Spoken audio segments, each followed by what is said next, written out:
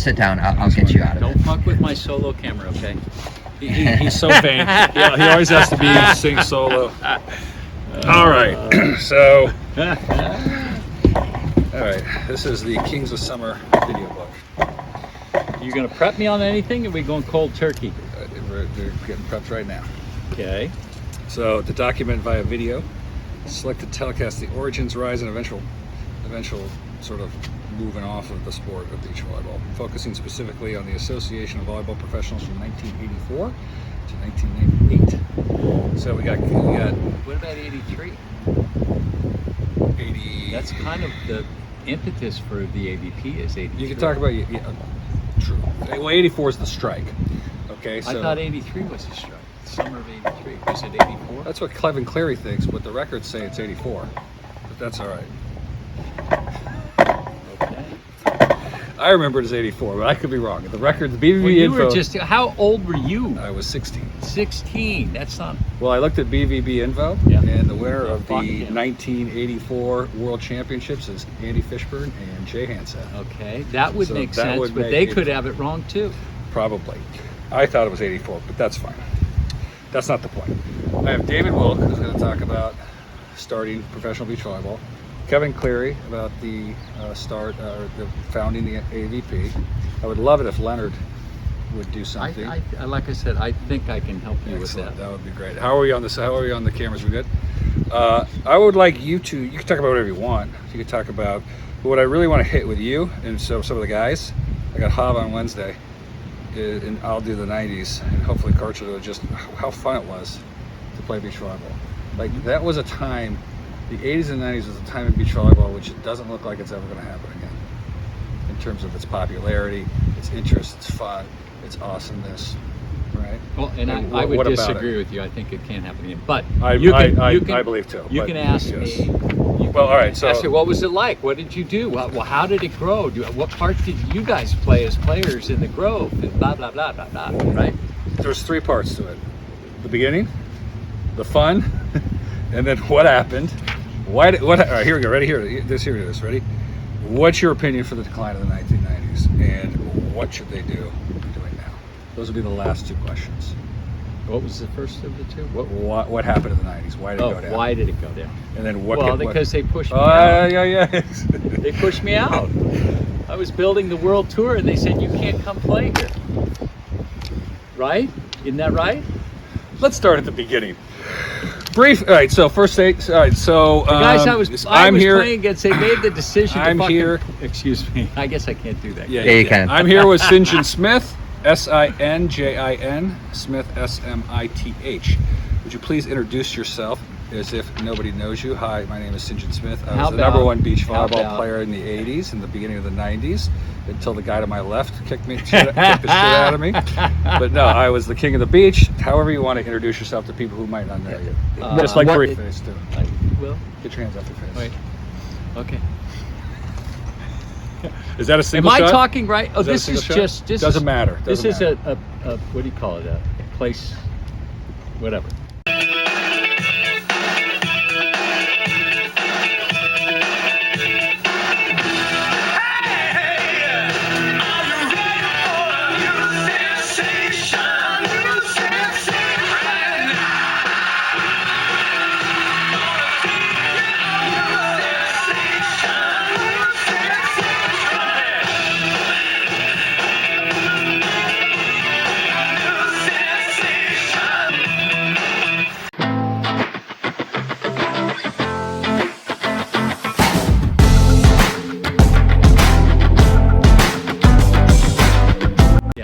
My name's Christopher St. John Smith, better known in the volleyball world as Sinjin Smith, and I'm a world champion, multiple times an Olympian, just one time.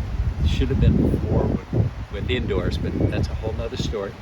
And helped along with a few other guys build the sport in this country and make it a professional sport and again worldwide, and help get the sport into the Olympic Games, and have never left the sport and having a great time at it too. So I grew up in Santa Monica, actually the beach my parents would bring seven kids to his Serrano Beach, just right down the way. And as little kids, you know, we watched the best players in the sport playing at that time. And you know who they are: Ron Von Hagen and Gene Selznick, back and forth from State Beach to Serrano, and Ron Lang and Jim Mingus and Greg Lee and Tom Shamalis, and all these guys who were winning opens back when I was a little kid. They all happened to be training at that beach right there. And it was a pretty awesome thing. I didn't realize it as a kid. You know, I just thought it was normal business. The best players in the world at that time were playing right where I kind of grew up on the beach. So when I saw this, and as I got older, it started to mean something. They became my heroes as I was watching them. And then I had an opportunity to go watch a tournament outside of little Santa Monica down on Manhattan Beach, and saw thousands of people coming out to watch these guys that I saw every day. And that left a pretty big impression upon me. And after high school, I actually came here during the summer to teach the kids how to play volleyball after my senior year in high school on my way to UCLA. And on my breaks, I would play against the players from the club. And I got pretty good quickly. And I went back down to Serrano Beach to play against the local players, the top guys. This is when I was 18 years old, and I could compete with all the very best players, but I was working on the weekends here at the club. So I didn't have a chance to play in the tournaments. I vowed that the next summer, after my first year at UCLA, I would leave my weekends open so I could play beach volleyball at the highest level. And that's what I did. Ended up playing with my hero when I was a kid, Ron Von Hagen, in my very first open tournament up in Santa Cruz. He got hurt. He pulled his hamstring. We finished that event. He goes, "Go play with somebody else. I can't play." And so I ended up playing with Mike Norman, and after 2 tournaments, we won an open, my first open, my first summer on the beach, and that was pretty awesome. And then just went on and on and on. Played for 25 years, you know, on a professional level, even though back then it wasn't professional. I mean, we would win a pair of shorts or a beach chair or maybe a volleyball if we were really lucky. Those were the prizes at the time, but it didn't matter. We went out to play because we loved the game, and we loved playing in front of thousands of people. There were probably 6 tournaments at the time. You know, Laguna Beach, Manhattan Beach, down in San Diego, Santa Cruz, Serrano Beach for a time, State Beach for a time. And thousands and thousands of people would come out to watch because they knew what we were doing was special, and plus it was, you know, it was a place to be. Good-looking guys, good-looking girls. So in 1983, I was 24, 25. We had gone through the season. The end of the season is in Redondo Beach, the World Championships, the biggest event, the most prize money, which I don't know what it was at that time, maybe $5,000 or something total. But the promoter of the event, unfortunately for us, was using a ball that players thought was horrible. And there had already been some instances where some of the players had hurt their shoulders because the ball absorbed sweat, it became heavier, and you hit it and you get hurt, blah, blah, blah. So we were kind of upset. We get to this event, we tried to get them to switch out the ball. They said no, they were getting money to use the ball, and the players didn't like the fact that they were getting paid to use a ball that no one agreed upon, and it was hurting people, and there was no extra money put into prize money. At least at the time, that's what we thought was going on. And so we said, oh, if you don't either put more money in or change the ball or do something or listen to us as players of the sport, then we're going to strike. And they said, well, go ahead. Not exactly, but that's basically what happened. So we struck. A few of the players ended up playing, and we were very upset about that. The majority of the top players said, no, we're not going to play. You can't use us as players and not listen to us. So we had a strike, and then after that, we formed the AVP to represent ourselves and the sport and the players in a more professional way. And Is that the way you saw it? But you didn't see it. I wasn't there. You were just a kid. I came in 1988. The day I stepped on the beach, it rocketed up into popularity. And did you thank us because of me? Because of you? And the day I stepped off the beach is the day that it went bankrupt and died, and it hasn't come back since. I'm gonna say it was me. Can you grab those papers really quick? Of course you would say it's you. I'm just, hey, you can call it a coincidence if you want. You can call it a coincidence if you want, but that's not the way I see it. So during that period of time, in the late 70s into the early 80s, the tour was unbelievable, right? There were thousands of people coming out to watch the players, and everybody wanted to be the top dog. I mean, at that time in the late 70s going into the early 80s, it was Jim Menges and Greg Lee, really, and they were, they were dominating more or less, and there were young kids coming in, me, Karch at that time, Pav, Dodd, and a few other players that were relatively new to the tour. And when I say tour, it was 6 to 8 events up and down the California coast, no prize money, no bleachers, no TV, no nothing. It didn't matter. There were thousands of people that were loving what we were doing and came out to watch. And for us, we played because we were competitive, we loved the sport, and we wanted to win. And if you win, you had bragging rights big time, for a long time. You could win the Manhattan Open, back in the 70s and early 80s. That was a huge feat. And everybody in the communities knew who you were. I mean, granted, east of Sepulveda, nobody had any idea who you were. But in the beach communities, which is all we cared about, everybody knew who you were. So it was a really, really big deal to win one of these Opens during that period of time.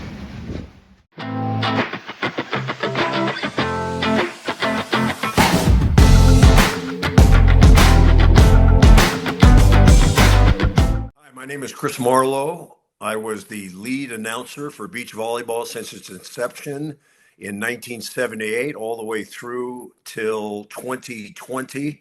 I'm still the lead announcer for NBC Beach Volleyball. I've done 10 straight Olympics and hope to be calling the games in 2028. I won an Olympic gold medal indoors in 1984 and still very interested in the well-being of the sport. We lived in Brentwood, which is very closely aligned with Pacific Palisades, about 2 miles from the beach. And my mom was a big beach goer, and she would take myself and a bunch of the kids down to the beach all the time, State Beach, and we would play in the surf and the sand. And over to the far side, we saw the wall, and there were these guys playing beach volleyball, and I just got interested. And some of the greats were playing down there at that time. I think I can probably say I'm one of the only people still alive that actually saw Bernie Holtzman play, and Gene Selznick play, and Sam Shargo, and some of the all-time greats at State Beach. So I became interested in it. I was originally a basketball player, and I felt like basketball in the winter and beach volleyball in the summer. Worked at it, got really good at it, and my career progressed from then. When I started playing beach volleyball, there was no money involved. It was just play the tournaments. The goal was winning, and that seemed to be a big goal. The winning tournaments was the thing to do. That was in the late 60s when I was in high school. Then when I got into college, I continued to play. There was still no money in beach volleyball up to about 1974. And then a little bit of money creeped in with some Lake Tahoe tournaments and a couple specialty tournaments. And then they had the 1976 World Championship, which I believe was the first official payday. There was $5,000 in prize money. My partner and I, Fred Sturm, got third. In 1977, there was another World Championship. We won that, and I got the grand sum of $1,250. So money was creeping in. Sponsors were starting to creep in. Beer companies seemed to like it. The scene was fabulous. It was great, with or without the money. It was just a joy to be on the tour. Everybody was having fun. Everybody was young. Everybody was single. It seemed at that point in time, lots of girls, lots of dating, lots of parties. it was not really a profession then. It was like a fun time for everybody to be had. So beach volleyball was on a roll, and it continued to roll. And then Craig Wilk and Matsuoka came in and to kind of start. I wouldn't say it was the ownership of the sport, but kind of start organizing and come in with the AVP. And the AVP was obviously the key element in terms of moving the sport forward. They had a board, they had executives, they had sponsors. Miller Lite was in, uh, uh, Jose Cuervo Tequila was in, and then it started to be more of a profession. People started taking it more seriously. It was still kind of a tour and fun, but there was big money involved, and that led to great times, but it also led to some issues also. So beach volleyball really grew from the time I started to the time I ended my career in 1980. I missed out on all the money, but I transferred into announcing beach volleyball, which I did for a long, long time. And I guess the rest of that part is history. Everything was going fine right up until the 1996 Olympics.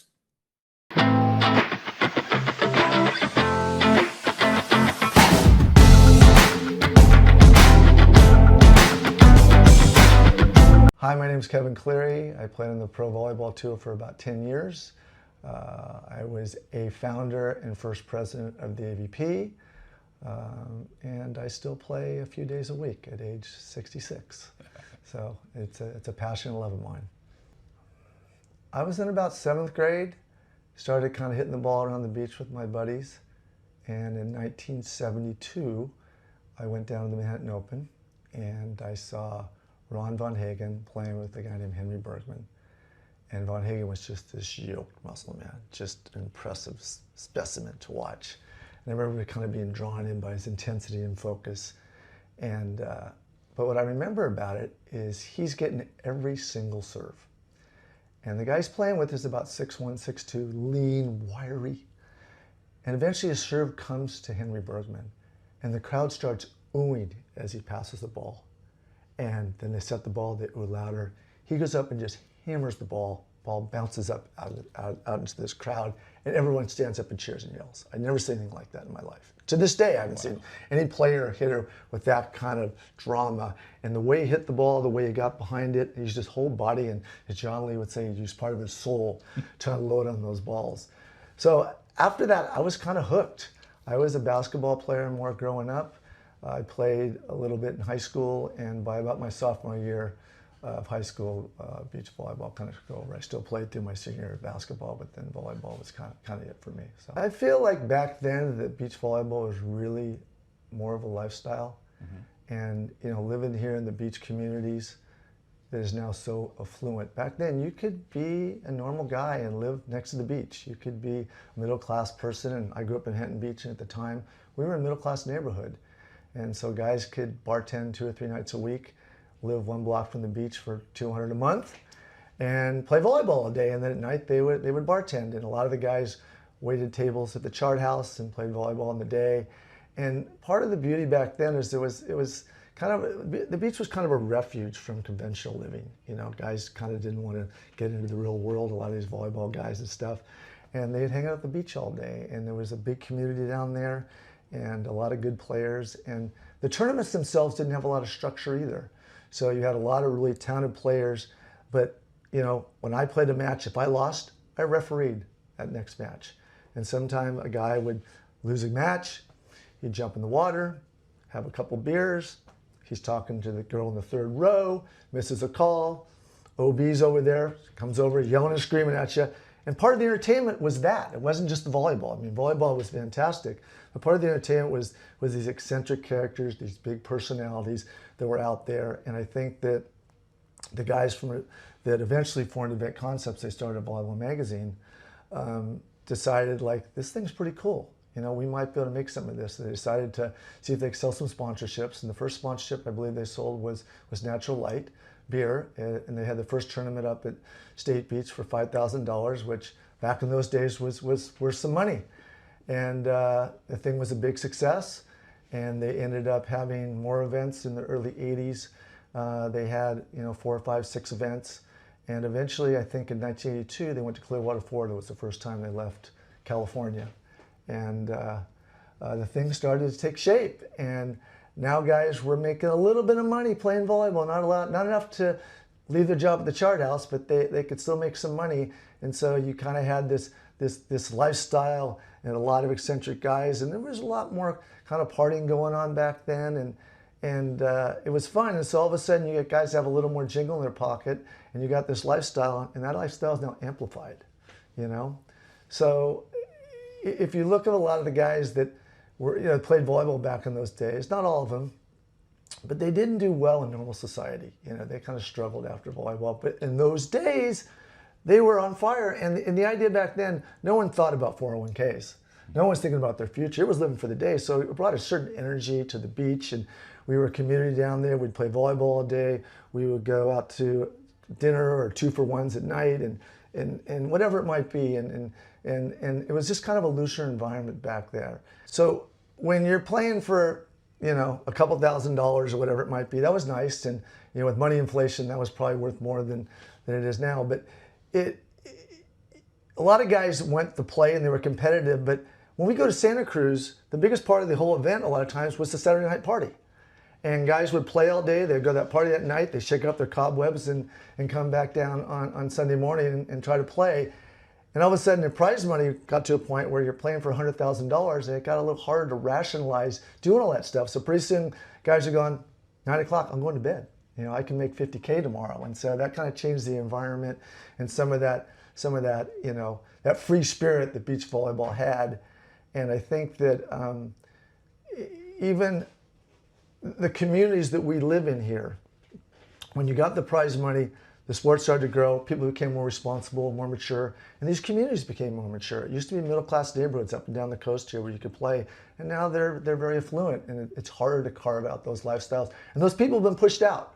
Those people are pushed out. I mean, when I first started playing on the tour, it was the Wild Wild West. There wasn't one guy that was married. Now guys are married, they have kids, they're all college graduates. They're just more responsible and just better for mainstream society. And these guys were more eccentric and rebellious and that type of stuff. So anyways, yeah, starting to get on a plane and go somewhere else and bring our act over there was fun. It was exciting to go somewhere else. I had actually done almost no traveling until I got on my plane and went back to Clearwater, Florida and Fort Lauderdale and some of the other spots. And the first year we go there, no one would be there really. Year 2, we'd have a little bigger crowd. By year 3, it was rocking. It was rocking, and it was just exciting. It's like, wow, you're following your passion, something you love, and you come home with a little bit of a paycheck, to bring home and pay for dinner and grab a few beers. So it was cool. All the energy at that point was very positive. What I remember about South part of the island is all these kids from the Midwest came in, and they were like, they'd been in the winter snow for like 6 months or whatever it was, and they're like a bunch of caged animals. They got out there and they were so fired up. There'd be 20 kids to a room. It was crazy. And they'd have these wet t-shirt contests.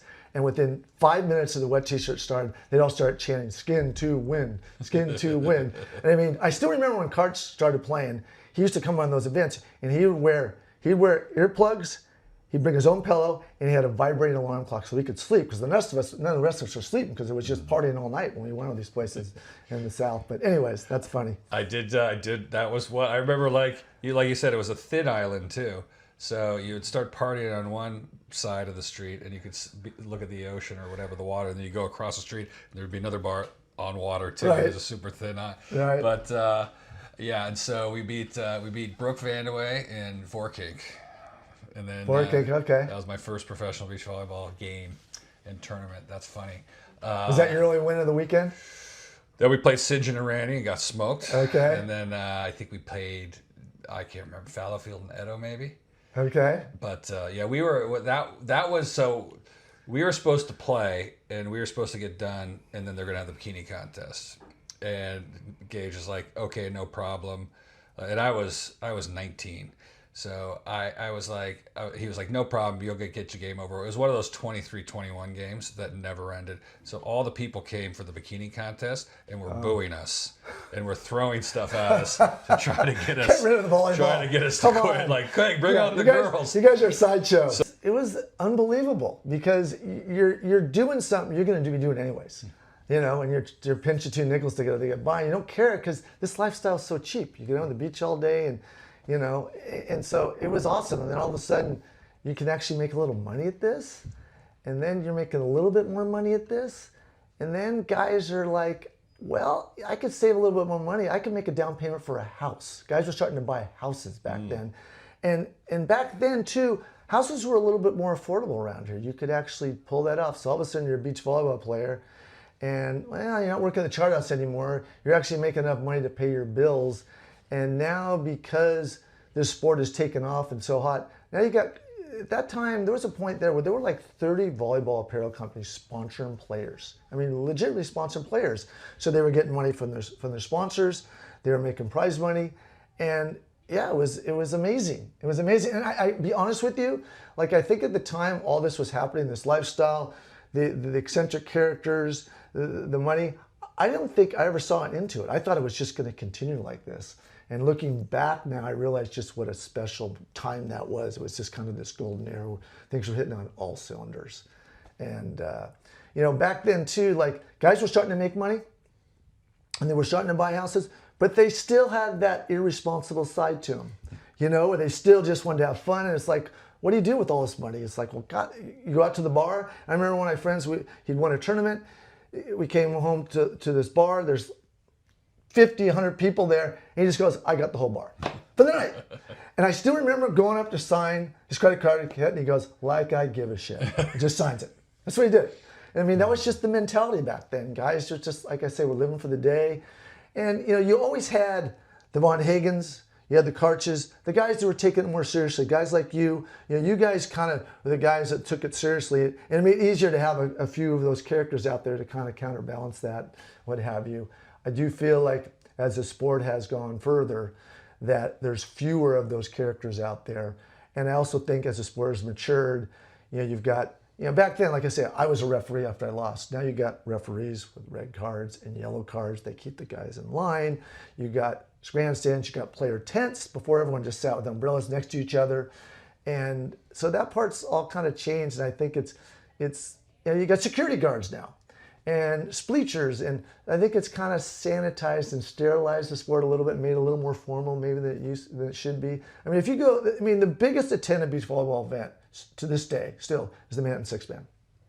And there's nothing, there's just people coming down here with their stuff and having fun. And I think beach volleyball would be better with a little bit more of that side of things. And maybe if you let the players, you know, interact a little bit more, it might be a little bit more fun. You know, back when I first started playing, if you were in the fans, you could sit right next to the court. Literally, guys, you know, the rope would be here and you'd be 6 inches away from the ropes. And guys, people would be packed all in right there. I remember Fred Zulich, when I interviewed him for my movie, he said, I still remember going back to serve, and there's 5, 6 guys right next to him. And the guy literally right next to him goes, you want to sip of the beer? Fred goes, sure. Sip the beer. He goes, it's that close. Yeah. But there's interaction with the players and the fans, and it just made for a more lively kind of fun environment. And if something went wrong, let's say it's the Manhattan Open, and guys are yelling and screaming, there's one tournament director. There's not a staff. There's not a bunch of referees.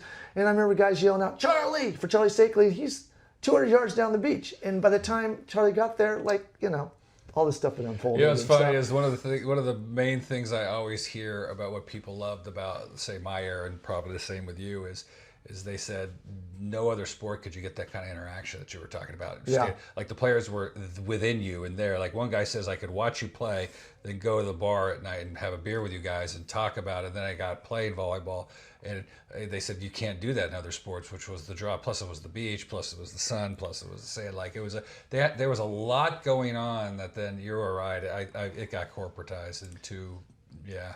I would say it was interesting.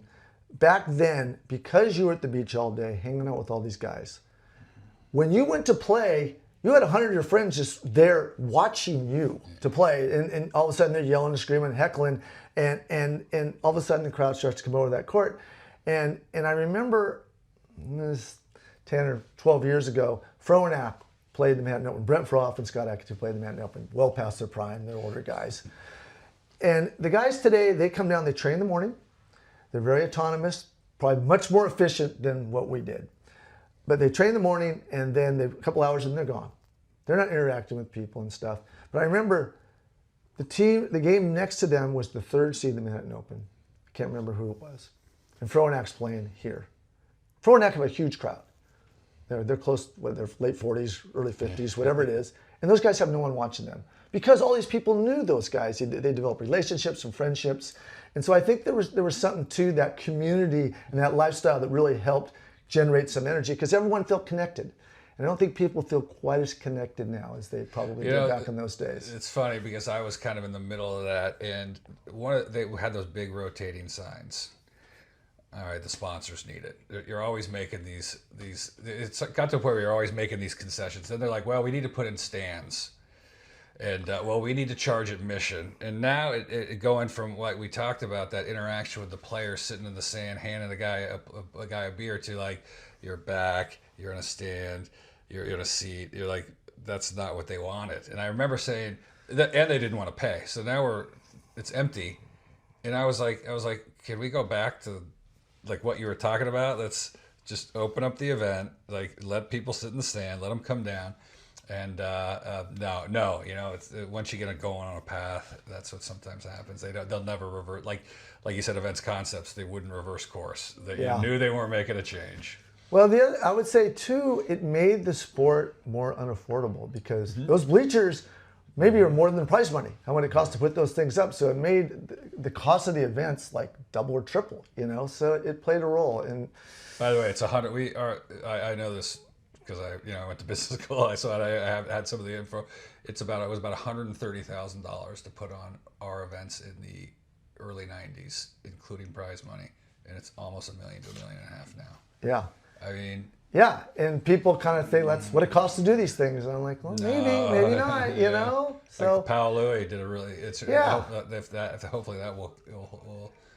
If they can hang in there for 3 years, I think they'll get some momentum. Last year was the first year. People will talk about it. They'll get a better crowd next year.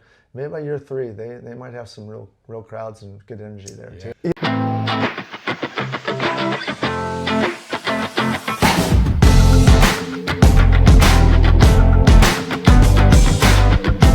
My name is David Wilk, and I'm the founder of Professional Beach Volleyball.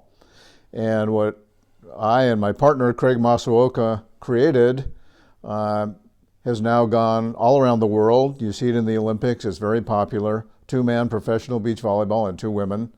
I'm very proud of that. The way we ended in the sport was very painful for me, but what we accomplished, looking back, I'm very proud of it. In 1974, I had just come off 3 years of doing special event promotions for Yamaha motorcycles and the first laser entertainment company, Laserium. And I was living in San Diego, and Don Weiner, my old college roommate, visited me one day, and he said, "How would you like to start the nation's first volleyball magazine?" Well, I didn't know anything about volleyball. He said, "Well, come with me. I've got a guy who's going to finance it, and you'd be a great partner." So we went up and we met this gentleman, Jim Bartlett, who was in the magazine publishing business. He also was big in volleyball. He had been one of the creators of the IVA, the International Volleyball Association, which was an indoor league that survived for a few years. It was probably most famous because Wilt Chamberlain played in it, although he was by far not the best player. And I told Don Weiner that I would be willing to do it, but I didn't want to write for the magazine, even though we had been, I was editor, he was managing editor of our college daily newspaper. I didn't want to write for it because I didn't know enough about volleyball, but I would run the business side. So we started the magazine in 1975, and it was really done on a professional basis. It was called Volleyball Magazine. And really, we spent more money on it than the circulation numbers would justify. But I sold the advertising and ran the business. And after about a year, we were all putting our heads together. And Jim Bartlett said,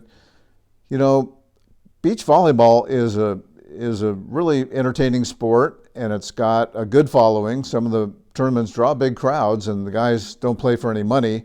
What if we were to create a professional tournament and do it as a marketing bonus for beach volleyball? So we all thought that was a good idea, and it was agreed that I would do it because I had all the experience in special event promotion. And so in 1976, I created the first professional beach volleyball tournament. It was the World Championship of Beach Volleyball. We gave it a grandiose title. And it was at Will Rogers State Beach. The prize money was $5,000. I managed to find Olympia Beer, which sponsored the very first professional tournament. And it drew a massive crowd, word of mouth mostly. We did a little advertising, but not much. It drew a great crowd, and we all considered it a nice success, and it generated a lot of publicity around Los Angeles too. But Olympia Beer didn't want to stay involved. The contacts I had were kind of local distributors. They didn't want to do it. And the next year I was able to find Schlitz Light Beer. I went to New York, had a big marketing meeting with them and their PR company, and we now had Schlitz Light Beer as our sponsor in that second year. And again, the World Championship of Beach Volleyball, again, $5,000 prize money, was a big success as far as it had a huge, enthusiastic crowd, and it obviously showed a lot of potential. At that point, the magazine just wasn't doing very well, and it was obvious it wasn't going to really stay afloat. So I was willing to trade my stock in Volleyball Magazine for outright ownership of Professional Beach Volleyball. And I brought in my partner from the Yamaha days, a brilliant guy named Craig Masuoka, to be my partner in creating this sales promotion company, Event Concepts, that would thrive around beach volleyball. So we opened an office in Los Angeles. I lived in Santa Barbara, and beach volleyball was really created in Santa Barbara. And we had an office in LA, and we weren't having any luck finding a sponsor. But toward the middle of summer, and we just agreed we were going to pay for it ourselves just to try to give us some momentum and keep it going. But toward the date we had planned for the event, we were contacted by Cuervo Tequila, Jose Cuervo Tequila. They were really the first big brand of tequila in the US, and they were very dominant for years.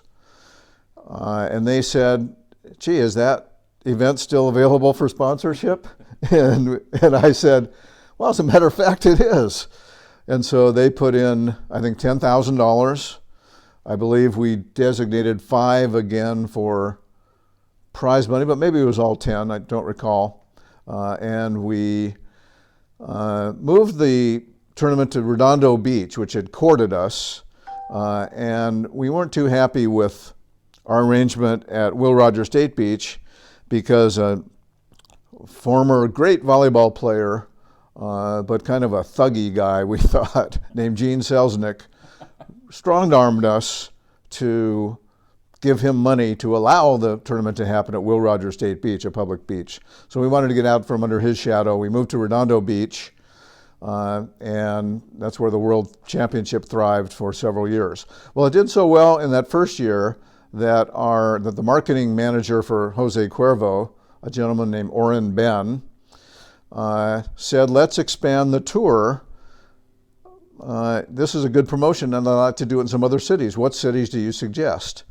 So we suggested Laguna Beach, which had a prominent amateur tournament, the Laguna Open, and Santa Barbara, where Santa Barbara was really volleyball crazy.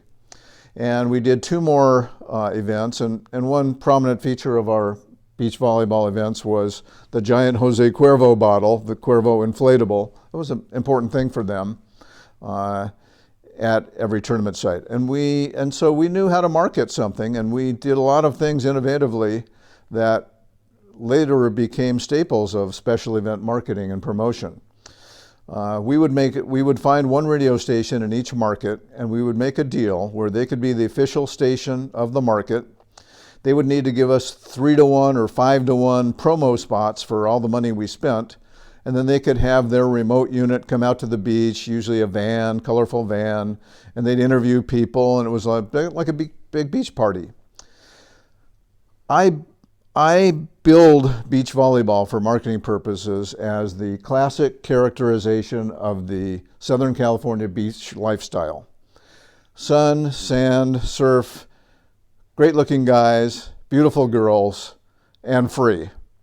And that image helped us to expand beach volleyball. In later years, Cuervo offered more money. The way we did their local promotions was very beneficial to them. In fact, this is a real key to how beach volleyball started. Remember, beach volleyball was invented as a sales promotion. It wasn't invented as a sport, although Craig and I were big sports enthusiasts. We knew a lot about sports, and we knew that at some point it was going to need to turn the corner and be a professional sport. But in its early days, it was a sales promotion, and it had 3 equal priorities. One were the players, because they were the talent, they were the key, they were what was going to put on the exciting show when you came out to the beach. One was the fans, because you needed to have a big crowd to demonstrate that it was successful, and you had to have an enthusiastic crowd supporting you. And one was the sponsors. You had to give them their money's worth, otherwise why would they pay the money to be involved in the sport? And so we really had those equal 1/3, 1/3, 1/3 priorities in everything we did in beach volleyball. As it evolved, we increased the player prize money to be about 40% of our total revenue, but ultimately that didn't satisfy the players, and we had a sad demise.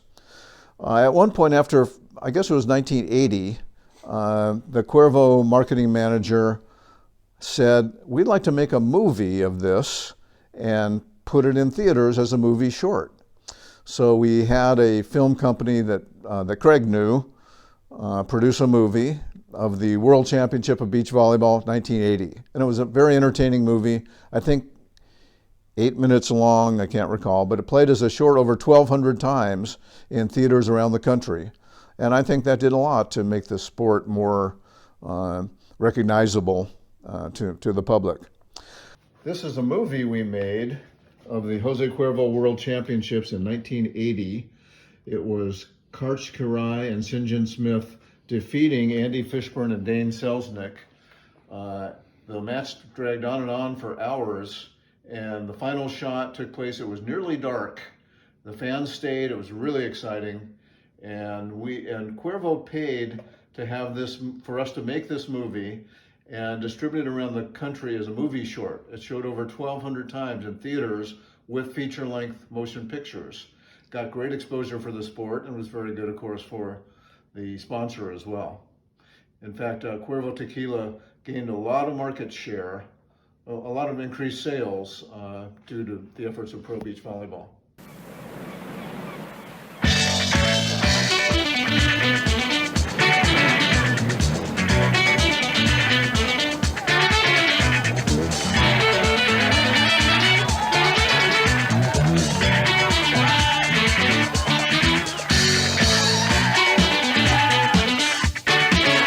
They came by the thousands to the Southern California coast. Lured by the spectacle that would in one short weekend culminate a long summer season and determine the 2-man team that would earn beach volleyball's most coveted title,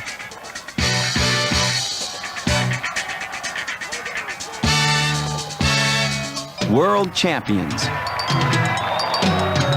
Outdoor volleyball competition on sand or grass is immensely popular all over the United States. But nowhere is the competition so intense or interest so great as on the California Pro Beach Tour, where the world's best players pursue cash and glory. This weekend, the season hits its crescendo as the players seek the sport's most coveted title, the Jose Cuervo World Championship of Beach Volleyball. The action is fast, yet elegant, controlling the ball, delivering it to your partner, who attacks. With dynamic force, 70-mile-per-hour spikes explode into the sand, demoralizing the opposition and thrilling the crowd.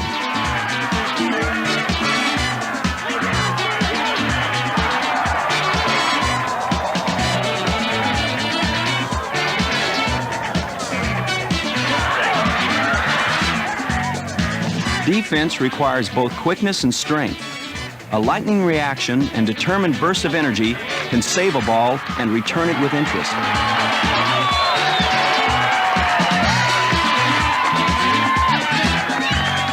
But often, the most courageous efforts yield nothing. Nothing but frustration. The sport itself is beautiful, as elemental as its environment. A powerful yet graceful dance on a stage of deep white sand.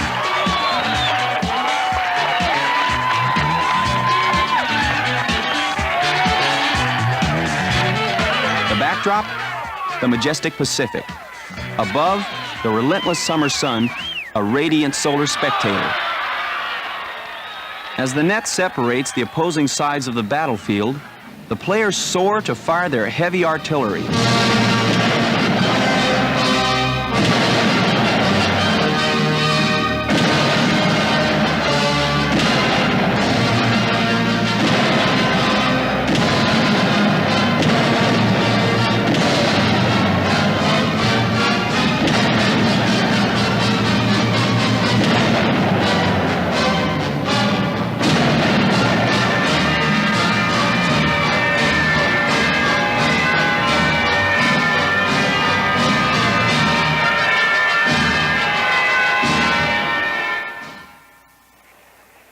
One by one, the lesser teams are eliminated from the Cuervo World Championship.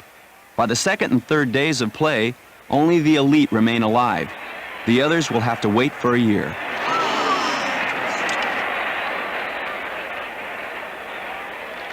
For the survivors, fatigue becomes a critical factor. In the still air, the temperature soars over 90 degrees, and the sand even hotter. Stamina and concentration, both mental and physical, become keys to victory.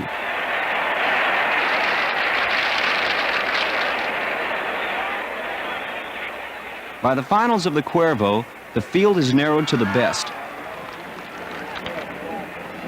Kartsky Rai and St. John Smith, young indoor stars from UCLA's national champions, are undefeated in 3 outdoor appearances this summer. They cruise into the finals without a loss. Opposing them, Dane Selznick and Andy Fishburne, dominating veterans of the Pro Tour, had survived an early loss to battle their way into the finals.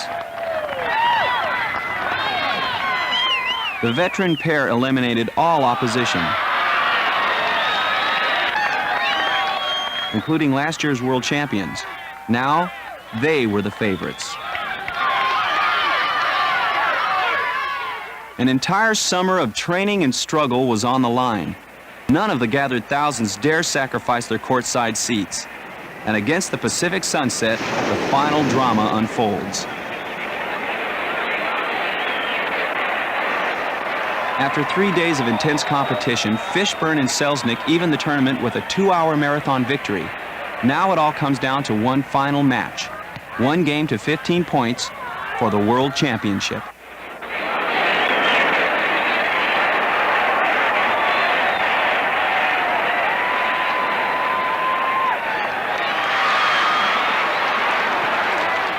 Neither team would submit. It seemed like the final game would go on forever in the half-light of evening.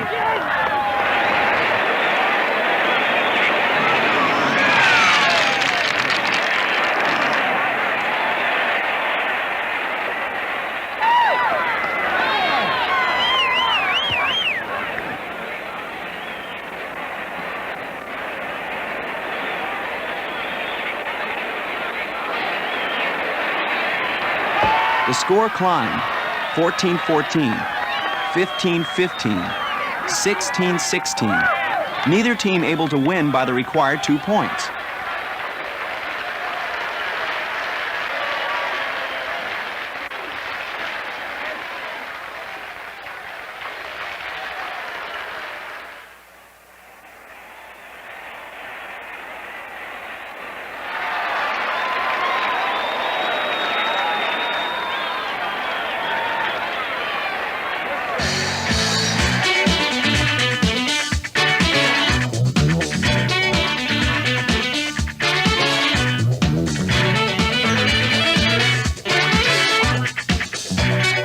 until Smith and Keyright put down the final point at 18-16 did the rebellious spark in Fishburne and Selznick die.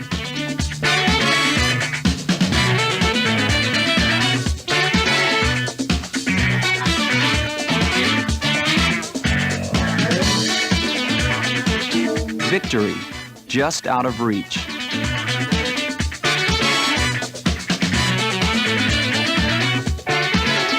Yeah, so in the early 80s, this huge wealth of talent came into the sport. Like just a lot, just, you know, it was just like this golden era.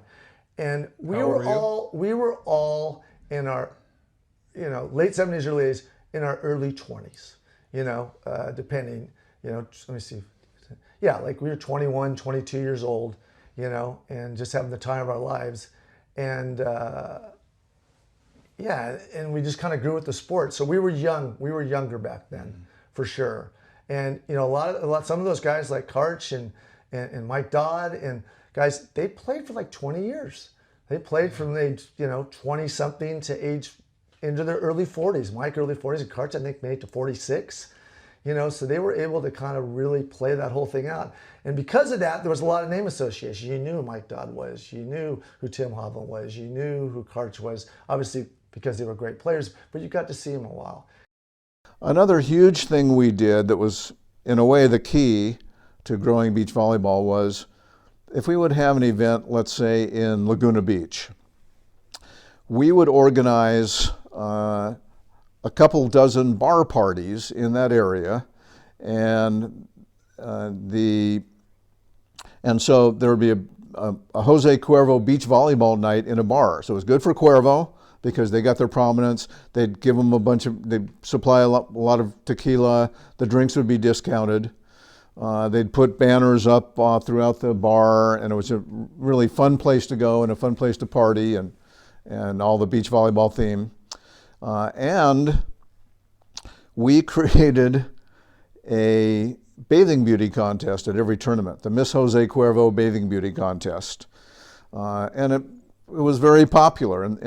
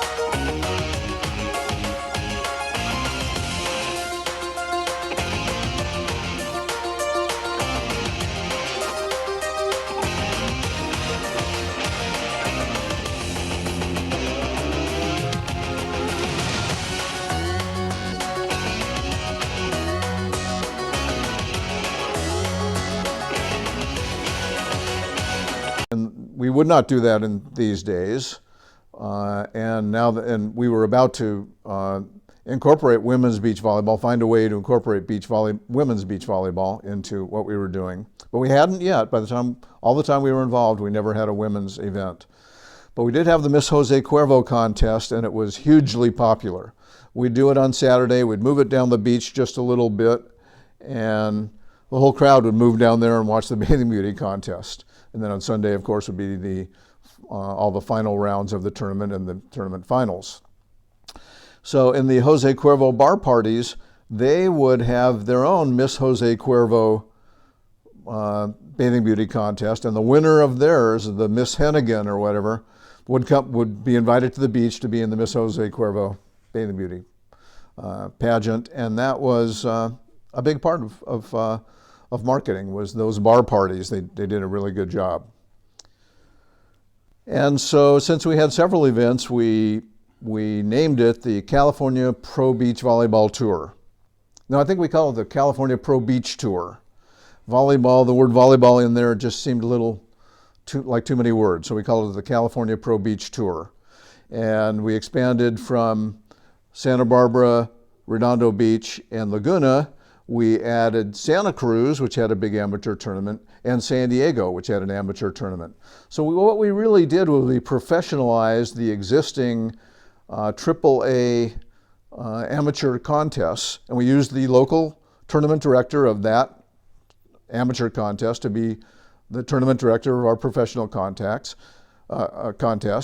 We worked with cities to get their cooperation, and we often paid a fee.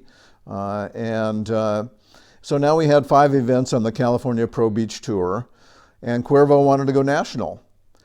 So as I recall, we added events in Clearwater Beach, Florida, and ultimately we added events in Denver, Colorado, and Hermosa Beach, California. It was in the middle of summer, and the World Championship was the culminating event in the end. Then we also had an event in Santa Barbara that we named the Tournament of Champions, and we invited a lesser field, and that was a kind of a special tournament as well. Well, we wanted to keep expanding beach volleyball. We increased the sponsor fees every year, and we increased the prize money every year, and we wanted to increase the tour because that was the only way to make it bigger. And so Cuervo would not pay for more events, and so we brought in Miller Beer to sponsor an equal number of events on the tour. Cuervo wasn't happy with that, but we had given them first chance to pay for their own tournaments, and it didn't diminish their success whatever. And so we did 8 more tournaments for Miller, including New York, Chicago, right on the shores of Lake Michigan, another Miami area, or it might have been Fort Lauderdale, and a couple more in California. And so at its height, we had 16 events on the Pro Beach Tour. We were very good at PR. That was kind of a specialty of mine. And one thing we did that was beneficial was after every tournament, I would telephone all the media contacts that we had, mostly Southern California, but a few around the country, and particularly if it was an event in a different city. And I would dictate a story that I would write, and they would use it. This was before facsimile machines, let alone the internet. And so I had to transmit it verbally. And by calling the newsroom and establishing some friendly contacts, they would always cover the stories. And so we got a lot of legitimate sports media coverage that way. I also met with Sports Illustrated, and we got a feature on Karts Kirai. We realized that in karts there was a potential to really play up a superstar of the sport. He was so good at such a young age that we knew he was going to be great. Everybody told us he was going to be great. And so I think he was on the cover of Sports Illustrated. I'm not quite sure, but he certainly had a photo and copy story in Sports Illustrated. We also got the first events on television. In fact, interestingly, we would go to New York every year. Craig and I would go to New York every year and pitch the networks on covering beach volleyball.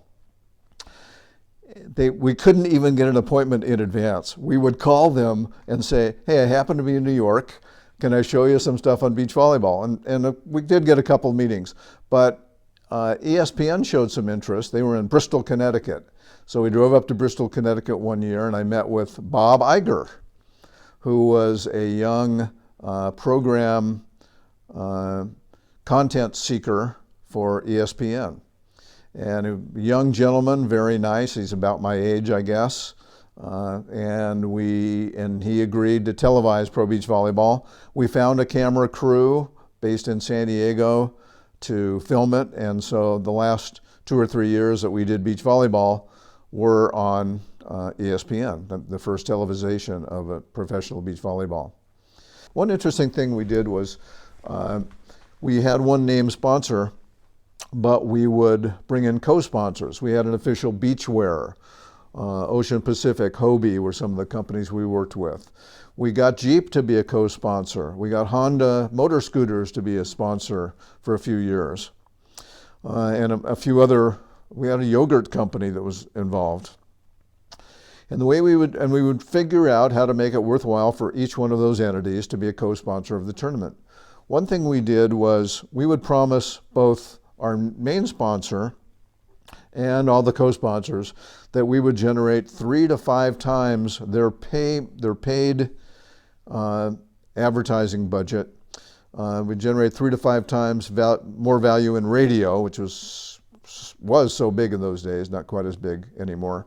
And so we would work a deal with the radio station where they would give us a lot of on-the-air promotion. And here's a good tip. I wrote all the promotional spots. I didn't leave it up to DJs to wing it and talk about it. I wrote what those spots would be so that they hit all the keywords, all the key marketing terms, and all the things that we thought psychologically would induce fans to be more excited and come out to see it.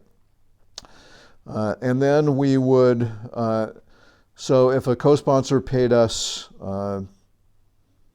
I don't recall how much, $1,000 a tournament or $2,500 a tournament. If it was 25, we would put $1,000 of their money into radio advertising, but it would still be the Jose Cuervo Santa Barbara Open or the Jose Cuervo World Championship of Beach Volleyball, co-sponsored by Hobie Sportswear. And that way, Cuervo got all the more value for us having co-sponsors, and the co-sponsors got value too. And so we made it worthwhile for co-sponsors, worthwhile for the sponsors. That's a real key, and maybe I'm too focused on that, being a sales promotion guy, but that's how we built beach volleyball, and that would have been instrumental in what we did in the future. This is one of the notebooks we made for sponsors after the tour one year. This one we made for Miller. We had 8 events for Miller and 8 for Cuervo, 9 I think for Cuervo.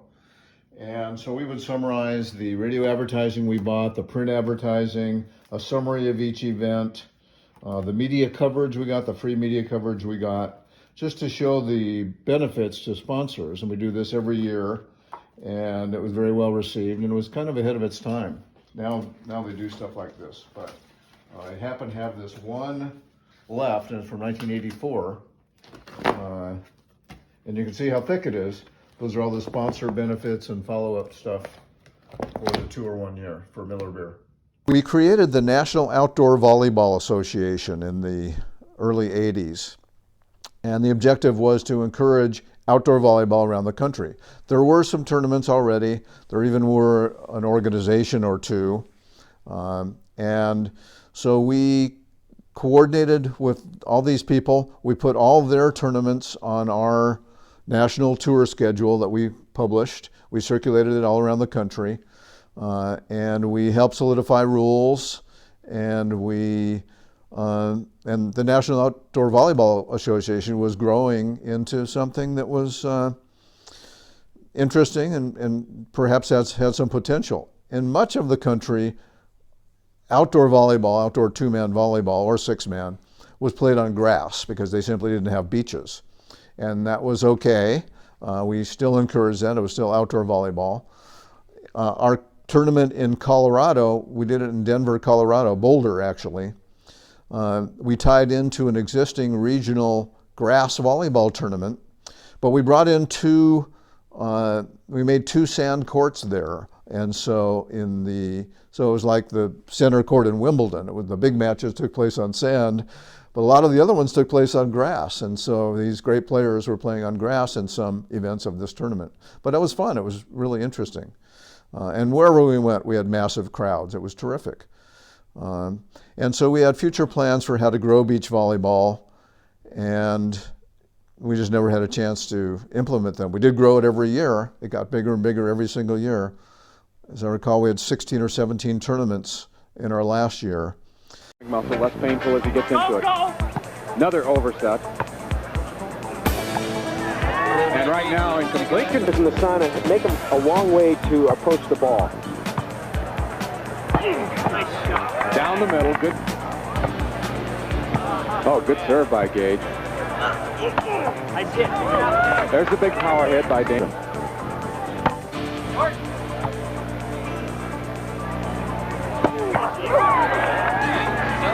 No one's.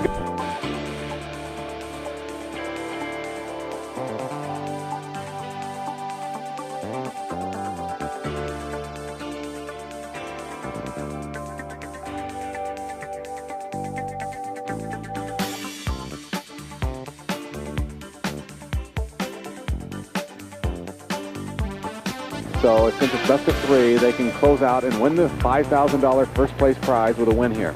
Right there. Fishburne, or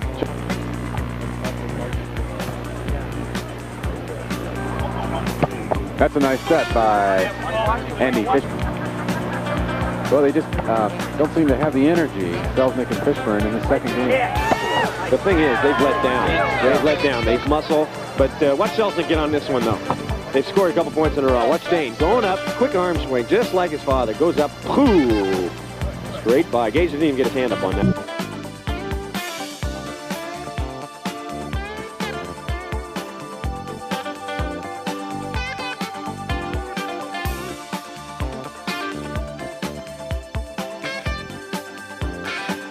Here it goes. This is the final of the final. Right there, right there. Right there. This game with a fine hit down the middle. Battle here in the last game. What I can tell. Got such a quick swing. Watch his arm go up. He just goes up, boom, straight down the.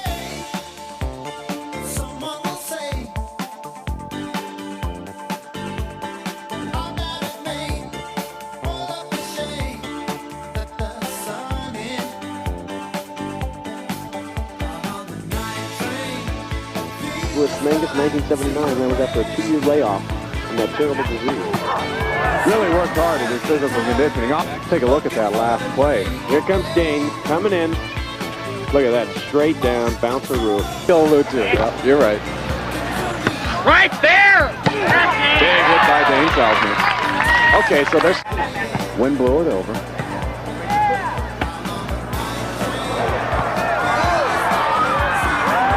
Gonna go out. Gage goes for the long rainbow. Selznick gets his hand on it, pops it up. Fishburne with a flipper, fires it over to the side. Selznick, one of the fastest players, if not the fastest player on the beach, can't quite get there. If he can't get there, no one's going to get there. The net though. Great up.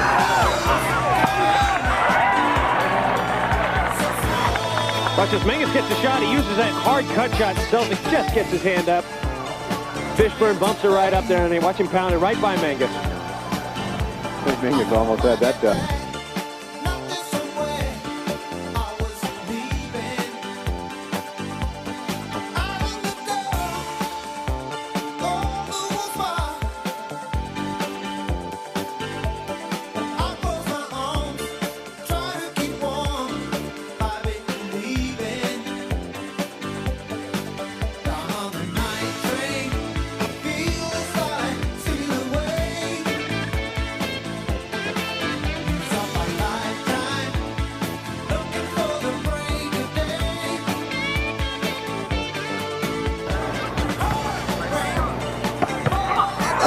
Great dig by Selznick. Great set.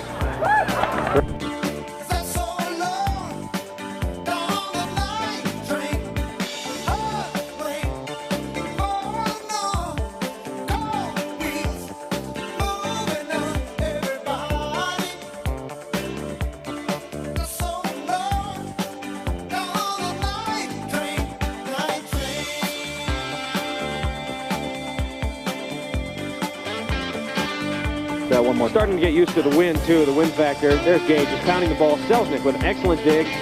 That's that flipper shot again by Fishburne. Gage diving into the sand. Perfect set.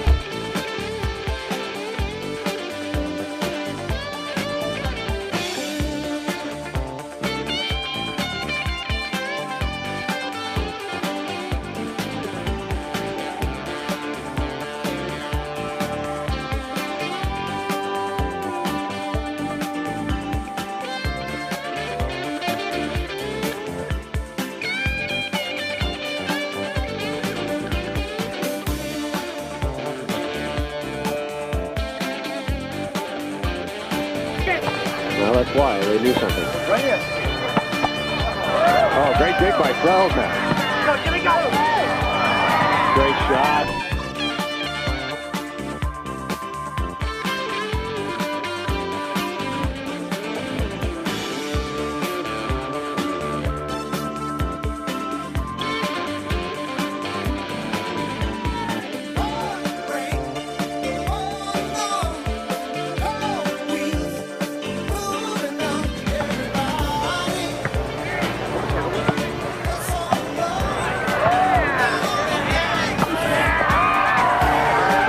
9 in the first game. That's one thing they do so well. Fishburne goes behind the block, left hand to Selznick. He bumps it up. This is what they do. They convert. They convert points. When they get an opportunity, they very rarely miss one. Oh, there's a point. Yeah, I think Gage and Mingus may toss in the towel now in this first game. Watch Fishburne on his back, digging the ball overhand. Selznick diving, great shot, poking it back over. Mingus with a bump, but Gage is anticipating a shot over his head and can't get there. Perhaps.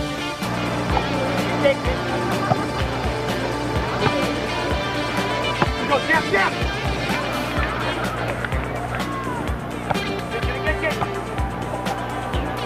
Right there. They get the little cut shot by Mingus. And they dig him.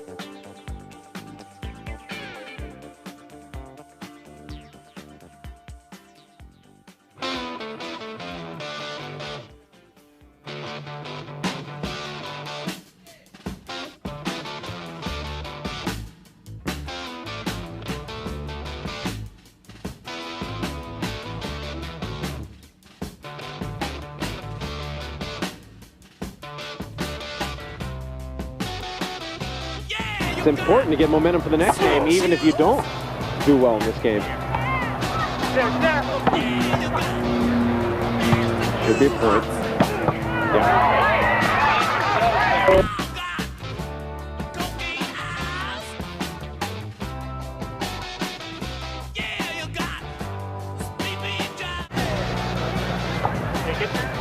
Could go out. One arm pass. Oh my God. Oh, Mingus had it. Gage just didn't get the.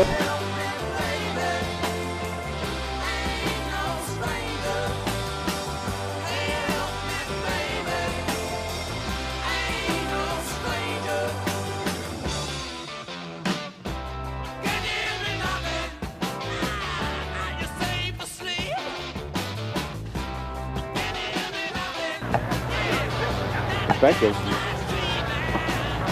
Oh, great shot, but they got it. Oh, great step. And it's a point for Fish. Watch Gage, he goes up, high, dink. He's got a great dink. The problem is it hits the net. Just giving Selznick a chance to get up. Here comes Fish, pops it up. Selznick right on it, ba-boom.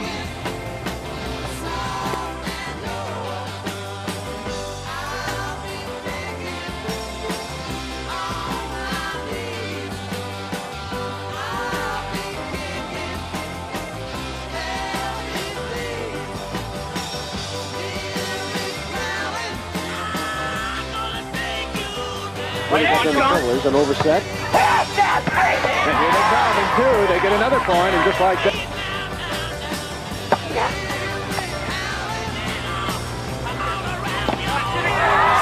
Blocked by Fishburne. That's what they like, crowd. Right on, jump. Oh, great play. For the big serve. Right there. Come on, dude!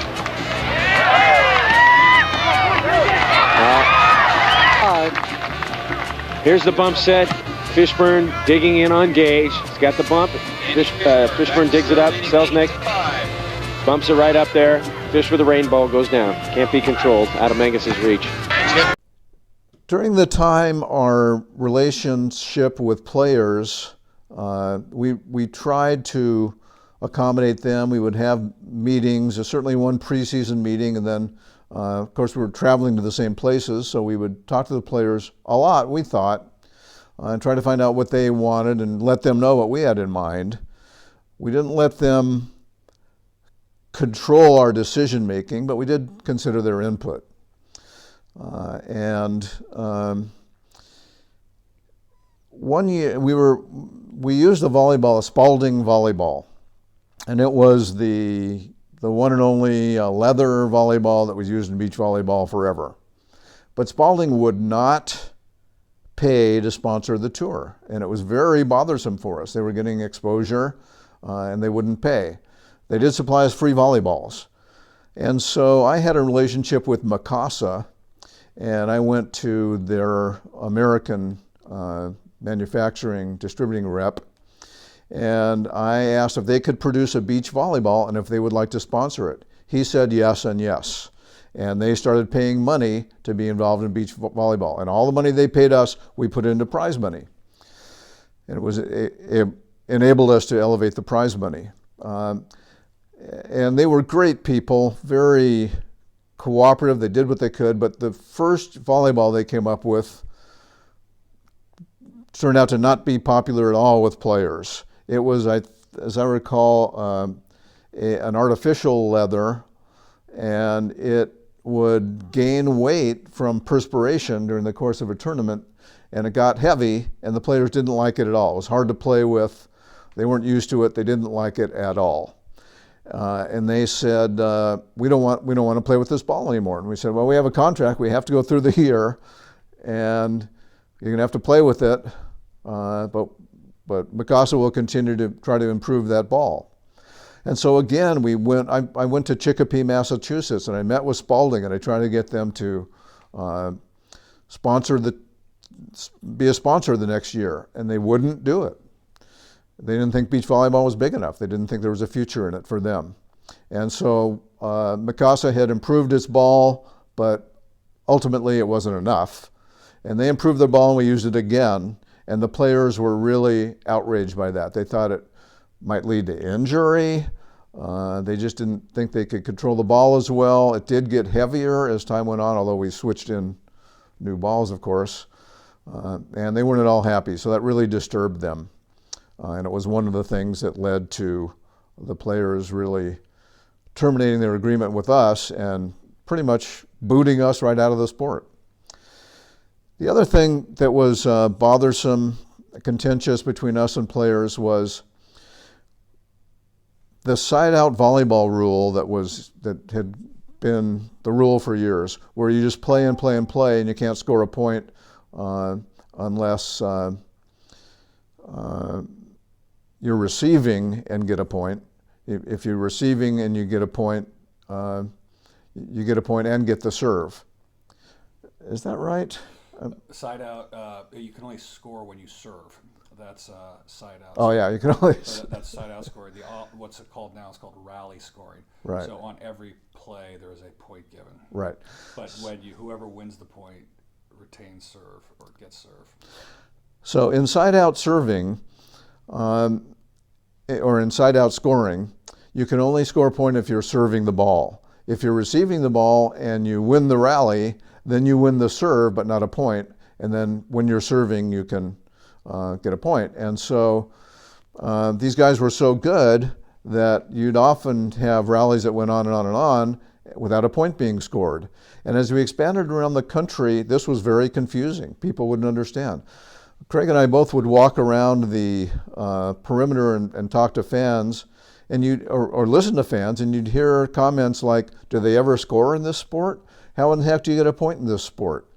And so we didn't think that was going to have as much potential for the future. And we met with players and we tried to devise a way that there could be a point on every serve. They didn't like that at all. And the most prominent players, the Karts Kirai, St. Smith, Tim Hovland, those kind of guys, really thrived because they were in the best shape. They made some money, they could practice more, and they could endure in the longer rallies. And they were not going to be as dominant if we shortened games by having this point on every serve. And so they really opposed it. And it was really, I thought, a self-serving attitude that they had. Event Concepts, these two guys from Volleyball Magazine started this thing going, and it was $5,000 at the first event. Then they had 3, they had 5. And then I think that things started to happen. In the early 80s, a huge wealth of talent came into the sport, okay? And because of that, back then you had side-out scoring. So matches could keep going on. You couldn't score unless you were serving the ball. There wasn't a certain time period like it is with rally scoring. And so the matches got longer and longer. And eventually, in 1982, I think it was, we had 5 or 6 tournaments that did not finish because of darkness. It was an issue. And we got to the World Championships of Beach Volleyball in 1982. And St. John and Randy were playing Hovland and Dodd in the finals. Double finals, you play 2 out of 3 to 11 points, and then if the team out of the loser's bracket beats the team in the winner's bracket, they play and they win at 15 points. 4.5 hours finals. 4.5 hours, probably the longest finals in the history of the sport. Even longer than Lang and Von Hagen and Bergman and Rundle way back in '69 when they turned the car lights on in the parking lot of Manhattan. So after that tournament, Event Concepts said, all right, we need to see if we can find a better way to manage this. So they had a little trial tournament in October down at Marine Street to kind of test the scoring system out, and they decided to change the scoring system, rally scoring. And what they did is they had, that way you score a point at every serve. So in the winner's bracket, it was 2 out of 3 games to 25 points. In the loser's bracket, it was 1 game to 35. So I remember back in those days, I was a big part of beach volleyball back then was conditioning and training. It was a big part of it, just outlasting guys, and Von Hagen will tell you that. And so that was kind of my advantage. You know, I'm 5'11", I was 160 pounds, 55 pounds. I was the smallest guy out there. And the way I win matches, most of them, I can just outlast guys. You know, guys could sit there and hammer balls for an hour and a half, and pretty soon, after an hour and a half, they start to get tired. They're, 6 inches taller than me, and they're hammering balls down. Pretty soon, balls are flying out. Starting to dig a few. So I won a lot of matches just by outlasting guys. So I remember going into Event Concepts' office in April of 1983, and I said, hey, what would it take for you guys to change the scoring system back to side out? They said, well, we're trying to figure out a way to progress the sport and TV and stuff. And actually, they were very nice and very diplomatic about it. It says, appreciate your feedback, we'll stay in touch. I walked out of the office, and I remember thinking to myself, these guys are nice, I appreciate what they're doing, but they're never going back. I could just tell. So at that point, I said, God, what do? I was really frustrated, and I had all this passion for the sport, and I felt like it was kind of changing. And they were changing the volleyball and doing some other things that happen when you get some money into it. So I remember talking to a friend of mine, Hank Salvatore. We used to go to the SC football games together, the Laker games together, and he's a sports junkie and fanatic. And he says, you guys need to form a players association, just like the tennis does. And I said, all right, that makes sense. He says, you guys get together and do it. So I started talking to some of the players and kind of rallying some of the guys. And one of the first guys I called was St. John. St. John was kind of the poster boy for beach volleyball and the top guy. And he was on board with that. But we didn't know what we were doing, So I had a longtime family friend, Leonard Armato. My moms were friends for over 50 years. And I went to high school with his brother and sister and such, and he was a sports agent. He worked for Bushkin, Gaines, and Jonas. And they represented Johnny Carson back then, and Leonard was involved in their sports division.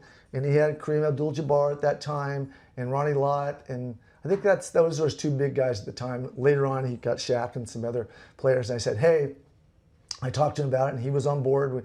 And so we sent out some information to the players. In July of 1983, we met at Manhattan Country Club.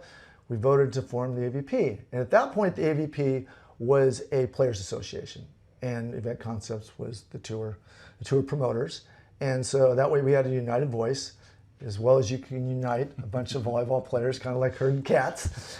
And we started talking to Event Concepts about trying to work something out. And it didn't go well. It didn't go well. I remember meeting one time at the Kettle, and we met a couple of times, and we didn't make any progress. So somewhere in late August, I guess, there was a tournament down in Long Beach. And we said, if we can't figure something out here, we're going to boycott the tournament down in Long Beach.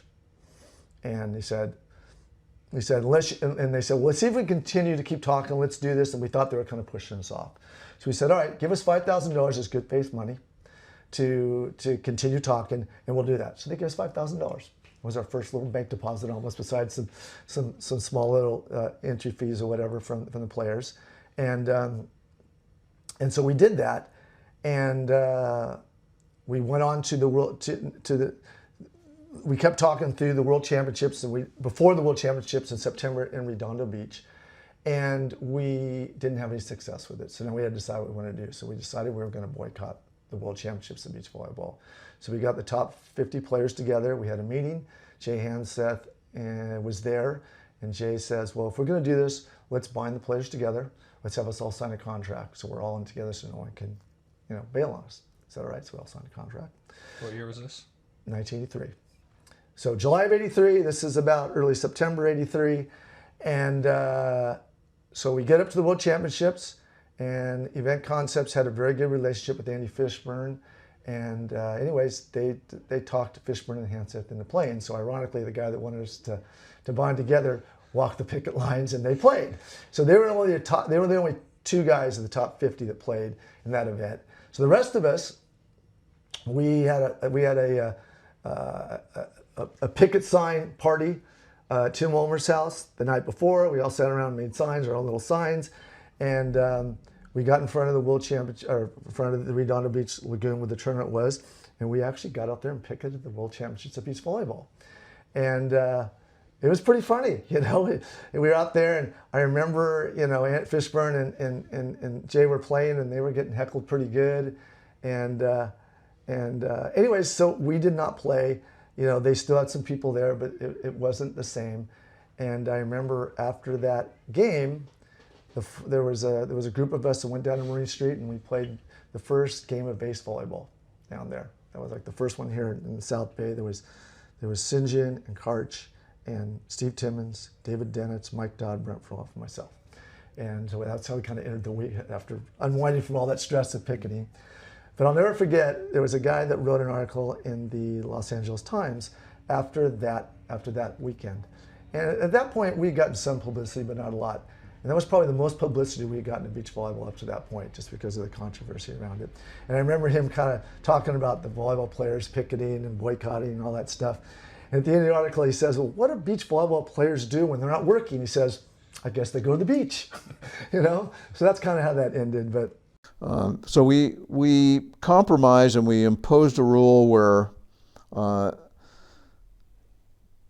after a certain point, 15 I think it was, then it would go to point on every serve.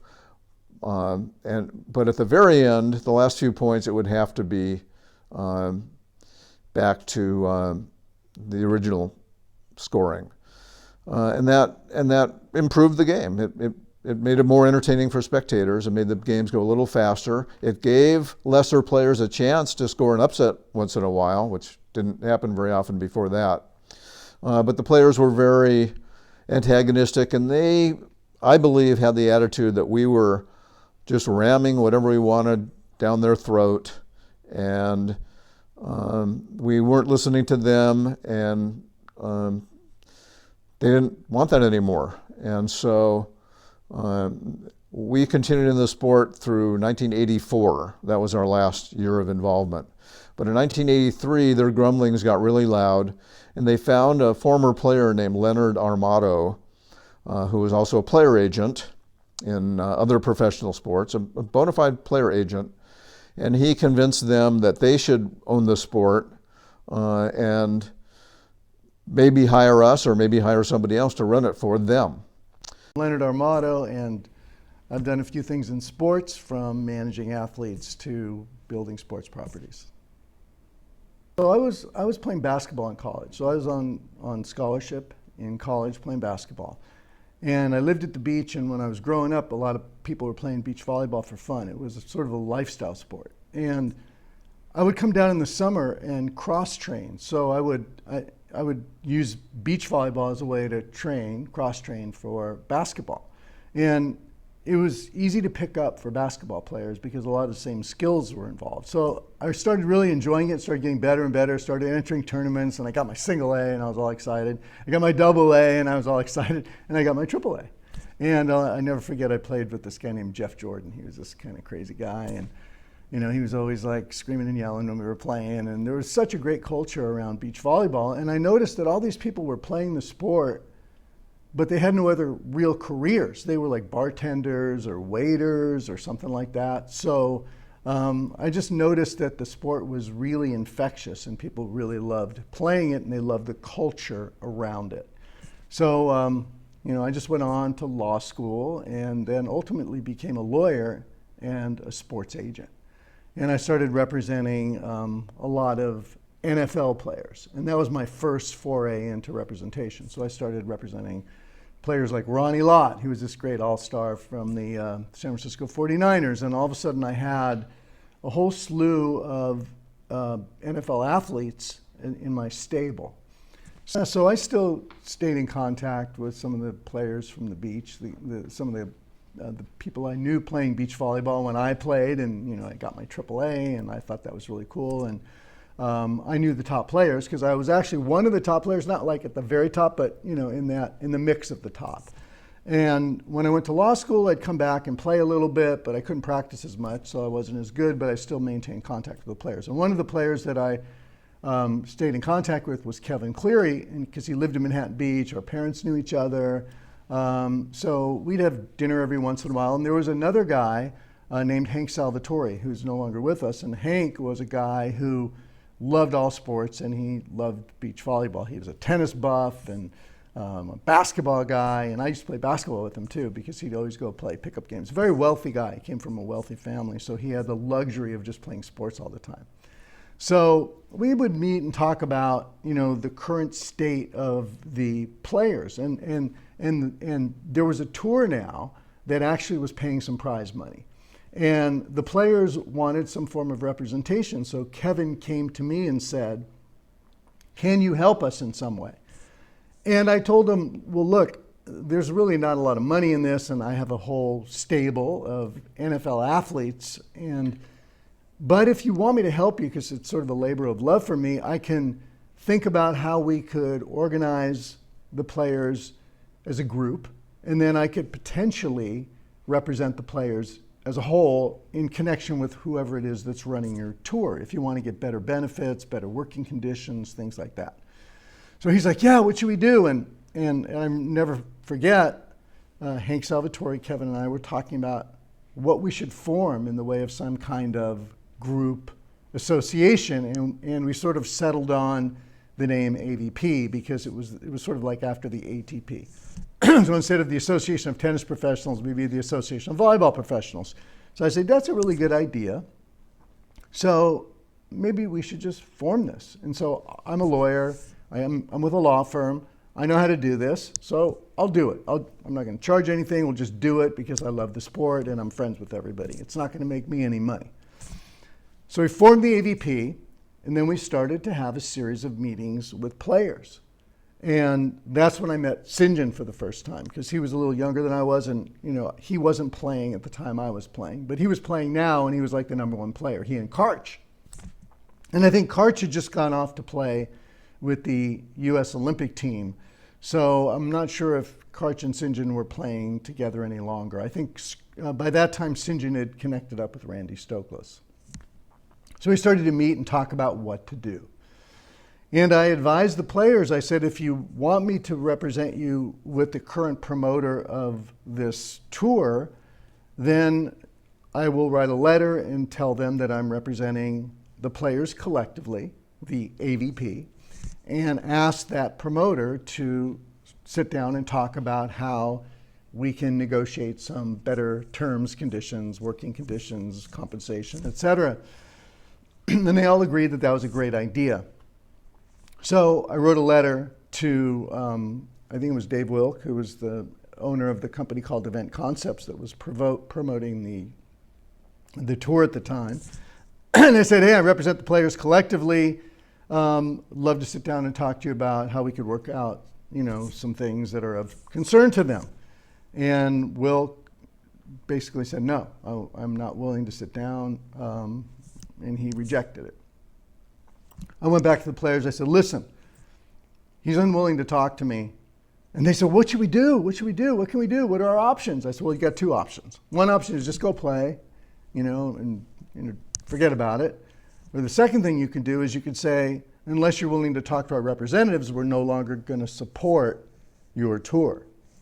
And they said, that's what we want to do. They were, beach volleyball players are very, they're very stubborn, egotistical, and you know how that is. You've seen it before. So I said, okay. So I wrote them. I said, look, unless you're willing to talk to me, they're not going to be willing to participate in your, at the time it was 1984, the World Championships. So he still wouldn't, sit down and talk. So I said, the players, the only thing you can do if you want to take a stand is strike. Not play. Boycott, whatever you want to call it. Are you willing to do that? You're going to forego prize money. It's a high-risk gamble, but it will send a very, very powerful message to the sponsors and everybody that's supporting the sport. And they all said, yeah, well, we're gonna strike. We're gonna strike. So we went down to Redondo Beach. It was the scene of the so-called World Championships of beach volleyball at the time. Players had picket signs. You know, they were all down there like they were like, you know, workers in the labor union, you know, and they refused to play. There were a couple of players that didn't comply, like I think it was Andy Fishburne, Jay Hanseth, and they were yelling at him as they walked across the picket line, "You scabs, you guys are scabs," and screaming at him. Hovland was ready to like punch him. It was hilarious. So we just sat there. People were kind of milling around asking questions. And then a couple of the sponsors came up to me, the guy from Jose Cuervo and Kevin Wolf from Miller Beer, and said, "Can we talk?" And we sat down and we had breakfast. And they said, "Look, without the players, it's nothing. The players are what makes this tour. And if they're not happy, then we're not willing to continue on with those promoters because players are more important than promoters." I said, "That's what I think as well. And I think that's why people come to see those players that have personalities, that are, you know, have extraordinary athletic ability." And they agreed.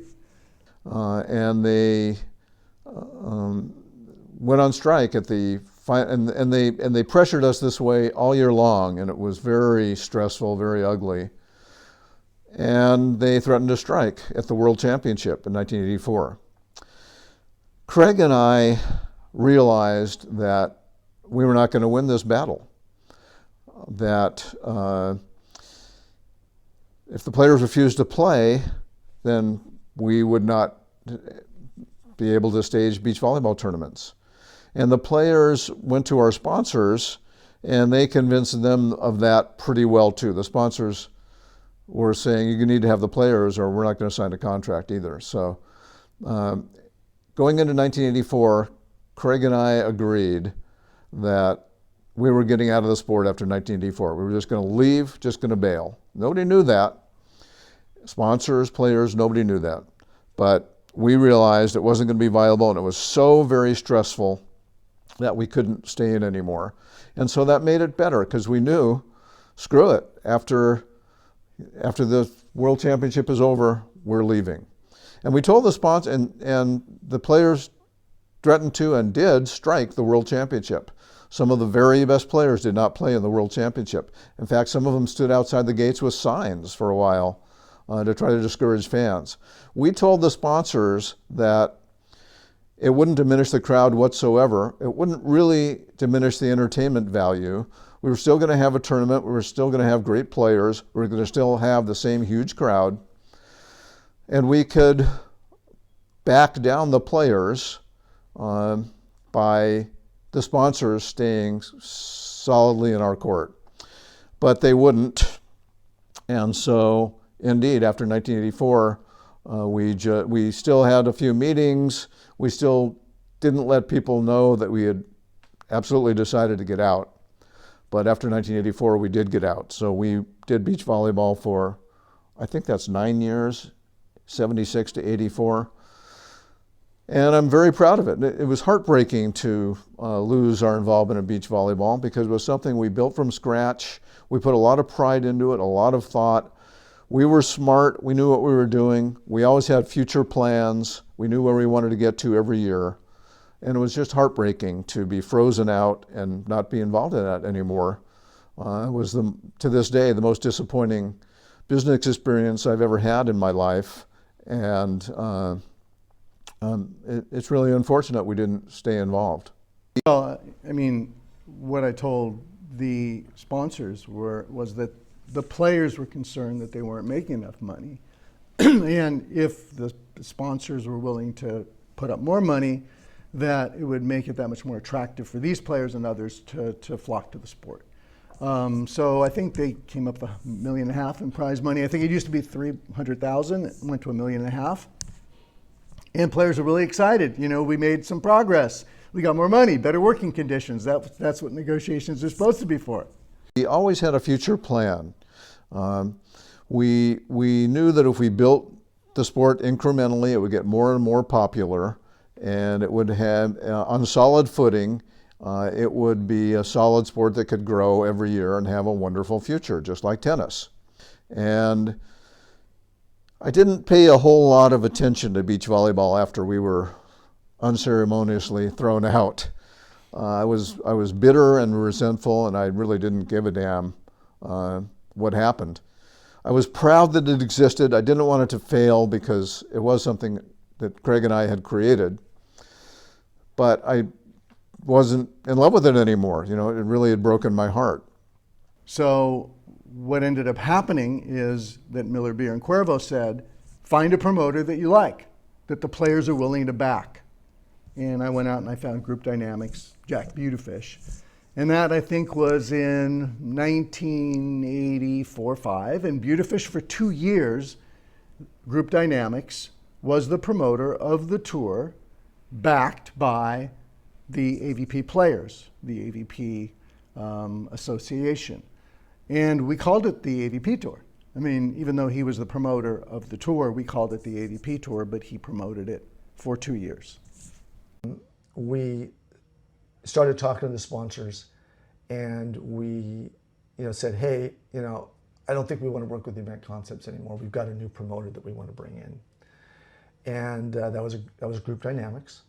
And so we sat down with Group Dynamics and put together a deal with them. And our deal was that we were going to split profits, 80% to them, 20% to us, and they would manage the tour, we would do our part. And so they got together with Jose Cuervo, who at the time was the major sponsor. They were the big guys. No one hadn't come in a big way yet, but they were involved. And they met with the sponsors. I think the sponsors at that point were kind of like, we love the sport, we love what's going on, but they probably weren't real high on what we did and how we did it. So anyways, they cut a deal with Jose Cuervo and the sponsors, and comes back to us. And they said, well, we cut a deal with this deal, and there's not enough money there for you guys, so we're just dealing with the sponsors, and they just cut us out. Cut us out. So he says, you could take some money from the prize money the players get and put it into your association, but you don't get any of this. And it was like, money might have been tight, but so we got egg on our face. We said, all right, we got this new guy, and this new guy's kind of cut us out, and we were kind of pissed off, and we were kind of between a rock and a hard spot. Like, where do we go with this? We're already looking kind of bad. So we just kind of stuck to our guns. This was 1985, 84, yeah, World Championships 84. So 1985 and 1986 and 87, Group Dynamics ran the tour, and we kind of just did our thing with them. And then somewhere in 1987, St. John Smith was very close with Miller Brewing. And at that point, he was hitting on all cylinders. He was the great volleyball player. He was in GQ. He was, on billboards across America. He was kind of the man. And volleyball had all this mojo. It just did. It was just on fire. And he made some good relations with some of the people at Miller Brewing, in particular Barb Tracy and Connie Wolpert. And St. John, I remember coming back, and he says, Miller may want to work with us. I said, wow, really? He goes, yeah. So Leonard, of course, is saying, yeah, let's do this. I said, okay. So we said, all right, we're going to sit down and put together a proposal for Miller to work with the AVP, the Players Association. And so Barb Tracy and Connie Wolpert and I think Leonard were on the committee. So we definitely had an upper hand with Leonard obviously doing that. He kind of set some of that up. So Matt Gage and I made a pitch. A couple other people made a pitch, and we got the deal. Of course, Leonard, it was already kind of, prearranged, I think, at that point, but we got the deal. And so now it is November, December of 1987, and Miller comes in and says, all right, at that point, we're doing 10 or 12 events total, right? And Miller says, we want to do 20 events ourselves, and we want to double the prize money. And maybe more than double the prize money, because we were playing for $10,000, $12,000 a weekend. They would have put it up to 40. And we're like, okay. So we put together, Matt Gage and I just started working on it. Leonard had obviously done a great job negotiating that deal and giving them the confidence to go with us. Because, who's Matt Gage and Kevin Cleary? Really. He was really the only guy there with credibility that they would actually sign off on. So he put that together. And then Matt and I just started traveling the freaking country, just week in and week out, trying to set up all these spots. And our first event was in South Padre Island, March 8th of 88. So we only had like 3 months to even get going. And we set that thing up in South Padre Island. It was successful. And we just kind of kept steamrolling throughout the United States. And I'll never forget the first event in South Padre Island. The beach was here, and there was a big giant field between the street and the beach. And it was about 200 yards. And we were hauling all this stuff over there. So, Gage and I had like blue collar, white collar. And one day we're meeting with the city council, and another day we're meeting with sponsors, and the next day we're digging ditches. You know what I mean? We're just wearing a lot of hats. We're just bare bones skeleton staff. We're just trying to put this thing together. The guys are driving the truck around the country week in and week out, Rudy and Jack and whatever. And anyways, so I thought, well, screw this. I got a minivan that I got with Avis. I'm gonna put all this stuff in the minivan, right? And carry the costs, save us some time and energy. So I get about halfway through this field and the car gets stuck. And I start zooming the motor, zoom, zoom. Wheels are spinning, smoke's coming out of the pipe, whatever. And I'm stuck. God damn it, what am I gonna do? So I open the door, flames go flying out of the side of the car. I'm going, oh my fucking God. I run it, get out of the car. Start running, and I'm getting away, and I gotta go find the fire department. I gotta go to a gas station, whatever. I get out of that field, and I look back, and there's just a plume of black smoke. And South Padre Island is probably 2 miles by 1 mile. It's a small island. I had this vision in my head for a second, like, this whole island's burning down right now. Oh my God, what am I gonna do? So eventually I get to the fire department. They get over there, and eventually they put the fire out. And it was okay. Fortunately, when I got the car at Avis, I checked the little insurance box. So there were no ramifications. But I remember going back to the office going like, oh, I'm kind of nervous, something's gonna happen here, so nothing happened there. But anyways, that was kind of the start of the AVP. We started as a players association. We did a magazine called Beach Heat during that time. Myself, Mike Dodd, and John Stevenson put together. And then eventually we just kind of took this thing on and ran with it. For the first 3 years, we ran the AVP out of my parents' house downstairs. And my dad was retired, and he kind of helped out a little bit. And even up till 2 years ago, we had a newsletter. If you called the number that was on that little newsletter, my mom would answer the phone. So it was very humble beginnings, shoestring budget. And we had all the guys, I think, cough up $25 or something, and we got a few corporate sponsors, but we didn't have much going on there, and we were just kind of just winging it, and we were all passionate about it, and anyways, it was fun.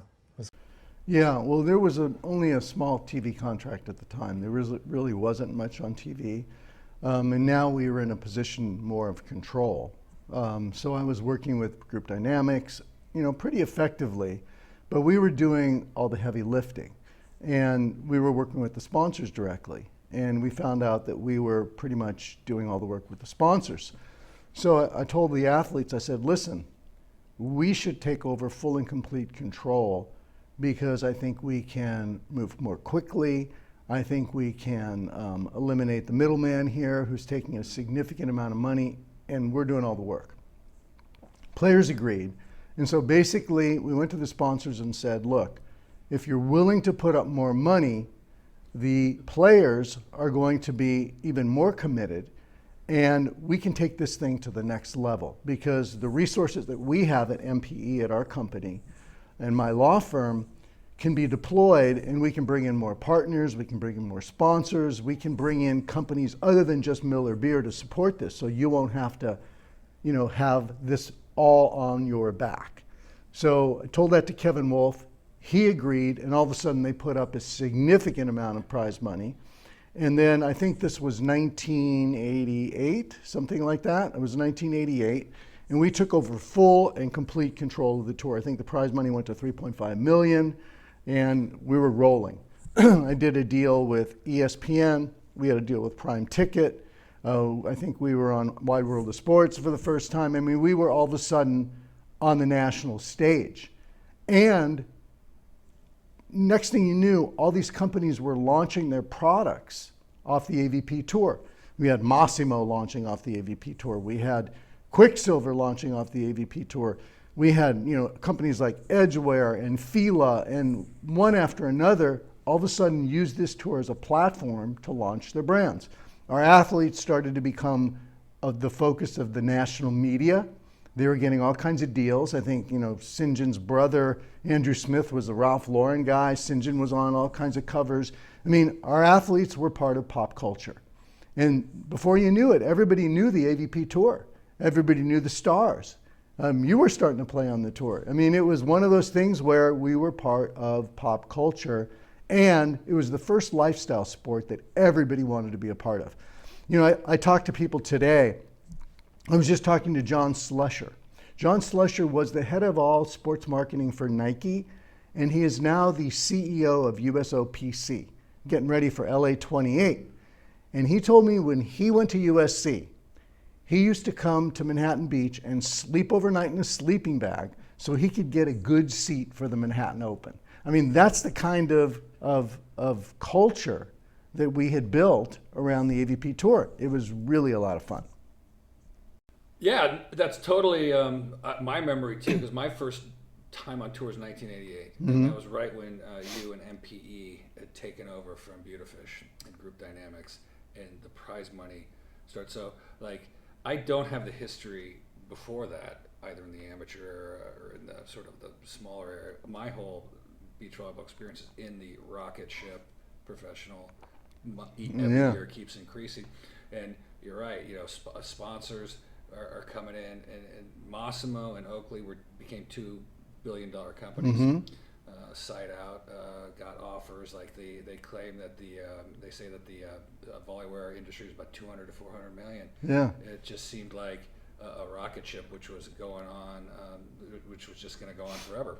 Yeah, Spot Sport and Maui and Son and Edgeware, and I mean, it was probably 10 to 12 companies that were launching off the tour and doing quite well as a result of it, because it was part of culture. I mean, it's interesting how, it went from volley shorts to later on board shorts. It's sort of eventually disappeared, but at that point in time, beach volleyball was the place to be. That's true. Did you negotiate the NBC deals? Or Yes. was that later? Yes. All right. So NBC shows up and says, "Hi, Leonard," or maybe you call probably. It was John Miller. John Miller of NBC, who's still the president of NBC Sports. I talked to him about putting AVP on TV, on national network TV, and I'll never forget. We did it at the Hermosa Open, his first one, and I'll never forget this. We're getting ready to start the finals that was going to be on TV. And St. John Smith, stubborn guy that he is, says, "I'm not playing if that ref is on the ref stand." I said, "What are you talking about?" He goes, "I'm not playing if that ref is on the ref stand." Because he hates me, he's from the South Bay, and all this crazy stuff.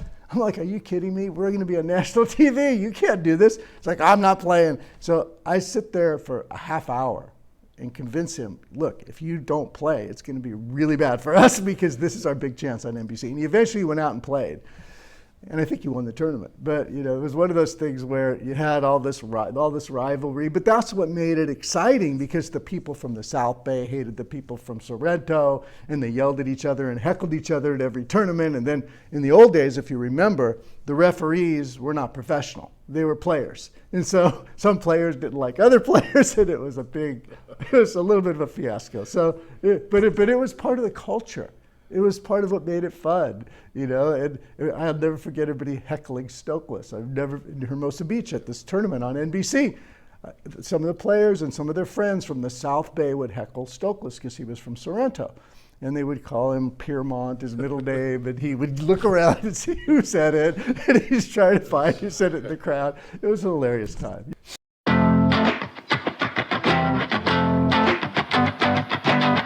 Come here. Line. Hey! Watch! Over hard. Oh. Great dig by St. John Smith again. It's good. Another dig. It's good. You can play the ball below the waist on the beach. 0-2. Frohoff chases down. Here he comes. Oh, great dig by Smith. Karch on the retrieval. Oh, another great dig by Smith. Can he put it away? Not yet. Frohoff, good rally going. Frohoff, slicing. Smith there again. Hat is off.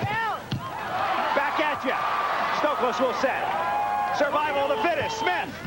And here comes Frohoff. Stop! Shot. Smith has it. Steffes digs right back. Can he put it away? Yes!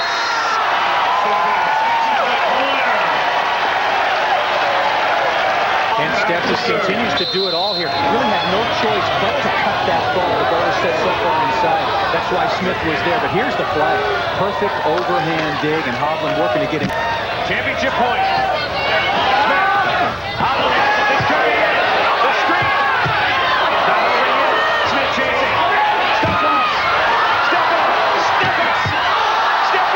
Steffes. It's over. Hovland and Steffes win their first tournament of the year with a stunning upset. 36. Come on, kid. Kent's there. Karch, all what to do. On the seat of his pants, Karch. Come on. Another one. Bad shot. Oh, St. John's right there. So is Karch.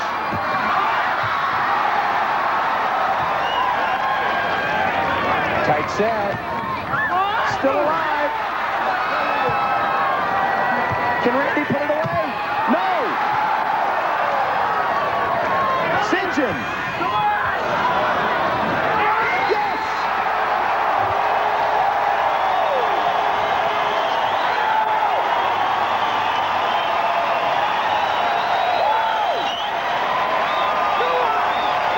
Standing ovation.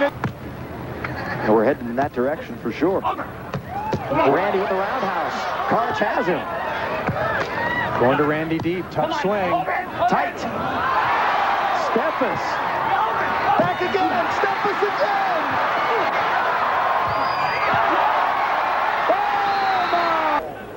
Stoklos and Smith in this game. Stoklos at the net. Steffes setting it up for Karch Karai. Oh, what a great move by St. John Smith. Can they take advantage of that open court side, though? So far, they haven't been able to. St. John Smith. What a stop by Karai with a one hand. Oh, look at the net play by St. John Smith. That could be the momentum swing. Let's check it out. That's a stuff block that St. John Smith's going to remember for a long, long time. He hardly ever gets a chance to block. And here against his biggest rival on the beach. Randy still close. And Johnson with a superb dig. But Ludes has to shovel it over. Smith. Should be a point. Right here. Johnson. No! Stoklos with a dig. And the set. Ludes. And Steffes will put the ball in play.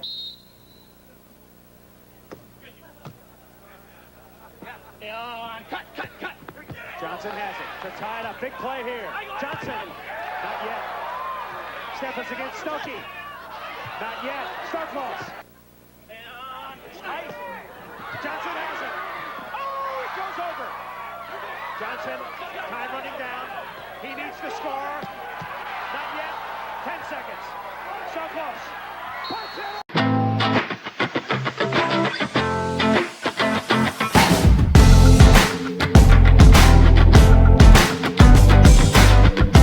I'm Tim Hovland, king of the beach, king in 19 of the 80s, let's say that. The 80s were fantastic. They'll never be the same. I want to go back. Beach volleyball was just natural. I grew up and played RA. We had a Westport Beach Club was right down there, and we'd go surf and then play volleyball, and your typical California lifestyle. And from there, you know, we played basketball, volleyball, and it played all the sports. Back then, you played them all. And played indoor volleyball, went to USC. Couldn't wait to get back to the outdoor volleyball. It's a good mix because you get kind of bored playing beach because the weather's like this, and then you go indoor. And both games help you get better. You know, your blocking indoors is the same as blocking outdoors. Your arm swing. It's just a great sport. Well, you know what? We were not organized. We were running around, and the top players were making good money. We were, back then, you're winning, at say 50, 60, 80,000 a year in the 80s. That's good money. Plus, I was going over and playing in Europe and making twice that. So you could earn a good living. And when we all got together and struck at the King of the Beach, and things went crazy after that. And the crowds, even though the crowds were always good, they got bigger and better and better. So what do you think happened? What do you think? What did you guys do? You know what? I think we had some personalities. It really translated very good on the TV. We had the bikini contest. We had crazy volleyball players that could flat out play and party at the same time. And it was a lifestyle. But you came down there, say you came down to watch the bikini contest, all of a sudden you're going, this is insane. These guys are really good. And it became a lifestyle of yeah, I'm going to be there. You going to Manhattan? I wouldn't miss Manhattan. I'm going to go to Hermosa. And then we started traveling all over the country. And it was California is in Louisville. California is in Belmar. California is in Chicago. So they would be completely fired up for this. They were waiting all year long for us to get there. And it was out of control. It was so much fun. Right, so what was the first sort of out of California event you played in? Where did you guys go? We went, we used to start in Santa Cruz and in San Diego. Then we started throwing a month-long tour into Florida. And Florida loved it down there because, it's a lot like here. And that was one of the first places to go. Boulder, Colorado was one of the first places. They loved it out there. Chicago. Every other place was good, but those were fantastic.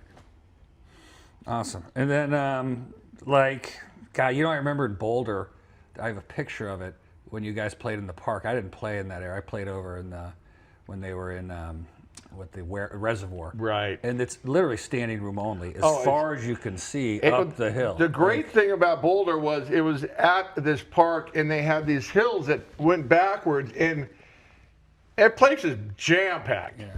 And, I mean, just to get that feeling is, you're in the gladiators. You're down there in this pit, and it's 100 degrees, and you're going at it. And they loved it. They loved it, and we loved it. And then there was Pearl Street in Boulder, right? That was Pearl Street. It was fantastic. Then there was Bourbon Street in New Orleans. There was. You know what? We went to New Orleans, but it wasn't the same. We were outside, but Pearl Street, Boulder could get it on. That's for sure. Yeah. Well, we're going in on a Thursday to go to the bars to hype it up, and we would start Thursday. We go out Friday, we go out Saturday, and we'd win the tournament on Sunday. Okay, I mean, it was a lot of. We were in great shape, number one, but I mean, you're out there hustling and doing your thing, and you're entertaining their VIPs because if they're having a good time, they're going to come back. And after every Cuervo that I won or lost, we always went to the party and we had a great time with the VIPs. And I think they stayed around for that. And Miller Lite, also the same. And that was the old generation, the Javi Dodds, the Smith Stoklos, the Karch even would hang out a little bit. And then the new generation they wanted to do their own thing. And I don't think that went over very well with the sponsors. And the game was changing. Again, not for the good. But how? Let's say, go back to the 80s. 80s were fantastic, where it was free love, nickel beer, and you got a bikini contest. You've got girls all over the place. You got guys chasing the girls. You got, it was pandemonium. And then somebody comes in and says, let's fence this place off and make it a doldrums. It's this, that, and the other thing. All of a sudden, there's nobody there. And I'm at the end of my career, and I'm going, this doesn't feel good. This is not the feeling that it used to be. I mean, we go to Santa Cruz, first tournament of the year. I swear to you, to get to the finals, you'd have to walk through 100 rows of people. It would take you 15 minutes. I had a guy want to fight me on the way in. So I stepped on his towel and he goes, "What are you doing?" I said, "I'm going over there." Okay, sit down. I mean, it was unbelievable. We had no security either. You were your own security, which was fine.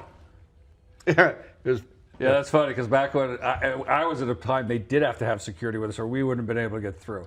They'd be grabbing us, grabbing our bags, so they would surround us, take us out of the tent, and try to march us through the crowd as people are grabbing your bag, grabbing your arm, trying to get stuff. And you're right. Like, so they had the open, I call it the open format tournament. So it's just an open event. There's a court, there's some stands kind of over there. Come put your towel down, sit in the stands, bring a beer, bring your lunch, meet your friends, see the girls, go to the bikini contest, dip in the water, talk to your friends, get some lunch, come back and have a great time. And then you're right. They fenced it in. They brought the stands closer to make you sit on a bench. Then they brought in and then they charged you money and nobody came. And it lost its feel. Well, the problem I think, Tim, was that they didn't reverse. They didn't reverse course immediately when they saw. I always remember being there telling them, like, this is a disaster. No, this is not happening. But you know the way people are charged for it. A lot of people did the same thing, and that was unfortunate. It was set back volleyball, beach volleyball, right then for sure. But hey, you know what? We lived it, right? I can't complain. I had the greatest years of my life, and Mike Dodd and Steffes and St. John, Randy, myself, Karch. I mean, we lived the life. We did. And now these poor guys, I'm sorry for them. It's not good. Not good. So we had no idea where the sport could go, or, if we were going to ever leave California and play. It didn't matter to us, really. We enjoyed doing what we were doing. But during that period of time, 83, 84, when there was a promoter that came in and took control of the sport, at least for certain events, it was a big deal. We had the strike, the players struck, and because we didn't agree with what the promoters were doing or how they were handling things, at least with us, the players. And then a new promoter came in and started handling things. And, from a player's standpoint, all we wanted to do was play more events, and if there's money involved, even better still. So that's what was happening during the early 80s is somebody saw what was going on with thousands of people on the beach. They said, we should monetize this. We should get sponsors to put their name on it. And that's what happened initially, just sponsors. And then, my God, this could be something great for television. It's pretty exciting to watch. We've got beautiful people. And so TV, the combination of TV and money took us outside of Southern California. The sponsors wanted to take this product and they wanted to show the rest of the country and basically make a commercial. I think you actually said that at one point, that we were one big commercial for these companies. And yes, we were, but you may have presented it improperly at the time. But how great for us. Sponsors wanted to pay us money to play in different parts of the country and put us on television. What better situation could you have? So, we take off outside of California. We go to Florida first, and then we went to the Great Lakes, and then we went to Texas. And then, over the years, we started expanding. We were playing in 24 different cities, throughout the 80s into the early 90s, making really good money. I mean, it started out slow, but every year it grew and grew and grew. And when the AVP in I don't know what it was, 84, 85, we took it over as players. It was an owned and operated tour. It was owned by the players with Leonard Armato kind of at its helm. His offices, his people running the show for us. And it ended up growing really, really fast. Miller Lite was our main sponsor. Jose Cuervo was another sponsor that had 3 special events. Between the two of them, by the end of the 80s, there were millions of dollars in prize money that was up for grabs for us guys who were playing. We'd still be playing if there was no money at all, because it was such a great sport. It was a great environment and everything else. So, that was this really, really special time. The audiences grew. People started to know us, around the country because we were on network television. We became stars, and how lucky were we? We were making money, we became stars, we got our own personal sponsors because we had a platform now, we were on television. So it was really a special time in the sport, leading up in 80s into the 90s and beyond. I mean, a lot of stuff happened in the 90s that changed everything, but I think that the greatest time for our sport was probably throughout the 80s into the early 90s. What was also fantastic about the growth of the sport, in the early 80s was there were clothing companies that were very specific to our sport, and one of them was Side Out Sportswear. And my current wife, Patty, not that I had other ones, but I'm still married to Patty, she introduced me to the owner of Side Out Sportswear at the time. It was just a fledgling little company. And I saw an opportunity maybe to own part of a company and use my exposure to build this company.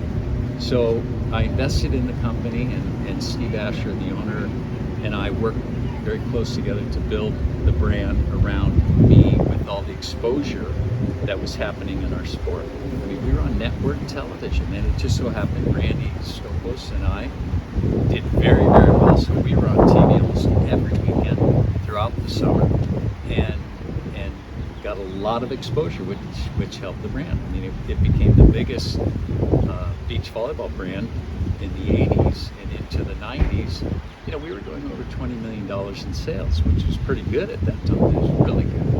And then besides that, which is also awesome, there were 10 other clothing companies that were specific to beach volleyball, which was fantastic. Red Sand, Club Sportswear, there were a bunch of them, and all the players were able to benefit from those clothing companies because the clothing companies would pay them money to wear their clothes, to get them exposure on television and magazines, and it was a very special time, throughout the 80s into the early 90s.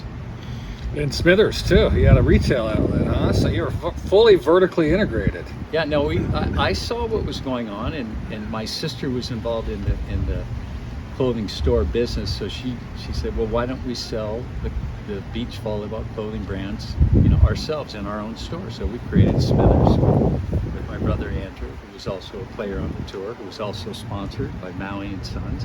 So we brought the top clothing companies in the sport together and sold them all in this store. It was basically a beach volleyball store. We sold balls, we sold all the clothing from all the different, beach brands. It was fun. It was a great time. It's interesting. I heard from your sister. She said that back in that day, the telecast was played in different markets at different times of the week and different times of the day, on the RSNs as they're called now. And she said she always knew where the game was being played, because if it was in Florida on a Tuesday afternoon, someone would call from Florida and say, I want the shorts that St. John has. Can I buy those shorts from Smithers? And she just said it was just every week, like you guys would wear it on Sunday, buy it during the week. Yeah, no, and that happened not just in our country, outside of the country too, because somehow they got a hold of some of these shows too, and they saw what we were wearing, and they wanted that same stuff, and they, there were orders coming in with our troops, when they were in Kuwait, and we got orders, and we were sending stuff, overseas to our troops. They loved it too. I got great pictures that they would send us where they're out in the middle of the desert, and they've got a net set up. There's nothing around. There's the trucks that are camouflage, and the net's coming out of one of those onto a pole on the other side, and they're in their fatigues and they're playing volleyball. It was so awesome. Such a cool thing to know that they knew what we were doing. Was very cool. Yeah, I think the estimate of the volleywear clothing industry was about 200 to 400 million a year during our heyday. Yeah, when we were playing. Yeah, I don't doubt it. I mean, the whole surf thing wasn't as big of a buzz back then. We were getting more exposure than any of the sports, any of the skateboarding, the surfing, all that stuff. We were on top for sure during the 80s. We were big. The 80s, it was Hovland. It was Hovland. Not early 80s, but as we get into the 80s, because they were just, Hob was a little stiff. Who's better? Hob was a tremendous athlete, by the way, and we, we wanted to kill each other when we were on the court, and off the court we got along just fine. I mean, we had a certain amount of respect for each other. But Randy Stokos and I versus Hovland and Dodd, we were on TVs. I can't tell you how many weekends fighting it out in the finals, and I think that's one of the reasons why the sport became popular, because if you turn on the TV and you see different teams every time you turn it on, it's hard to buy into what's going on. But if you see the same teams, you go, I recognize them. Oh yeah, they lost to them last weekend. I want to see them win this time, or I want to see them lose again. It didn't really matter if they wanted us to win or lose. They wanted to watch because they knew who the guys were on TV. As much as it makes a lot of sense to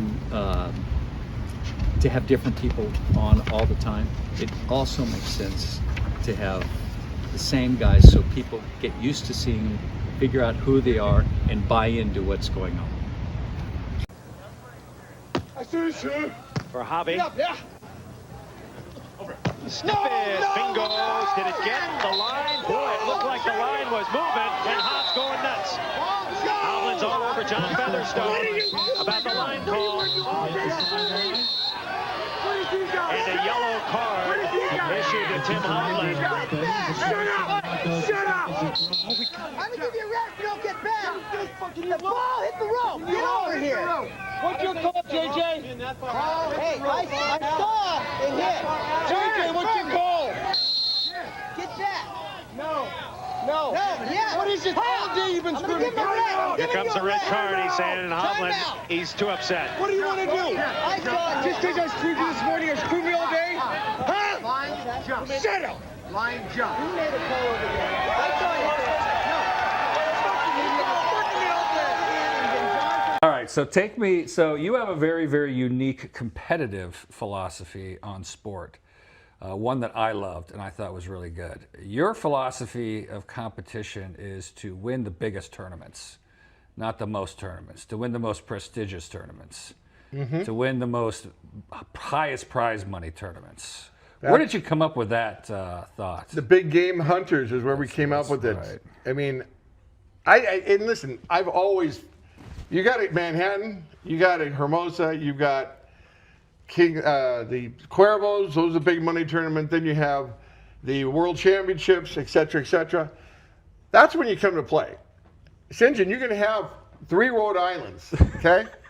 I'll take all the Manhattans I want, Hermosa, and that's when you come to play. And the big game hunters, that's when they showed up. You know, it's funny, when I started playing with you, we won San Diego. I think that was a Cuervo. Cuervo. We won the Cuervo, or maybe it was Clearwater, but we won that too. That one.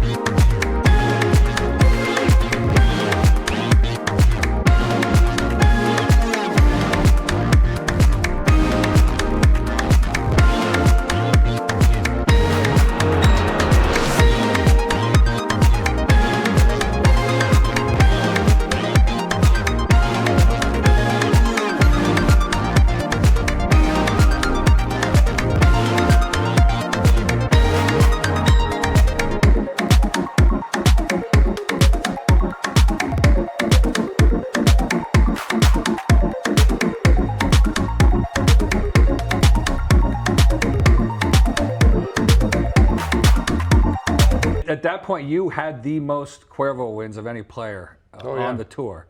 And he was like, yep, don't have many Rhode Islands. No. Even though Rhode Island was fun. I played there once. Rhode It was a little was dead. fun. I think you're right. It was a little dead. I played Maine, a little dead. Yeah. Rhode Island, a little dead. Yeah, you could be hit and miss, but the Cuervos, no. Those are always the best. And you better show up for those. And what the Olympics did, nothing, listen, great. It's great for international volleyball. It didn't do the AVP any good, the Olympics. And we thought it would. We really did. But look at it. 94 didn't really have a big pump because by 96, 97, we're damn near out of money. That's the way I remember it. I mean, I think the case is made that the Olympics was detrimental to beach volleyball in the United States for sure. In the United States, started around the changing world, rules. no. Yeah, around the world is great. But you know what? In the newness that we had in the 80s and 90s, you know, before they had X Games, this other game, we were the game. We were the hot, up-and-coming game. Then they had the X Games, you know, kind of made a dent in this. Pro Surf, it all kind of flooded in at the same time and took away from us. So, timing's everything, my friend. Hey, that is, well, where'd all the money go? Good question. It all dried up. When Cuervo and Miller Lite backed out, how can you lose those two? I mean, you're doing something wrong. And, you know, I don't know. It was a recession time probably. People cut back. And we weren't the new kid on the block anymore. So, by that time I was gone anyway, so. All right. So tell me. So I played with you in Italy in the World Cup in the early '90s. Yes. And it was Saturday afternoon, and we were waiting for the bus to come home to take us back to the hotel. Oh, Ken. And you decide to jump in, take the bus. Well, where was the guy? He was dicking around. He was making us wait. I had lived in Italy for at this time 8 years. I know how to drive in Italy, and yeah, he was a little upset, but he got over it. We won the tournament, didn't crash the car, and they calmed down. So Tim jumps in the driver's seat, takes all the players back to the hotel. Down the wrong way on a one-way street. Yeah, but that's how they drive over there. Goes up the staircase of the hotel, parks it in the lobby. Wanted to make sure they could see it. And drops the keys off. Wanted to make sure they could see it. Hey, I've been driving over there for years. One-way streets were an option. Stopping at a stop sign was just a look back and forth and go. You know, I mean, I'm a pro. So I understand that you guys played in Brazil every once in a while. Yes, we did in the 80s a lot.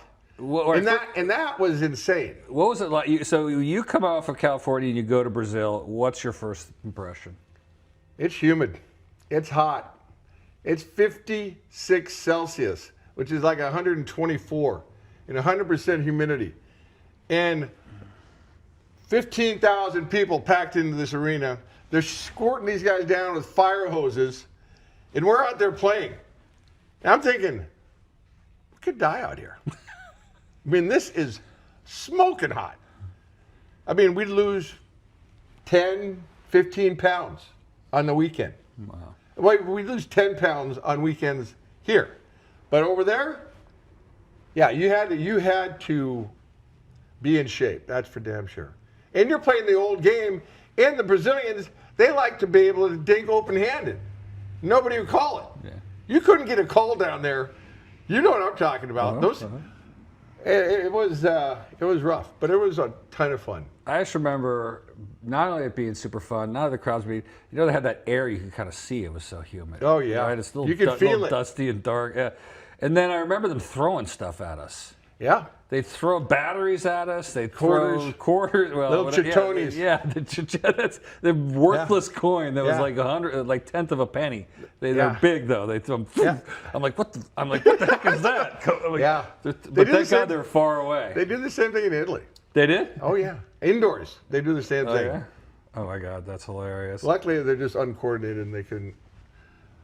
All right, so here's a question for you. I want you to think about this. Can you interject some ages too?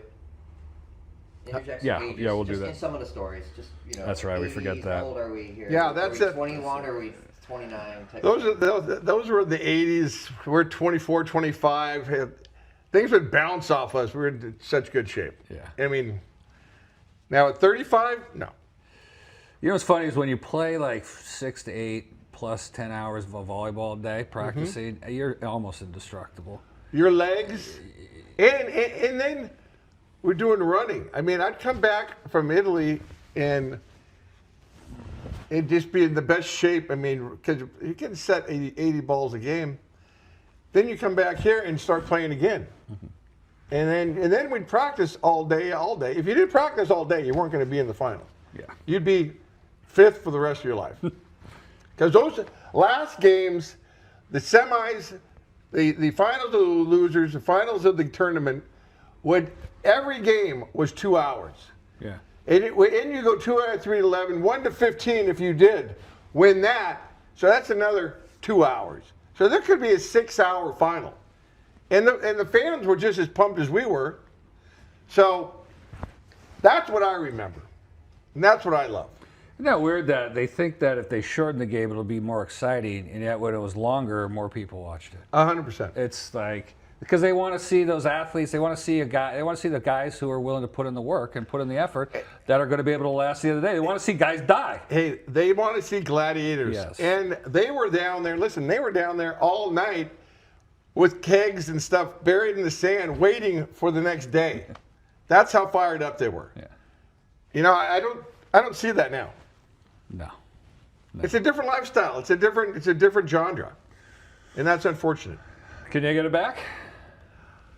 I don't know. I don't see where. I don't even think these guys know what that feeling's like. I think they're into this situation, and it's hard to reverse something. You know that there's a ton of things we could talk about during the 80s. Not so much in the 80s, right? Yeah, in the 80s. You weren't around, I know. It's tough for you because you weren't there yet, you know. And the sport wasn't ready. And this for is me. about sport wasn't you, ready for right? Me. Not at all. Not at all. Is this about me? I didn't even want to be in it. I didn't want to even do. He told us he wants a 2-shot. I was just going to have you on the camera, and somebody else is going to do this. Same questions. Well, what made? All right. So, what was your relationship like with Miller? I know you guys had personal services contracts or deals or promotional deals, and they spent money and time with you guys to promote. Well, they were smart. They had. What were they smart? Describe it. Miller Lite had full access. I mean, for us as players, particularly during the 80s, particularly with the Miller Lite relationship, they had full access to us. We wanted them to succeed because that meant it was better for us and better for the sport. So when they asked us to go into cities early to do radio and to do TV interviews, and, you know, it was a little tough for us because we left a day or 2 days earlier than we would normally go to an event. Initially we said yes, and then they ended up paying us to do it, and that made even more sense. And then along the way, we're actually taking care of our own personal sponsors as well. We get even more exposure by going in and doing the radio and the TV interviews.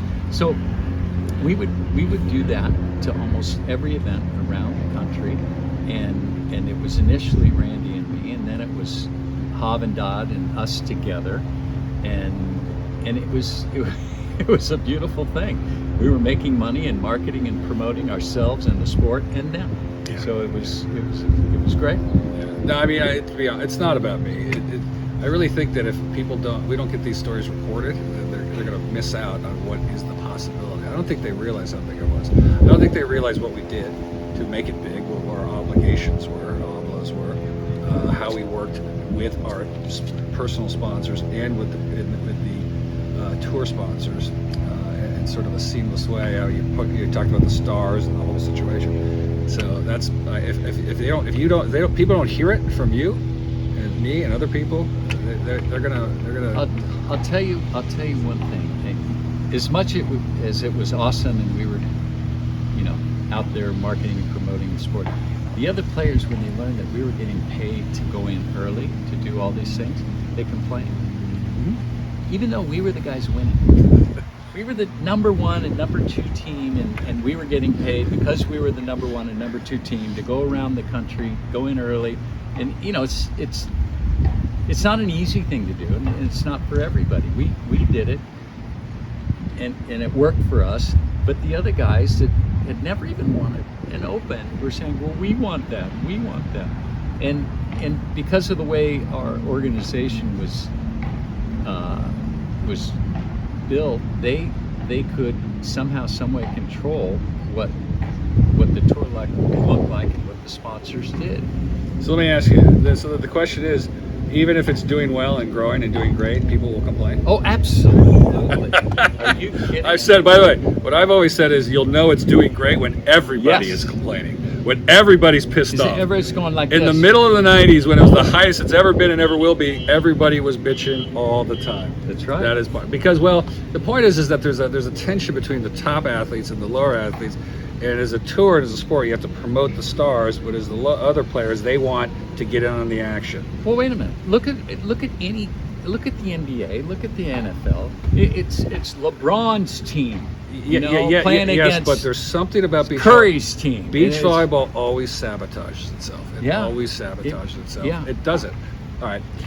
So the sponsors would have us come in, and particularly Miller Lite, they really took advantage of us as stars of the game and of the sport, and they would at certain times they would go to like 4 of their accounts in that city, and you know, they're better accounts, and most of these accounts would have sand volleyball courts in Milwaukee, you know, in Chicago, in these cities, you know, where the bars were off the beach, and they would build sand courts, and they'd play all night, and they'd have us come there, and sometimes we'd only be at a place for 30 minutes, and sometimes we'd end up going out on the court and bumping it around with the people, and we try not to play a game because you don't want to get hurt at a bar before your event, you know, is coming, you know, the next day. But it was, at least for me, it was a really special thing to be able to go out and interact with our fans and actually get on a sand court with them and play with them, even though it wasn't a serious game. And for them, an experience they won't ever forget.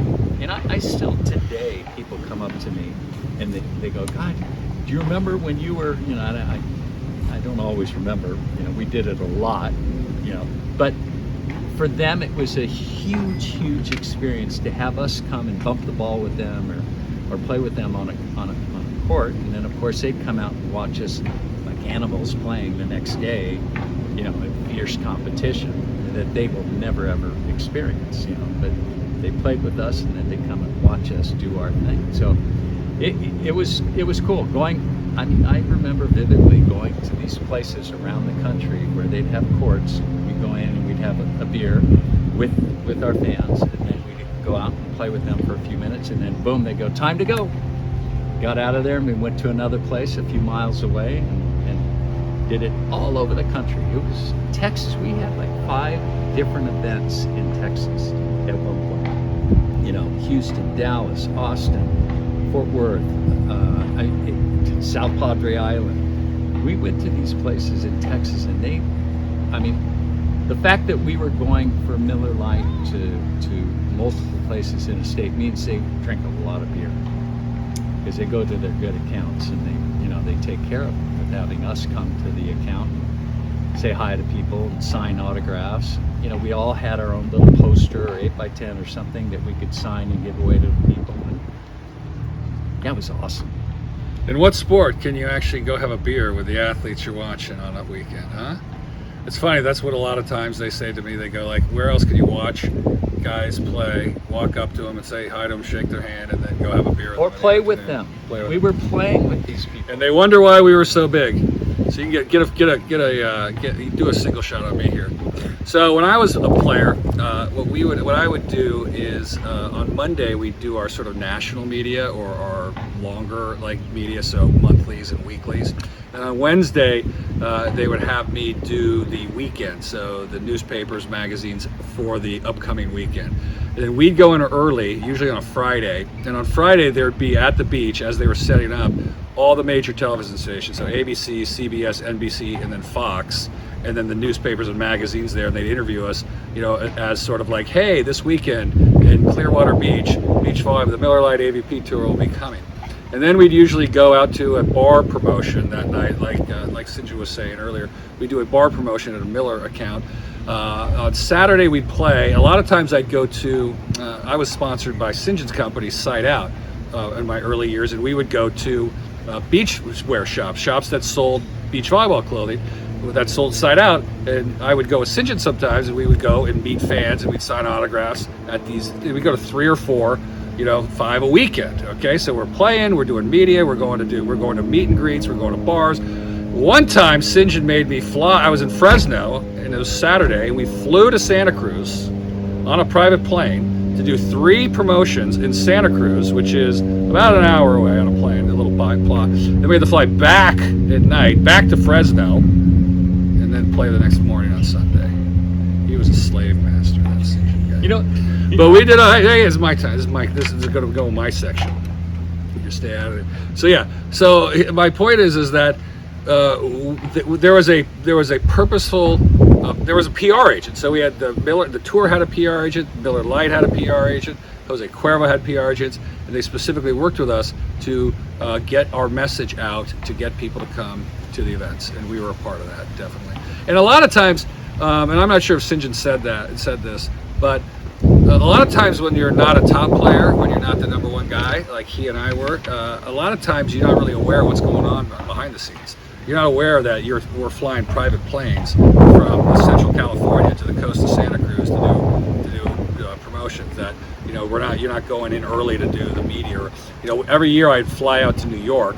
New York is and still was the major media center for the world, and I do set up interviews with AP, with Sports Illustrated, with People Magazine, with Cosmopolitan. I do New York, whatever the NBC affiliate in New York would always have us on their sports program. And a lot of times I would be past anybody. All right, let's get back. Ready? Cut that and put that in my section. Okay, before we go on, yes, to elaborate on the personal sponsors and going. So initially it was just Side Out Sportswear that was bringing me to these stores in the various cities. You know, I would do the interviews with the media, but then I would have, you know, several stores set up where I would come in, I would sign autographs. And then as all these other companies started to develop, the beach volleyball wear companies, they would be sponsoring their athletes. They saw what we were doing, and the stores we were going to were now carrying some of those other brands. So they would ask for the athletes who were wearing those brands to come as well as me, right? And you remember in some of these places, we'd have 10 athletes lined up with their posters and representing their brands at some of these stores, and the athletes, they didn't all like it, which I never understood. They, you know, there were some guys who were getting paid to wear clothes, and they didn't like going to these stores and signing autographs and being an official and all these people were, you know, over them. Some of them just didn't like it, which I didn't understand. But I always found myself saying, you know, you guys see us on TV, and that's great and fine and dandy, but to really know and feel and experience the sport, you got to come down to the beach and see what we do. You got to feel the environment around and see the people and the athletes. Once you do that, I promise you, you'll be hooked. Seeing it on TV, great, fantastic, but there's nothing that can beat being at an event, being in the mix, you know, in the sun, usually by a body of water, but not always, with the girls in bikinis and the guys without shirts and the sport. It was truly a magnificent scene, and if you were able to experience it, you would totally be sold. Because, you know, people knew who we were now. We were on network television, you know, millions of people had seen us play, and, you know, they kind of knew who we were. You know, there are opportunities that came up, like, you know, we were mini celebrities. I won't say major, but, you know, but we were mini celebrities. Like, I was able to go to the Playboy Mansion, you know, for the New Year's Eve party, and that was a pretty special thing, you know, for anybody, I think, to be able to go and participate and be a part of that whole scene. But there were a lot of kind of party situations, you know, high level, where there were other celebrities there, and events with celebrities that we were able to participate in during that period of time when people knew who we were. Actually, it still happens today because unfortunately for the guys today, and fortunate for us, but more people know who we are today than they do the players who are playing today.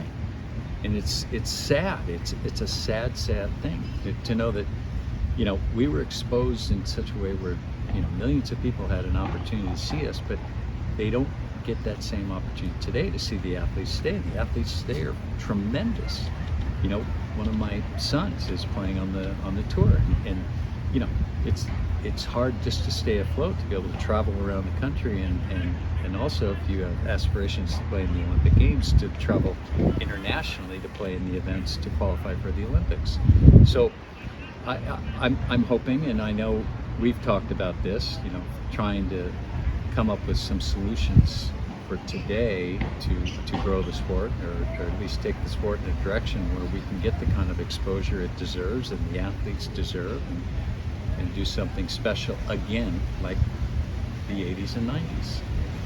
Well, I have that solution. It's already been printed up, and I have it at my desk to the left side, ready to go. But again, no one will do it. He comes on the scene and instantly, you know, puts his foot, stamps his, you know, mark on the thing. He being you. Me, Ken Steffes. He instantly stamps his mark on the tour, creates its professionalism. He says, "Damn it, we're a beer commercial. We need to be a real sport." And then it just takes off. Takes off to heights never seen again. Was it during your reign that the sport just dumped? No, that was post me. When I was on the board, it's never been bigger. You kidding me? That's my claim to fame. Ready? When I was on the board, it's never been bigger. Hey, guess what? You know what I said? No all the time. No, I went with you to a That's board. why I have the plan. I went with you to a board meeting. I've seen how it works. You remember? Yeah. It's a and you were ready to educate them about how they were spending more money than they were bringing in. That's not how it works. Yeah. And they shut you down so fast, and I was shocked that they wouldn't even listen to, because you had a mathematical mind and you understood numbers, and you looked at what the numbers were, and you were trying to tell them that the numbers didn't make any sense, and they didn't want to have any part of it. It wasn't long after that you quit because you saw where they were going. Mm-hmm. And you know, obviously that made sense at the time. It's pretty incredible. Well, there's something interesting. There's only 6 people in the world who have experience running professional beach volleyball tours well. So have successful professional beach volleyball tours. And he's one of them, and so am I. Leonard Armato was the first guy. He's the guru of them all, and I think he taught you. You also self-learned. This is just a quick story. You taught me. You then went around with Dr. Acosta and created, you did it twice, created a second great tour internationally with him. He's number 4. And then Leonard came back in the 2000s with Dave Kluin and Gabby Rowe. And those are the 6 people. So there's 6 people in the world who have experience running successful beach volleyball tours. And I can tell you there's a difference. I can tell what's going to work and what's not going to work. But go on. So it's 1990, 91. What happens with your career? Well, it's interesting. At that time, I had a handful of surgeries on my knee, and Randy and I weren't doing as well. You came at a time when I was kind of fading. Is that what you were talking about earlier? I came at a time when he was #1 player, and then he had been #1 player for a decade. King of the Beach. No one thought anyone could ever win. And then suddenly this small kid from the Northern Palisades farming community. When you work on a farm, you get stronger. That's the point. Well, I'll tell you this much, because at that time I had a... And in 1992, on a week after Corpus Christi, the name Ken Steffes appeared on the top of the AVP rankings as #1. So, first time in 10 years that someone other than St. John Smith and Randy Stokos was not in that position. When was it that you were... That'd be me, Hagen. When was it that you were down at the beach at high school? What year was that? You know, serving by yourself? Probably 86, 87. Okay, so I, at that time, I was nursing some injury, and I would come down in the afternoons and do my jumps and sprints, and I looked up and I saw you out there serving, and I thought, that kid must really love the sport. You were by yourself, you had one ball, and you were serving it and chasing it and serving it and chasing it on A court. Everybody was gone, they were done for the day, and that was the first I saw of you on the beach? And what were you, 17 or something? Probably 17, 18. And then what was your next step towards playing? I mean, you went to Stanford. I went to Stanford as a freshman. Yeah, I played indoors. Yeah. And how was your indoor experience? It was fine. I mean, we were a good team, had a great team, and then, but I was playing beach. God, you might not, you probably remember, but by this time you've been playing for a long time. You march your way up the CBVA ladder. Mm-hmm. You win an A, which I did. I won a double A. Then you get to play in the pro tournament. So now you're not able to play in the open, but you're now capable of playing in the open. And I just started my first tournament was with Owen McKibben, 1988, South Padre Island. Yeah. The day that the AVP took over the tour from promoters and ran it themselves, Cleary and Matt Gage with Leonard on top of them running it. And then it just went from just a march up the line. Okay. In 83, 84, it was more kind of organizing people, you know, and organizing the players. And obviously St. John was part of that, and Leonard was part of that. And we all kind of played a role in doing that. So at that point, we were kind of trying to put together a united front against the promoters so we could try to get something in there for the players and have some say and what have you. So in 84, it was that. And then in 88, then I was still playing at that point. 84, I was still playing. In 88, or into 87, I had to make a choice. Do I keep playing volleyball or do I continue with this process? So I decided that I would continue with the process. So in 87, what am I? I'm 28 or whatever I am.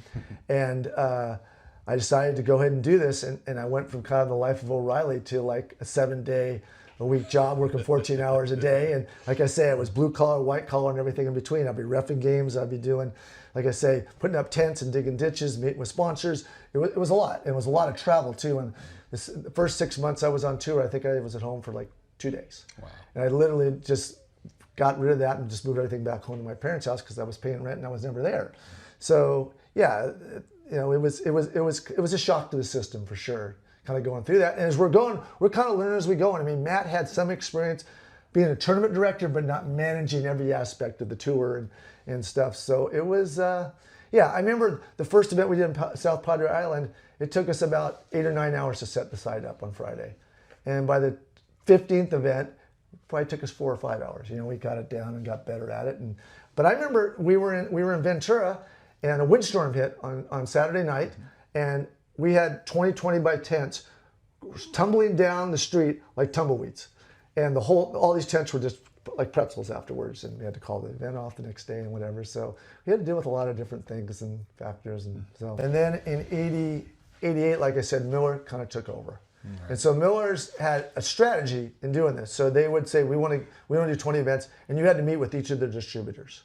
And the distributor says, all right, we want to have an event here on this weekend. Well, we can't do this weekend, so we're doing Manhattan. And also, we can't go from Manhattan Beach to Boston back to Chicago. We have to try to make it easier on the guys driving the truck around the country. So there was a lot of coordinating to do and back and forth and stuff. But they had a bunch of distributors that were really into it.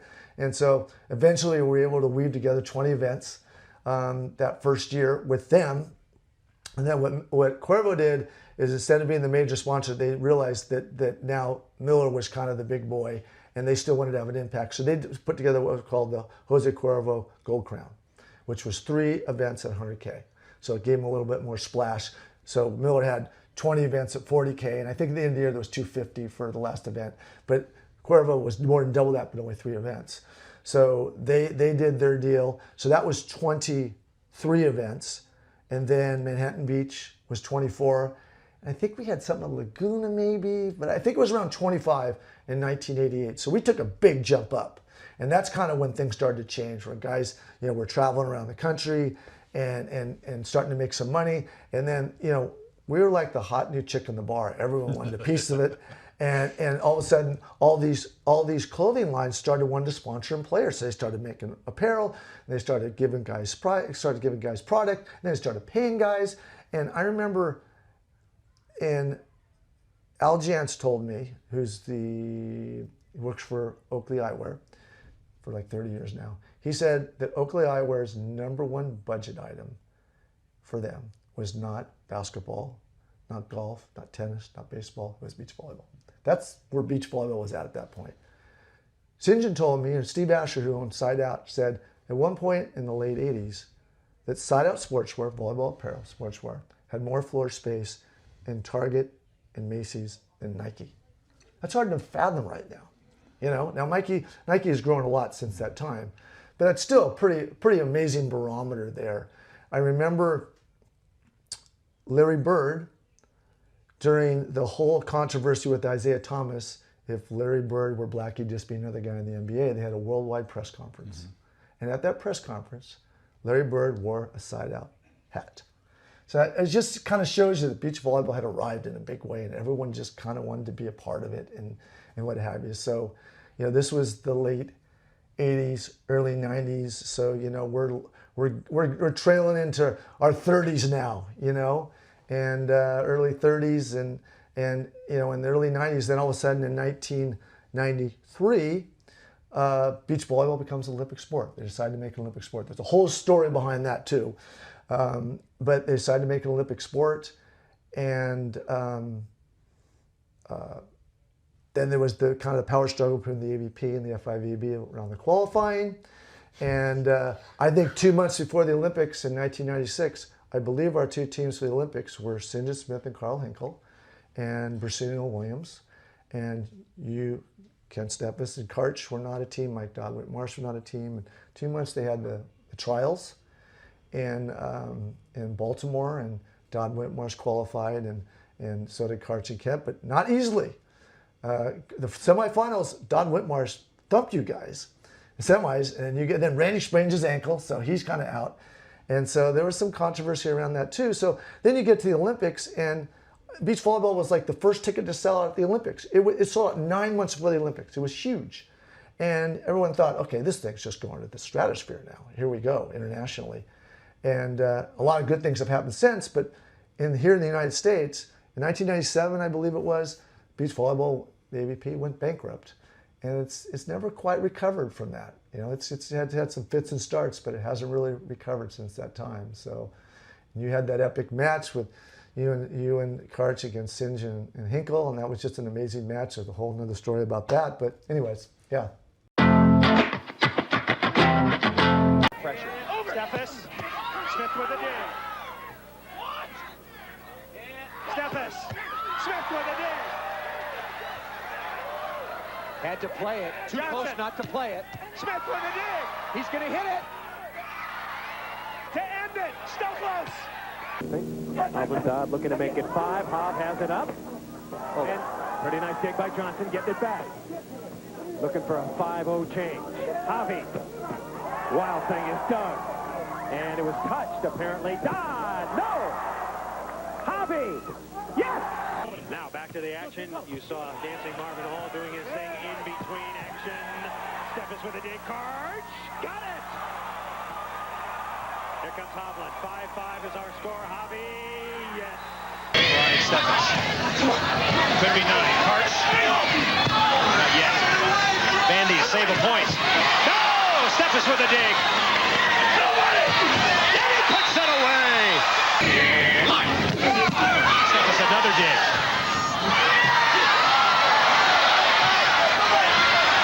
Band away. Oh! Steffes, did he get it up? Yes, he did. Goes over. Lots of time. And action. Another play. Johnson. Bend away. Save.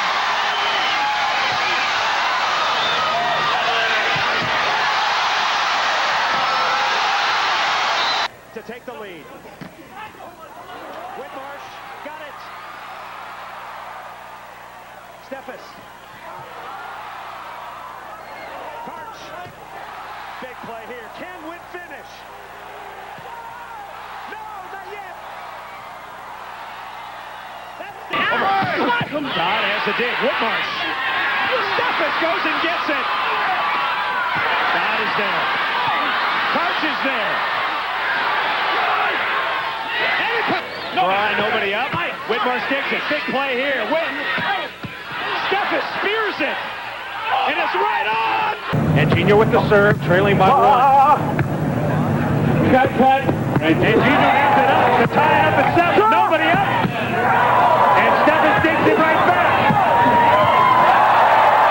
They bump into each other. Steffes rejects it. Hart goes and gets it. Hart's on the right. Loyal to tie. Not yet.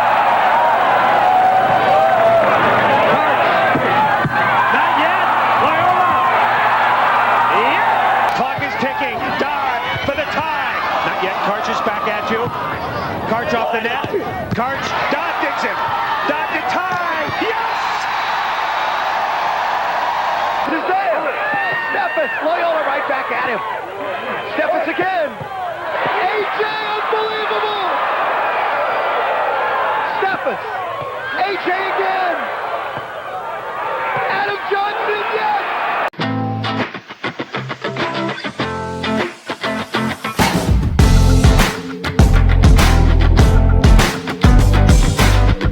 Hello, my name is Ken Steffes, and I was a professional beach volleyball player back in the late 80s and 90s. I was the first Olympic gold medalist in the history of the sport, #1 player in the world, world champion, and I got a lot of records to my name, most wins in a season, most wins in a row. And I think the one I'm most proud of is the winningest player of all time, in that I won just under 50% of the tournaments I played in. I think that one is pretty special. Anyway, that's me. So how did I get my start in beach volleyball? Well, I grew up in Pacific Palisades, and it's a small town. It's part of Los Angeles, but it's in between Santa Monica and Malibu on the coast, right? So I was an athlete growing up, and I played all the sports, but there was a group of dads who got together and wanted to join a volleyball team, or that wanted to start a volleyball team. So they asked me to join, and I said, yeah, sure, I'll try any sport. And I liked it a lot. I loved playing volleyball, but I liked playing all the other sports. But by the time I got to high school, it sort of had narrowed down to basketball and volleyball. Well, during the summers, my friends would invite me down to go play beach volleyball. We all end up going down to State Beach, which is the famous beach that kind of got started two-man beach volleyball back in the day. So we'd all go down to State Beach during the summer and start playing. And eventually, as we got older, I'd enter into tournaments with friends, and we'd play on the CBVA tour throughout California. And every weekend, we'd grab sandwiches and drinks and a towel and a ball, and we'd head down to and play in a tournament. And what happens is you would rise up in the ranks of CBVA, and you play in an A, then you play in a double A, and then finally you win a triple A, and that got you into the Opens. That allowed you to be able to play in the Opens. So my first year on tour was 1988, and my first professional partner, was Owen McKibben. And I would pick him up. Owen McKibben, actually, he used to live right around here. I'd pick him up every Friday, and we would head to the airport and hop a plane and go play an event. And it was really kind of cool because, first of all, back in those days, most of the events were on the weekend, so it was just Saturday and Sunday, and they were mostly in California. Almost a third to maybe a half were in California, right? So, we played in San Diego, we'd play in Seal Beach, we'd play in Hermosa Beach, we'd play in Manhattan Beach, we'd usually play either Santa Monica or Zuma Beach. We play in Venice Beach. We play in Ventura. We play in Santa Barbara. We go up to Santa Cruz and play. We play in San Jose. We play in Sacramento. We play in Fresno. So there was a lot of California dates. But then there was a big slog of events in Florida to start the year, and in Texas, and we'd sort of move around the country. But it was really kind of easy because I was in college at the time. I was 19 when I first started playing on the Pro Tour. And so you would just fly out on Friday or just drive to the tournament, play Saturday and Sunday, and then drive home or fly home Sunday night. So it really wasn't that big of a burden, and it was just kind of super awesome and fun, and it really easy, and we were making a lot of money because, and then, I was just sort of slogging my way up the beach volleyball ladder, right, with different partners, just getting better seeds and better finishes. And I got a really big break. I got a huge break when John Stevenson asked me to play with him. He was playing with Pat Powers, and they were the third seeded team. And Pat Powers got injured, and he wasn't sure how long he'd be out for. So John Stevenson called me, and he said, hey, Ken, you want to play with me, but here's the only problem is I'm not sure how long Pat Powers is going to be out, and when he comes back, I'm obviously going to dump you and play with him. And that was one of the reasons why, maybe some of the people didn't want to play with them. They didn't want to break up their partnership for an indeterminate amount of time with a great player like John Stevenson. But I was like, screw it. You got to take chances when you get them. And we ended up having the first tournament we did okay, but then the second tournament I played in with him, I think it was second tournament or maybe the third tournament, we made it to the finals. We made it to the finals in Rochester, and he was like, wow. And then a few weeks later, we actually won. I won my first tournament in Seal Beach. He and I won the Seal Beach Open, beat Jay Hanseth and Leif Hansen, and now I had my first win, and that then launched me on the map. I was kind of the young guy, and the year after that, Karch asked me to play with him in 1990. And the rest was history. But yeah, so just a typical path of a kid growing up in sort of State Beach area, going down, spending the summers, playing with the pickup games at State Beach, 13 courts, and then on the weekends playing in tournaments until you just sort of march your way up the ladder. I literally just started at the bottom rung of the ladder, just marched my way up all the way till I was number one. Well, you want to talk about the 90s? Oh, so 90s. So the way the whole international tour started, basically, was a guy from Brazil who was going to school at USC, friend of his Pat Powers, went home to Brazil and wanted to promote something other than tennis, which is what the company he was working for did. They said, well, it's this beach volleyball is so popular in the U.S., why don't we try something? So they invited Pat and me and two girls, Linda Hanley and Nina Matthews. We went down and played 2-on-2 men, 2-on-2 women, and then 4-on-4 mix against top Brazilian indoor players who were megastars in Brazil. That's just the way it worked with volleyball. And it was such a huge success that the promoter of that event, Fernando von Ortsen, asked me to go with him to the FIVB and talk to them about having a world championships in Brazil. And Ruben Acosta, the president at the time of the FIVB, said, yeah, we'll do that. And so they promoted this event along with the one event every year after that for several years in Brazil in February, the hottest time. You went to play in some of them in the early 90s. 91? Yeah. And 93. And they were such huge events, so successful, great on television. Brazilian TV ate it up, and everybody in the country saw. After Randy and I had won like 4 out of 5 of those events, and we were bigger stars in Brazil than we were back in the U.S. It was crazy, and so the FIVB realized this was a viable thing, so they started to have events, and I helped them find promoters in different countries, but we started to have events in different countries, and we get to the early 90s, and Ruben Acosta was very friendly with the president of the IOC at the time. Basically said, hey, I think this could work in the Olympic Games. And so we did an exhibition in 92 in Barcelona, and the IOC, to showcase the sport for the IOC, and they loved it, what we did, and Randy and I won that. And do you remember who you beat in 91? Yeah. The World Championships in Brazil? In 91? Yeah. No, I don't. Yeah, but you probably are bringing that up because you do. You played an old veteran and a young kid from northern farming community, Pacific Palisades, named Ken Steffes. He was young and inexperienced, and there he was in Brazil, Rio, in the World Championships, facing off against the greats, St. John and Randy Steffes. 2 years later, that kid was no longer a kid, but world champion, as he stood atop the podium in Brazil, Rio, after beating Jose Loyola and Angelino. How about that? Quite a rise. We were winning both games, too. Huh? Yeah, we were up 7-4, and I think 8-5, and then we lost. Yeah. Sorry. Okay, where were we? 91, I was probably 34 or 34, because by the time the Olympics came around, I was 39. I failed to mention that to anybody, but you almost lost to a 39-year-old in the Olympic Games. Close on the counts than horseshoes and hand grenades. Yeah, all right. I wanted to see, as we said earlier, it's all about promotion.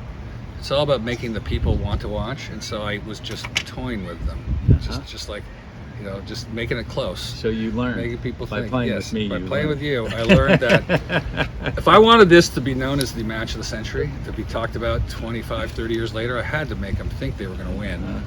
And then you just pull the carpet from underneath them. So actually, I don't. There's so many different directions to go in right now. I mean, how did we actually make it into '96? I mean, why did we become a sport in '96? The FIVB paid for the venue. They took two players off the indoor team, all the teams, which allowed for less cost to the organizer, which is very important. And then we were one of the first sports to sell out. And then every Olympics after that, they wanted more days. They wanted more sessions every day. And beach volleyball has been a huge hit at every Olympics, including that first one in '96. Now, not everybody was happy with you working to get the beach volleyball, the sport, in the Olympics. Never understood that. 1992. Yeah. Apparently, there was a meeting I went to.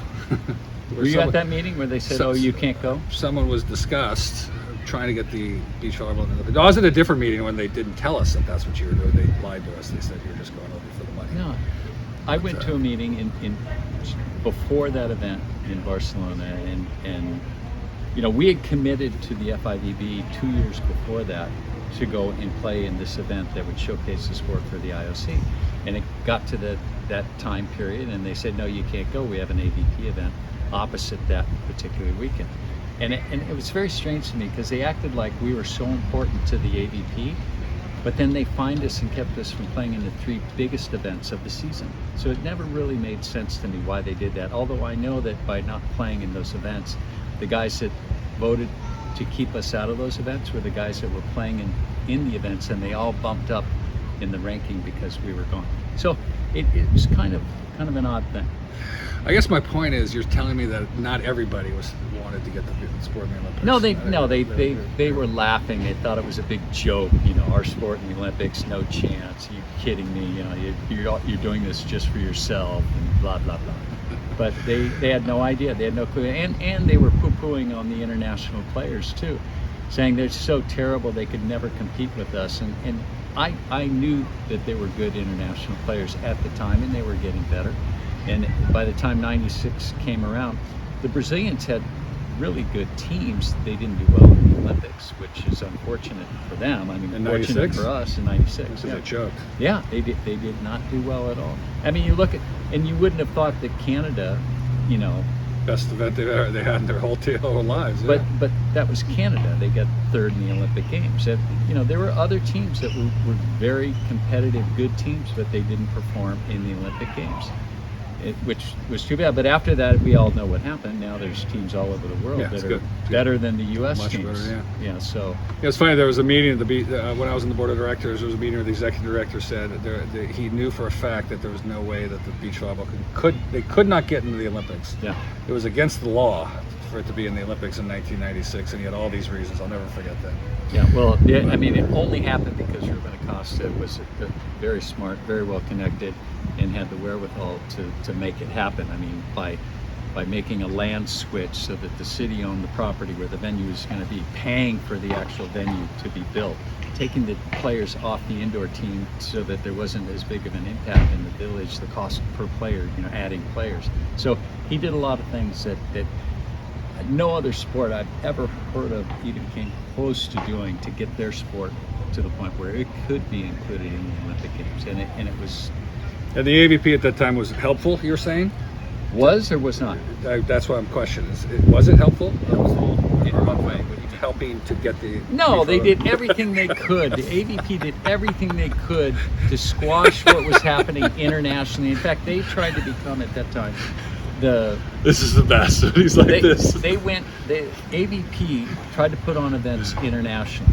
They went first to Spain with the help of NBC, actually. And I actually went to one of the meetings, and because I was heavily involved with the international governing body at that time, and I said, you guys, if you want to put on events in other countries, you should really talk to the FIVB. They can help you and make sure things are moving in the right direction. And they basically said, screw you, we'll do whatever we want to do. We're the AVP and we're NBC. Well, they figured out very quickly that they couldn't do anything in any country when it comes to volleyball without the FIVB on board. They thought that they were going to be like basketball, and they would be the NBA to the world's International Basketball Association. Well, there was a time when the AVP was in good standing when Leonard was involved and was working closely with the FIVB and talking about how do we build the sport internationally.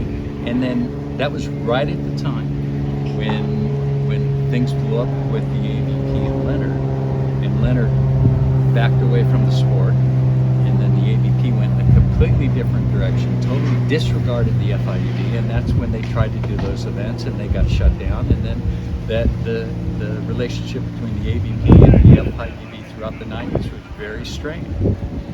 Very strained. Yeah, it's too bad. It's, yeah. You know, short-sighted. It's they will screw up a free lunch. Yeah. Like beach volleyball, there is no other sport on the planet that can screw up a good thing than beach volleyball. I mean, that's been my experience. Yeah. All right. Anything else? No, there's tons. Feel free then. Well, as we keep talking, I'll think of something. But there's. Well, what was the tour like in the 1990s specifically? Because I mostly played in the 1990s, or at least that's where I had the biggest impact. Well, the tour was super awesome. I think I said it before, and I said it many times, is my first year on the tour was 1988, South Padre Island with Owen McKibben. And that was the first year that Leonard Armato had taken over, him and his firm, Management Plus Enterprises, had taken over the beach volleyball tour from Jack Butafish, who had then taken it over from David Wilk and Craig Matsuoka. And they had really increased the prize money that year. Like, they tripled the prize money. So, like I say, my first step on the Pro Beach Tour was when it was becoming super professional, super serious, and super competitive. And it just sort of grew from there. It literally grew my entire career until the very end, when it went insolvent and then eventually went bankrupt. So the only tour I know was that. And I remember being a part of the group of people that wanted to continue this sort of professionalism in the sport, making it serious, making it competitive, growing the fan base, growing the television audience, growing the sponsorships, growing the money, right? And there was one time when I met with the editor of Sports Illustrated. So I met with the editor of Sports Illustrated in his offices in New York. It was really kind of cool because it was up on the top floor of the Time Life building. They had this really super awesome dining room. They had these waiters with like white gloves on their hands, and there was like linen on the tables and nice silverware, kind of stuff like that. I was a young kid at the time, and I asked him, I go, well, why don't you cover beach volleyball? And he goes, well, Ken, I don't think you guys are a real sport. And I go, wow. I go, that's kind of like right to you. Like, the head of Sports Illustrated, the editor of Sports Illustrated, says that you're not an actual sport. And I said, well, I didn't really argue with him. I didn't really get into it with him. I just asked him, well, what does it take to be like a real sport, and why don't you think we're a real sport? And he told me, he gave me some ideas and some thoughts on that. And I took out of that meeting sort of a desire to make it a legitimate sport, make it a sort of a real sport, as he called it. And you don't really have to argue sort of the details of that, but I understood what he meant.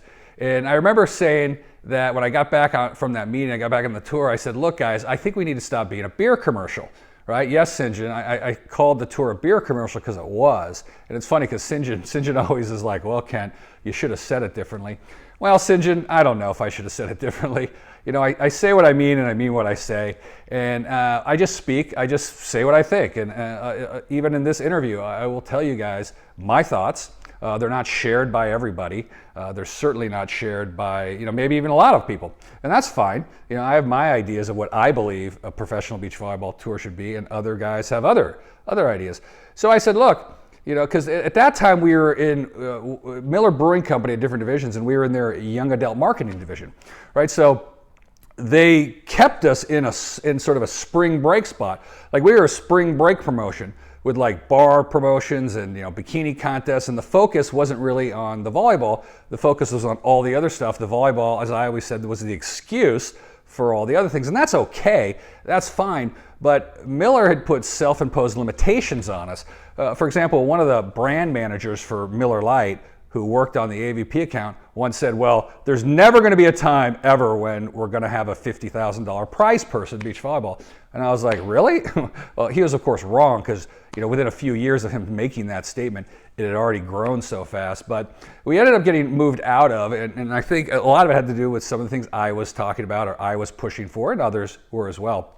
It got out. But the tour just continued to grow and grow and grow. And then NBC came on and we were live on NBC. And, the first time we went on NBC live, our ratings were astronomical. They were huge and it was shocking. And people were like, no way. And the head of NBC Sports at the time came out and said, wow, the ratings are higher than baseball and tennis and golf combined. All right, think about that. Baseball, tennis, and golf combined, right? So there was this rocket ship up that was going on while I was playing, and it literally there was never a time except at the very end when I didn't view it completely as like a competitive professional sport in all its manifestations, with big crowds, with television audiences, with sponsorships, with money. And we eventually began to start traveling more and more around the world and moving out of California.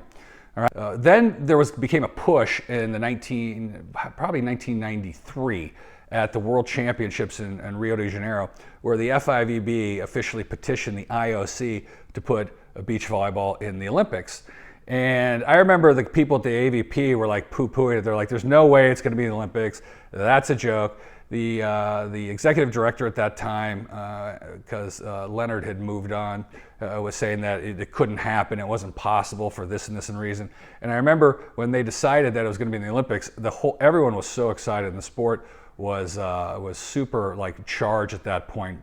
Because America, we had the best players in the world, and I had always had a dream when I was a little kid to be an Olympian and be an Olympic gold medalist, and yet I chose a sport which wasn't the Olympics. And here, way late in my career, I got this chance to play in the Olympics and to win a gold medal, which I did, which was great.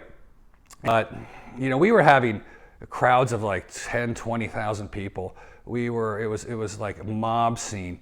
They were treating us like they had to have security surrounding us to take us from the players' tent to the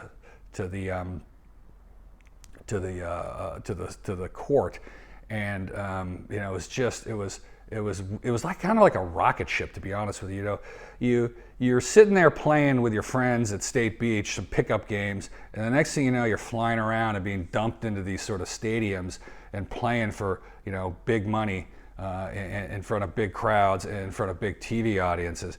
And it was really awesome. It's really awesome to have played in that era, that late 80s, 90s era, which was the top of the top in the United States, for sure. It's doing well internationally, or it has done even better internationally than it is now. But it's kind of sad right now to see what beach volleyball has become in the United States versus what it used to be in the past. And I hope it gets back there. Well, beach volleyball hit its pinnacle in the late 80s, early 90s, right up into the 1996 Olympics. The players were well known all over the world. The tour was expanding. There were international tournaments. But I think what made that time special, were the rivalries. The rivalries were so keen. The players really didn't care for each other. I mean, they were chummy, but that there was such pressure to win and to beat your rivals. St. John Smith and Randy Stoklos, they were basically the villains of the tour. And then there's Tim Hovland and Mike Dodd. Hovland was the crazy character who got into it with everybody. And then there was Kent Steffes and Karch Kiraly, kind of the golden twins who came on to dominate the tour. And I think those three teams, there was such great competitiveness of those three teams. When we were at NBC, we just hoped that two of those teams would be in the finals every week. So, there would be some verbal exchanges. There'd be some tearing of the T-shirts. There'd be some trash talking. And I think it was really great. NBC came in. They were showing the tournaments live. I think there were 9 or 10 NBC tournaments at one time going live, before well, not football, but before track and field, and a lot of other sports would come on. Beach volleyball would be there. And so it was just the heyday, and you had to see it to believe it. If you lived it, it was fantastic. And to broadcast it was really a treat, because some of the great highlights of my broadcasting career certainly involved with beach volleyball. some point we should. All right, so what, in your opinion, is the reason for the decline in the late 1990s? In the late 1990s, you mean Repeat the question. leading into the late 90s? I think when the AVP stopped working with Leonard Armato, I think they lost their vision and the ability to see what the future holds. They rode off of the success of what Leonard Armato and all of us did to get the sport to where it was, but they had no idea how to take it to another level and keep rising. They just rode off of the deals that were done, the TV that was done for them, before, and didn't change a damn thing. And they wanted more and more money, the players did, without understanding that the sponsors have to put in more and more money. So they didn't know how to make that happen, but they continued to spend the kind of money they were spending without realizing that they couldn't spend what they don't have. And you're very familiar with that because you brought it to their attention in one of the board meetings that I was at with you. And it's like in one ear, out the other. They didn't want to hear about it, and then shortly after, they're in bankruptcy. Dominguez tells a funny story about that. He said in 1980, I went to Hermosa with Matt Gage. He goes, I got a pitcher of beer and a free yogurt. He goes, 10 years later, Luty's and Johnson, they won it, and they got $100,000. Yeah. I remember Volleyball Magazine had a cover shot. It had a picture of, I think, Tim Walmer, Denver Volovich, and John Hanley. And it showed them in a coat and tie, and it showed them in a bathing suit. And it kind of told the thing. It's like, all right, you're going to coat and tie because this is your work, but you're really at your core and heart, you're a beach guy. And those guys aren't wearing coat and ties to anything other than like weddings and funerals, And I remember John Lee talking about, like, back in the day, he had 2 pairs of trunks that lasted him 3 years. No one thought about lifestyle and looking good or looking cool. It was just like simple stuff, and it was simple pleasures, and no one, like I said, no one had a lot of money, and no one really cared they had a lot of money. But if you started winning tournaments, you got some cute girls. Yeah. So it still worked. It still worked. That was your cachet, and the guys in the beach communities were rock stars. They were rock stars in this really small little community, but they were rock stars. If they went 10 minutes inland, no one knew who they were. But in this community, they were. They could walk down the street and people would wave and kind of say, oh, there's Ken Steffes, and people knew. And eventually, I think once they got on TV, I think we were on NBC, 12 times, 13 times a year. And eventually, people knew who Ken Steffes were, Karch was, and Sinjin and Randy. So, eventually got to that point. So I feel like I get why they've shortened this match better for TV and stuff. But what you miss are the epic matches. You miss the epic matches. People say, oh, it went too long, whatever. But at the end, you get a lot of drama. Like, if the team is down 13-5 and 45 minutes later, it's 12-13. People start gravitating towards that court. You see what's going on over here? Yeah. They come back and people get excited, and you see their team tightening up, and so you get some really epic matches and some amazing matches. And so, I miss those. A lot of people ask me what happened with beach volleyball, and my answer to that is a lot. Yeah. I don't think it was any one thing. I think that the lifestyle component was an issue, and like you say, it's just kind of chipped away at it. Bleachers, like I said, more control with yellow and red cards, player tents. It just became less intimate and more formal. And I don't blame them. At some point, it's professional sport. There's a lot of things you have to do, and I think the players start to expect more. So, can we go back to some of the things that brought us all the success? Maybe. I also think that the players that play the sport are different. They're wired more conservatively, I would say, more centered. Like I say, they're college graduates. A lot of them they have families. And it wasn't like that. The guys before were just a lot of rebels, and they didn't want to deal with any of that stuff. Eventually, a lot of them did, but they were well into their 30s before the guys were thinking about that stuff. I still remember Dan Rabolovich, who's become a very successful businessman. I think he said he interviewed for his first job at like age 34 or something. Yeah. And I remember the guy saying, you have no resume here but beach volleyball? This is your first job? He said his whole life passed before him. His heart started pounding. He's like, oh my God, that was it, Yeah. So it allowed us to kind of extend our adolescence, so to speak, and kind of get away with that stuff and maybe be less responsible with our lives. And so, yeah, could we bring that back? Personally, I would love to see them try one event just to get the huevos to do it. I feel like they'll talk the talk a little bit. When it comes down to it, they can't pull it off. I know that when Donald's son first bought the tour he fell in love with was that old school volleyball. His favorite team on the beach was Frontenac. And I think Brent Frohoff was his favorite player. And he wanted to actually do some old school tournaments. And he got talked out. I think the current players were against it, or some of them were. And it would be cool if they could do one and just see what happens.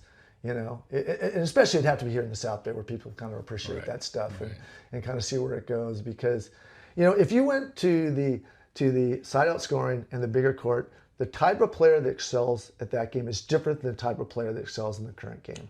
Like, the smaller guys can play better on the big courts where you got precise shots, more room to maneuver around the block, and you got to cover more court to pass. And I remember at the Manhattan Open in 2010, they did an old school tournament. You know, some of the top players didn't play. I can't remember what the situation was, with the girls especially. And Jay says, I'm just going old school. And I remember all of a sudden some of the bigger guys looking more vulnerable and some of the little guys looking better out there. So the type of player kind of changes too, but I'd like to see him try. Yeah, you know what's funny is that is a point that is so subtle that only super professionals like you and I could have a conversation about, because not only that, it affects the look of the game when you change the athlete. Yeah. And it's no longer as relatable when the athletes aren't regular sized. So if you have a sport with regular sized athletes, you know, not like genetically different ones, like you're totally right.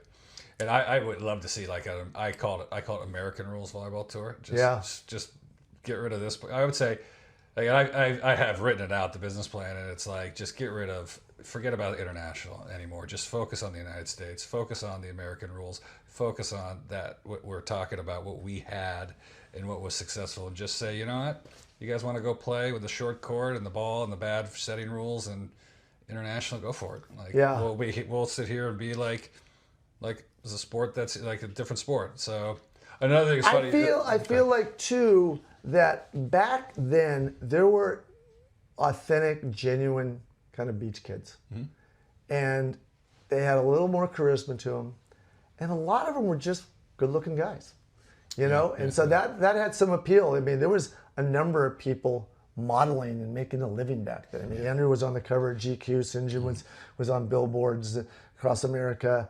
You know, Owen McKibben was on the cover of Men's Health several times. You and St. John were, 50 People magazine's 50 Most Beautiful People. I don't know how you got on there, but anyways. So 1994, I think, would be the pinnacle of it all. I think, what do I want to say about that time period? And I think 93 was probably the pinnacle. Okay. The reason why I say 94 is because in Hermosa Beach, it was $250,000 in prize money with $100,000 in first place. And the LA Open Golf, the PGA Golf, was $1 million in prize money, and let's call it $200,000 in first place. And now the Genesis PGA is $20 million, and they got $4 nothing. million in beach prize. So, what happened? Well, in 1991, I think I finished up doing a whole bunch of different contracts for the players. I think the prize money was up to $4.5 million. So I did like a 3-year deal for them. So this prize money that we had negotiated in 91 went on to 91, 92, 93, maybe it went into 94. 94, I think, was the last year of the deal that I negotiated with NBC and all the cable networks that were involved as well. And I ended up leaving sometime in 1991, and the circumstances of me leaving were kind of as follows. It had grown a lot, and I had a lot going on in my career.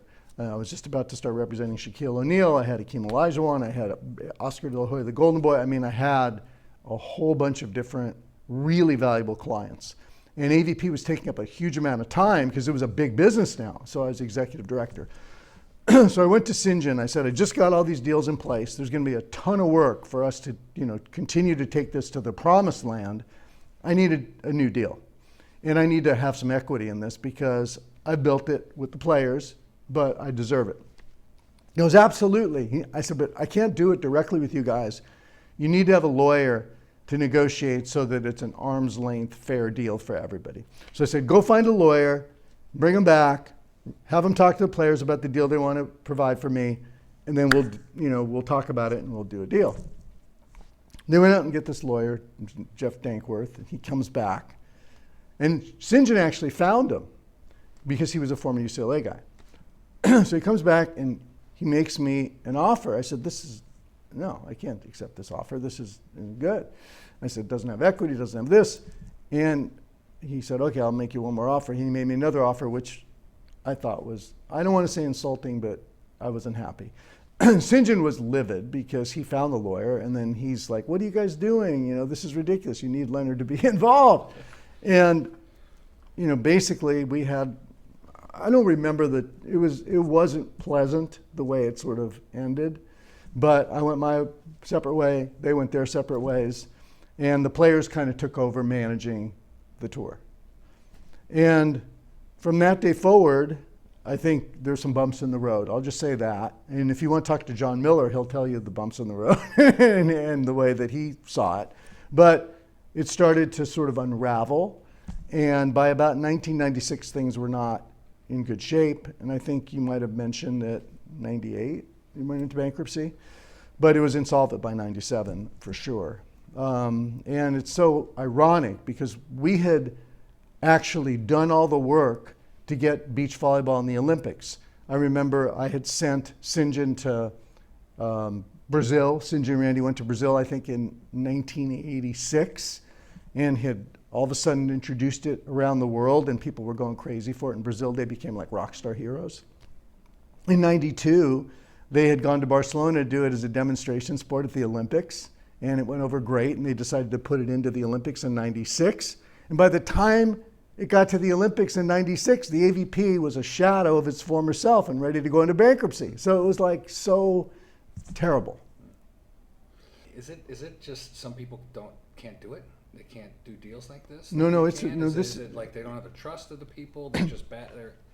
Let me just tell you the truth. If you were there, it would have continued on. It would have. And here's the thing. Right?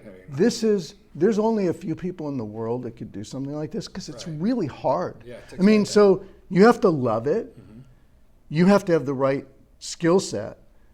As an entrepreneur, you have to fight through so much adversity.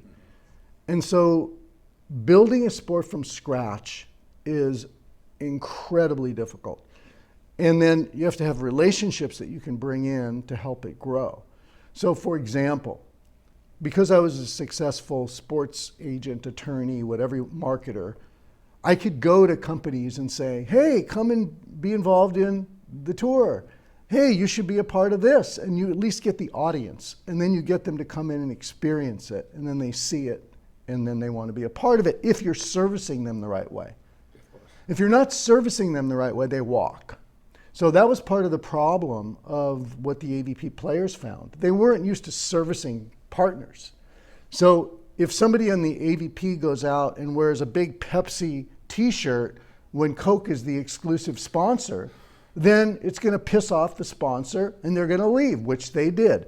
And I remember when Chuck Fruit, who was the CMO of Coke, saw some players wearing, Pepsi shirts in the finals at an event on NBC that they had sponsored, he was like, I'm done. And that's the kind of stuff that was happening. So it just takes a whole set of capabilities that are very rare and difficult to find in any one person or people. Now, I'm not saying I'm the only person in the world that could ever do it, but a lot of people think they can. They think it's easy, and it's very difficult. Yeah, it's funny. A couple of guys were bringing in Coors Light into the hotel room with the Miller people are out there, even though it's a Miller Lite tour. And then they'd argue with I'd be like, what do you guys do? They're like, oh, shut up. And at the time, I said to myself, you know what? This sport is amazing, but there is no world championships.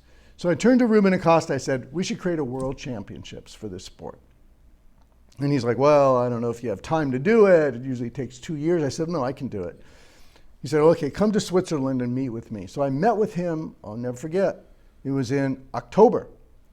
And I went there with St. John and a guy named Tom Fuhr. And Tom Fuhr was working for Nike at the time, Nike Events.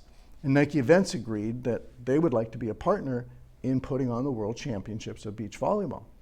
So we went to convince Ruben Acosta to allow us to do that. It was the idea that I had kind of like pitched to him at the Olympic Games. So Ruben, we go into his office and we're talking, it's going really well. And Tom Fuhr says, oh, and by the way, the players want to play with the Wilson ball or the Spalding ball, one of the two balls, I forgot which one it was. Because, Mikasa was the ball of the FIVB. Ruben Acosta looked at him and he said, the meeting is over. And he walked out of the room, literally walked out of the room. And Tom Fuhr was like sweating. And St. John's like, what are you doing? Mikasa's the ball of the FIVB. Don't say something like that. And he goes, I didn't know. He was like shivering. So St. John goes, let me see what I can do. So we sat there for 4 hours. And finally, Ruben Acosta came back in the room. And he goes, there'll be no more discussion about the ball. And Tom's like, oh, okay. So anyway, we worked it out. We got Ruben to agree that we could put on the World Championships next summer. I believe it was in July. He says, this has never been done so quickly before. I said, we can do it. Every day we had meetings at 7 a.m. at my office to put on the World Championships, which is a big undertaking. We did it at UCLA. You were there. I was got bronze medals. Yeah, you were there. You played, and it wasn't a great event. It was yeah. We put it on. First time it had ever been in a stadium like that, and Ruben was there, as you remember. Yep. I put him up in the Beverly Hills Hotel at a beautiful suite. He heard from one of his friends that the Hotel Bel Air was better than the Beverly Hills Hotel. So he was very insulted. He was very insulted. That's not better. He was very insulted. And he was mad. And he goes, well, we'll never have this again off the beach. I said, okay. I said, why don't you just let us do it here every year, because we got something here. We got something. People are buying tickets for the first time. This is really, wouldn't let us do it. Anyway, they still have the FIVB World Championships. Fast forward, beach volleyball in the United States is in the toilet. AVP is insolvent. The women's tour at the time is insolvent. So I thought to myself, maybe we should put men and women together under one umbrella, raise a little money, and relaunch this thing, the AVP. It's got latent equity. So I had a meeting with all the guys and all the women. I said, let's do one thing under one umbrella. Everybody gets equal prize money, equal TV time. And a lot of the men were like, no way, we don't want to have equal prize money, equal TV time. I said, listen, you got nothing now. So this is your opportunity. Either accept this or we can't do it, because that's the model that we want to try to, put forward. So they all finally agreed. And that's when out of that came the next round of the AVP, which was, the men and the women playing together in one, under one umbrella at the same tournaments. We put some women on TV, some men on TV. And that's where Misty, Carrie, Holly, all those girls came out. And next thing you know, we had, great showings at the Olympic Games, on the women's side, and that was started in 2004. And then all of a sudden 2008, and we had, everybody knew the AVP again. They all knew the names of the players. It was Karch, and you were done, right? By then, done in '99. You were done. So Karch was still playing. He was still playing Lambert. We had a pretty good number of play, but the women sort of like shined in that tour, and that's where a lot of that stardom came. So that was a fun little ride. Anyway, that's that.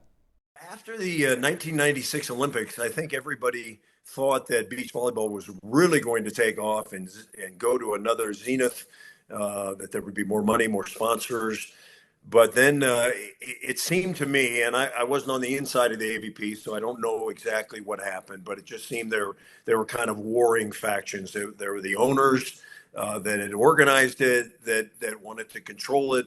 There were the sponsors who were in and were out. There were the players who wanted a piece of the action, who wanted to be to get more prize money and be recognized. And it seemed like these warring factions just kind of tore the sport apart a little bit. And I'm not sure how it all worked out. I think the players thought that the owners or the people that ran the tournaments were getting too much money, and I think the owners thought that the players should be grateful for what they got. I think one of the other things that I think hurt the sport was when they started taking the sport off beaches and putting it into parking lots, Safeway parking lots and things like this. And it was all to make money. So we give you $15,000. You can play the tournament in the backyard of, of Ho-Ho's or Safeways. And I just don't think that was great. They took the tournaments from some of the great beaches, Cape Cod and Grand Haven, and moved them. And I just think there were a lot of things going on that weren't great for the sport. I think everybody was looking out for their interests, which was good, but it never seemed like they could all get together on the same page on how to make the sport better. And I think that's what led to kind of the demise of the AVP, so to speak. What happened? Well, what happened in the 90s? Everyone kind of wants to know what happened in the 90s. Well, how would I put this? First of all, so when I was on the board of directors in the early 90s or the earlier 90s, what we did a lot was we said no. So everybody comes in with this idea or that idea, they want to change this and they want to change that. And sort of my position was always to say, just no. Like, just put on beach volleyball tournaments, have the players play, have the sponsor, have the fans fan, and have the TV. Okay? But in 1995, I had a shoulder injury and I had to have shoulder surgery. Right? And I was almost out for the entire year of 1995. And in that year, it was weird because a bunch of stuff changed. And I really couldn't understand why. I didn't really know it at the time. And I've since learned now. A lot of it you'll hear in this video. Like Leonard talked about, is that he had set up a bunch of contracts that had run through the 93-94 season. And by 95-96, there was a problem because those contracts had run out. When we got as large as we did and we attracted the kind of attention that we also attracted some people that weren't as up and up. There's always graft and fraud, and there's a lot of screwing around and jerking around that happens. It happens with everybody. It happens in international organizations. You hear about it all the time, and you shouldn't really be surprised that stuff occurs. It's kind of more of a question of how much it is. So, when people start taking too much, when people start, digging, going to the well too hard, that puts a stress and a strain on what you're trying to accomplish, which is sort of have a competition, entertain the fans, and fulfill your sponsor obligations, which is what you're supposed to be doing.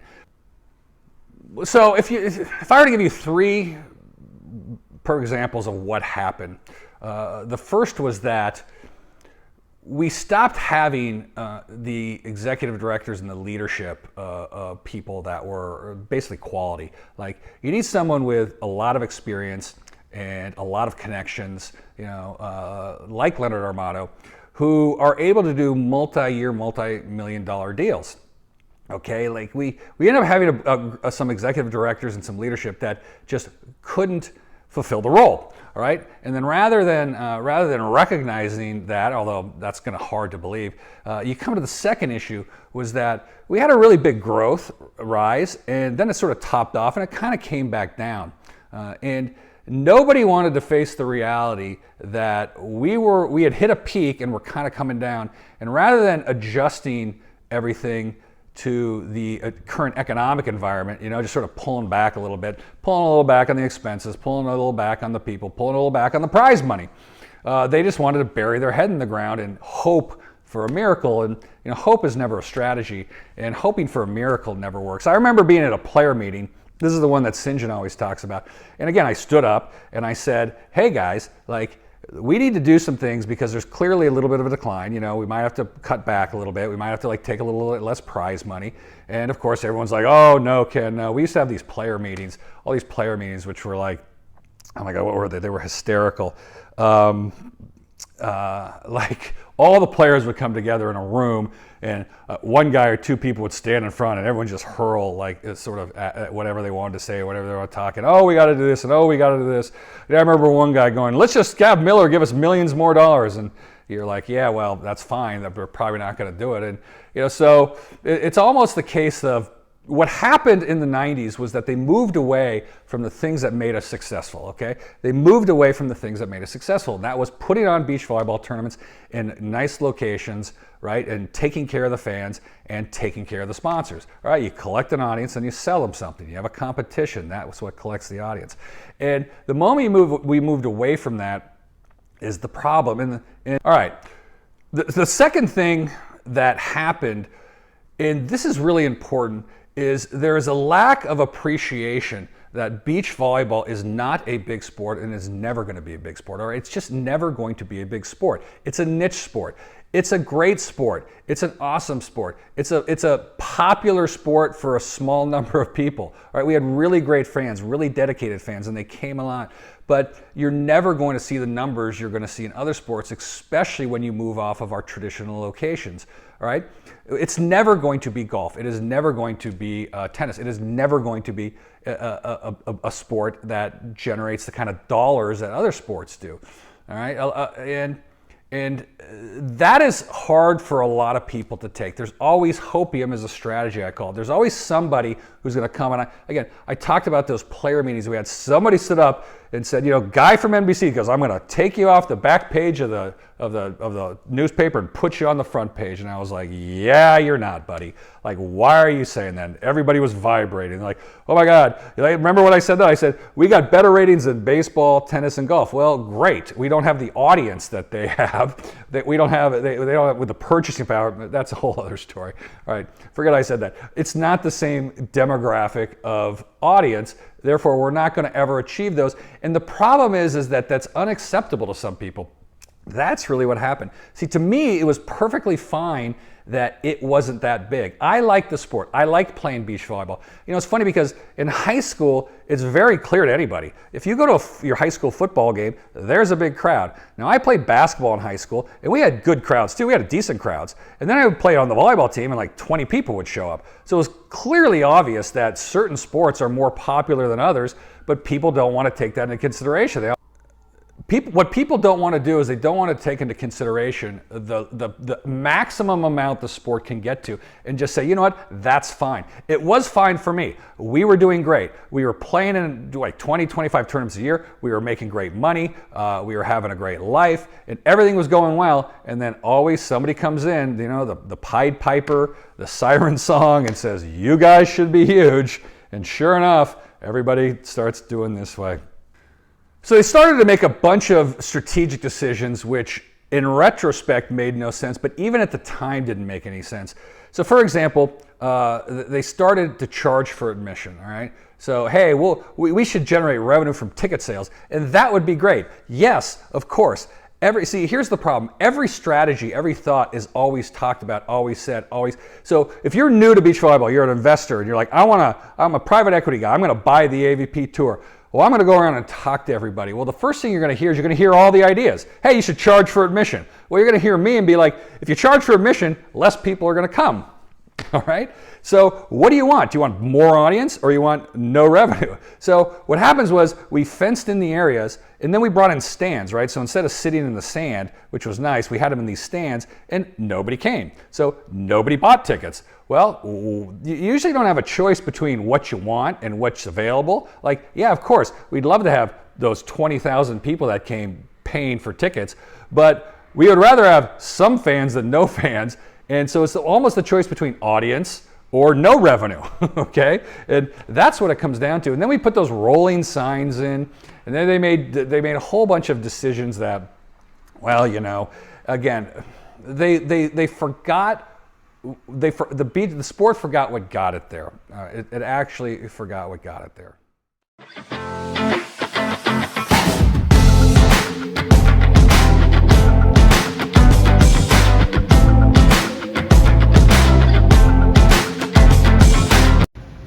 What advice would you give the current beach volleyball players? Given your history in the sport, everything you've seen, it doesn't have to be too expensive. Just give them 2 or 3 hot spots and repeat the question. It's so hard to see what's going on with the sport and how there's limited opportunities for the players today. And I know there's a group behind the AVP right now that's trying trying to do something different. I don't know if it works or not, you know, with creating a league and, you know, playing in different cities, and city-owned leagues or privately owned leagues or sponsorship owned. I'm not exactly sure what direction that's going in, but that's not enough to get the sport back to what we know, where we were playing, where there was millions of dollars in prize money and a lot of people that were able to take advantage of that, and then, you know, other companies jumping on board because of the platform, the exposure that was there for them. So I'm not sure that what's happening today is going to get them to that point. You know, it's somebody willing to do something for the sport, and that's all fine and dandy, but not a lot of players are going to be able to benefit from it. What should they do? What needs to be done? Yeah. The sport, if you look at the sport as a pie, it's cut into so many different pieces that there's no chance that a sponsor is going to be willing to pay enough money to raise the level of the sport to where it was. If you could bring various entities in the sport together, all on one page, and that would be worth something to sponsors to pay to be able to, you know, make a commercial ad for their product, basically.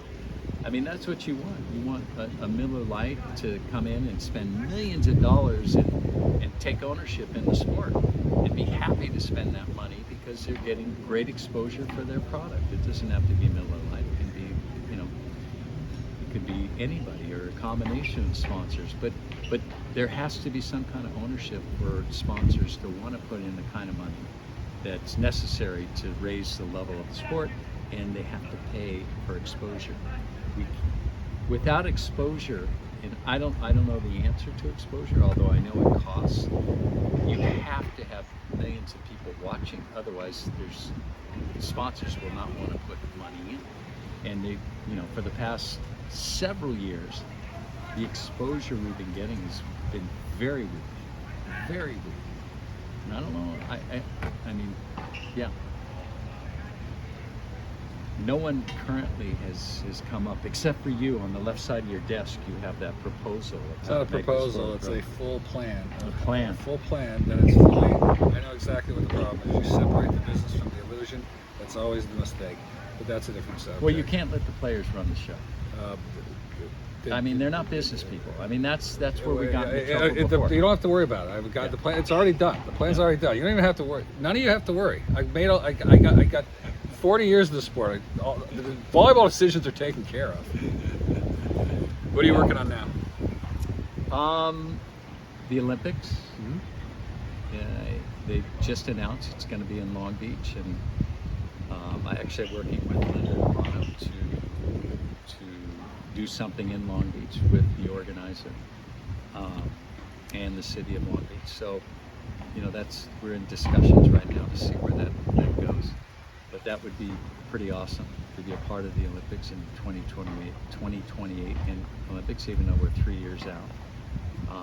You got to start now because it'll be here sooner than you think. And I'm hoping that the players in the United States take this very seriously, and we attract the right kind of athletes that can excel in our sport, because we need the best athletes to play, and we have them. There you go. Have you seen the college indoor kids play?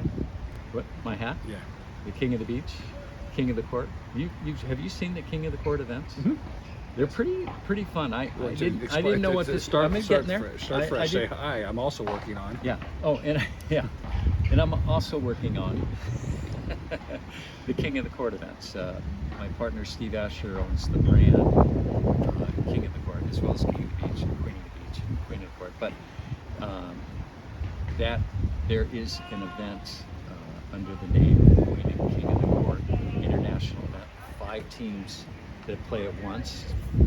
One team is on the king or queen side, and the other ones are trying to get there. So if they win the point, they go over. If they lose a point, it's a point for the team on the king or queen side. And it's really fun. You get to watch 5 different teams at once. It's pretty exciting. Love it. And you know, there's a tour, international tour around the world, and they'll be here hopefully in the U.S. this year, or in California this year. There will be in Miami. I don't have a date, but it will be in Miami this year as well. All right. Last question. Do you have anything else that you want to talk about before? It's like the king of the court. You know, just there's too much. There's a lot of stuff. There's a lot of stuff. Now's the time. Yeah. We've got 3 cameras out here. Yeah. All right, ready? You know what's fun though? Yeah, I was just I kind of missed Easter with my family. Yesterday I had an event in Long Beach, in Belmont Shore, a CBVA event. I have 24 days of CBVA events in Long Beach. And most people don't know what the CBVA is. It's a tour basically in Southern California. The California Beach Volleyball Association has events up and down the coast from Santa Cruz down to San Diego, where there's events for adults and events for youth. And any weekend throughout the summer, spring, summer, and fall, you can play in an event somewhere in Southern California against people your level, because there's unrated, there's B, A, AA, AAA, open events, you know. So there's an event for your level, whether you're a male or a female. Fun stuff. Yeah, it was hard for me to leave volleyball. I've been involved my whole life, and I enjoyed every minute of it. The playing was actually awesome, of course, and teaching other people and seeing the sport, evolve and develop has been fantastic. And internationally better than here in the U.S. We're at a low point, I think, and hopefully that changes soon with your new plan. It's not new. It's the same plan it's the only plan that ever works. The only plan that ever works. But observationally, they started giving the players massive paychecks, and I wondered how that was sustainable. It didn't seem like it was fair value to the sponsors, and I knew that the players' number one and maybe only priority was to make more money, which was legitimate and understandable, but they should have understood that you have to have a balance and have something to make the events viable. Pro football wouldn't exist if the players got all the money. Who would pay for the stadiums? Who would pay for the referees? Who would pay for all the logistics of it? Beach volleyball players should have realized this more. I don't think they did, but again, I'm not fully aware of it. I do know the sport generated bigger and bigger prize money for a few years, but Craig and I both really predicted that it was going to fail because it just didn't seem sustainable. It didn't seem like it had all the elements it needed to have to be a healthy business entity, and you have to make a profit to be in business, or ultimately you're going to fail. Find a way to make the finances work, of course, it's obvious. Find a way to, I know that they charge admission now for beach volleyball. It was always free in our day, but we certainly had our eye on charging admission in order to increase revenue as the sport went on. I would say, I don't think the media efforts are that strong. PR is important. You've got to deal with the media to try to get more coverage, not just television coverage, but get magazine articles and get newspaper articles. That takes professional public relations effort to do that. You have to do the work. You have to, now we've got computers, so you've got to email stories to a growing list of media entities around the country.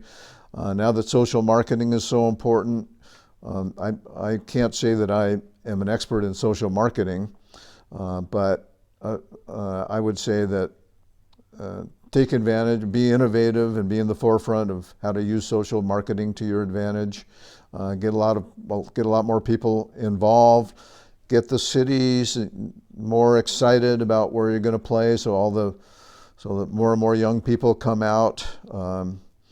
And make it worthwhile for the sponsors. Figure out ways to build sales promotions for the sponsors so that they can sell product to justify their being involved. It's not enough to just use their name. You have to sell product, and that's what we were conscious of coming from a sales promotion background. If you sell product, then it's worth it to be associated with something that sells your product. And we did sell a lot of Cuervo tequila and Miller beer, and there needs to be people in the organization who own and stage beach volleyball who understand that and who work effectively. Don't leave it up to the sponsors.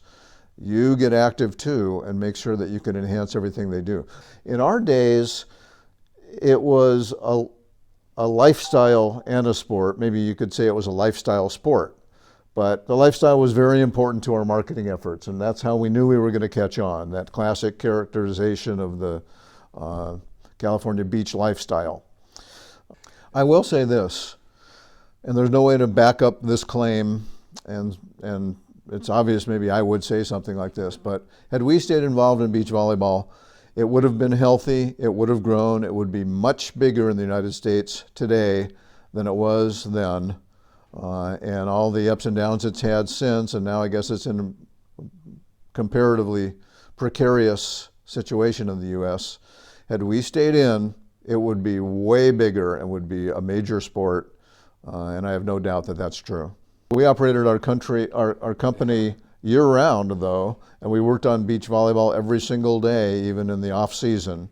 I made advanced trips to every market to meet with bars and distributors of our product and go to the beaches, meet with local people, media people. And it just takes the work. It takes a lot of work to come up with a good event. And that stuff can't be sidelined for other priorities. The work has to be done. And really, I'm glad to be able to have the chance to be remembered as far as the official origin of the sport. I'm a little resentful at the AVP. I hate those letters. But I'm a little resentful that in their description of beach volleyball was invented when they came into the sport. That's not true. Beach volleyball began, thrived, and grew under the management that preceded the AVP, and I am very proud of it, very proud. I think the most important thing that you have to think about when you're building a new sport is how do you get enough reach, so that reach, when I say reach, I mean people who are attending, because brands will pay for that. Because really, at the end of the day, brands pay for everything. You know, the sponsors or the brands, the advertisers, are what drives all sports. So if you think about the, let's call it the big kahuna, is NFL, you know, in the United States. They have mass reach. The Super Bowl, they do 110 million people. They average 20 million, 18, 15, whatever million people every time they have a game on TV. Yeah. That mass reach drives advertising, sponsor, revenue. So when you're first starting your sport, how many people can I reach? How do I get that reach so that I can drive revenue? Because without revenue, you can't grow. You can't grow. So like when I came back to rescue the AVP for the second time, I was like, okay, let's get on NBC and be on national network TV. How many times can I get on there? How can I get cable involved so I can get more people out? So you want to be able to go to a brand and say, this year, we reached 20 million people, 30 million people, 50 million people. Oh, by the way, we have X millions of fans that we can directly access. So reach is massively important, and that's how you have to think about everything. Now you've got a whole bunch of different platforms you can use. Network television, cable, streaming, social, digital. I mean, there's all kinds of different ways to reach people, and it's harder than ever before. It's far more fragmented. So when you can get something like NFL where you can reach everybody at once, that's like the holy grail. Yeah. So my advice would be, how do we get reach? How do you build fandom? And from the reach and the fandom, you can build a successful sports property. And the final thing is you got to build stars, because stars are what drive people to go watch. So that's why at the AVP, when we had St. John and Karch and you, and people wanted to see those players. And that drove them to either buy a ticket, or that drove them to watch, or whatever is, the engagement that you're looking for. Make sense?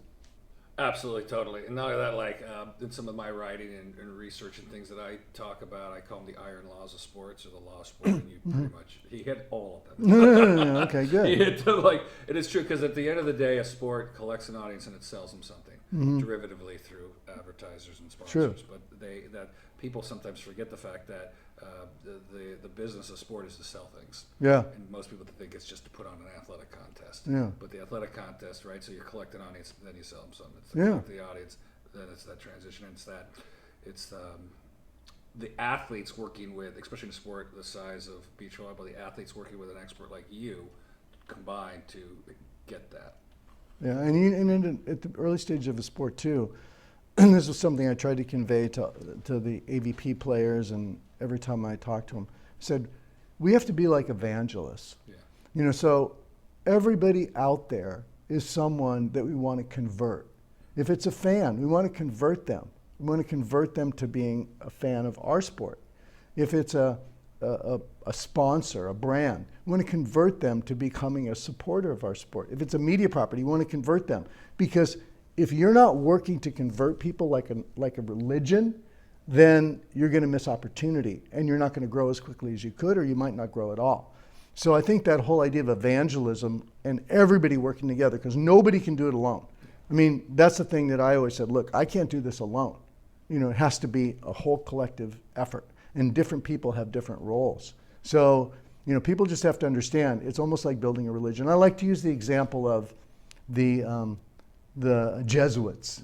You know, the Jesuits, they started off in like Italy. Okay, hey, go over to Spain. No, go over to China. Can't go to China, take a boat, you know, get there, you know, learn Chinese, start a school, and convert them to, you know, Catholicism. You know, it's really easy. Just go do that. You know, it's like, oh yeah, right. So, I mean, it's hard. Of course. You know, so everybody's got to, you know, basically take on a role in whatever capacity they're capable and go do it. And if you have enough people doing that, then you can make a difference.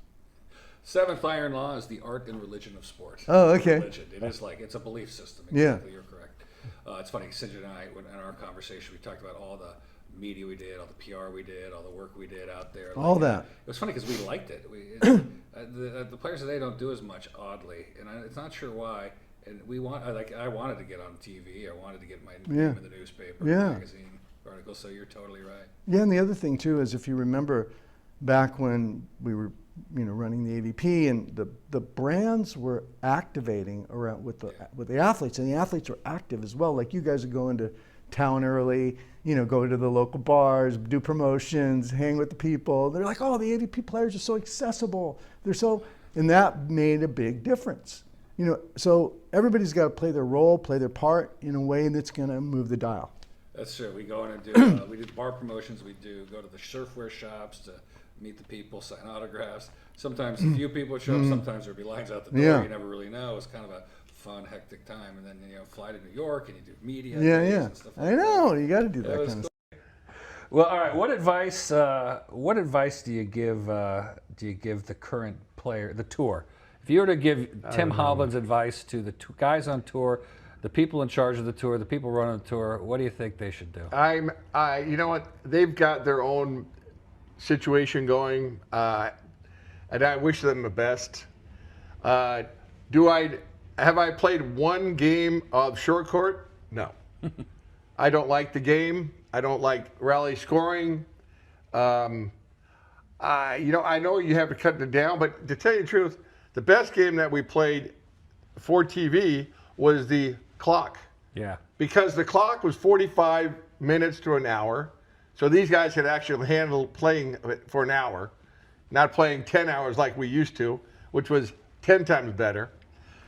But then you can kind of time it. And you also know, listen, I'm down 2. I got to start ripping jump serves. There's no real theory. There's no real strategy to the game, because it's 2 mistakes, and you're down 13-11. It's not going to happen.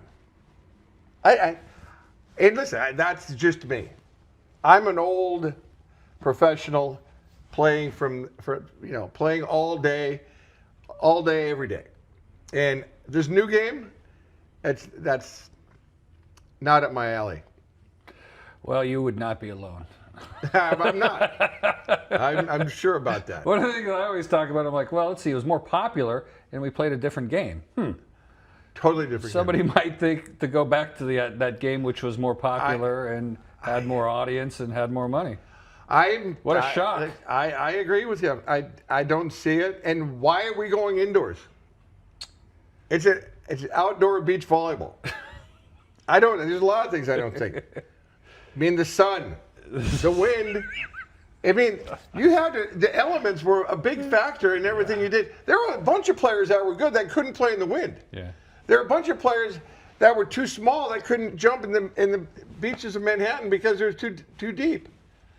You know, each beach was different. You go to Florida, you felt like you were Wilt Chamberlain. You were jumping so high. I mean, you had to adapt your game to each beach that happened. Chicago could be a tornado windstorm. But, you know, still funny, the same guys won. Isn't that? Yeah. I swear to God. The same guy, you don't get some guy who comes from 7th and goes to 1st.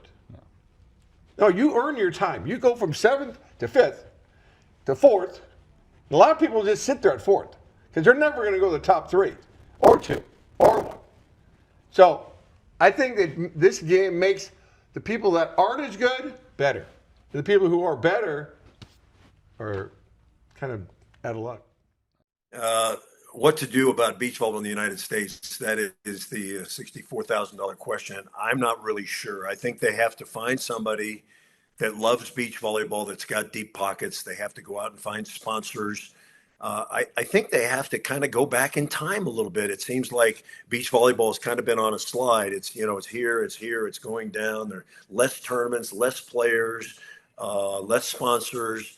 And I think you need to find, a benevolent dictator, to quote a phrase, someone who loves beach volleyball, wants to make money. That's fine. You can do it, I think, but you have to run the sport correctly. And I think they've just kind of run the sport into the ground. I'm told there are only 2 legitimate tournaments now, and they have a kind of a 4-person league that goes to certain places. Some of it's indoors, some of it's outdoors, but I just don't see the thrill of the beach volleyball tour when we used to hit Chicago, or we used to hit Belmar or Manhattan Beach and all these places. So I think it's a tough ask.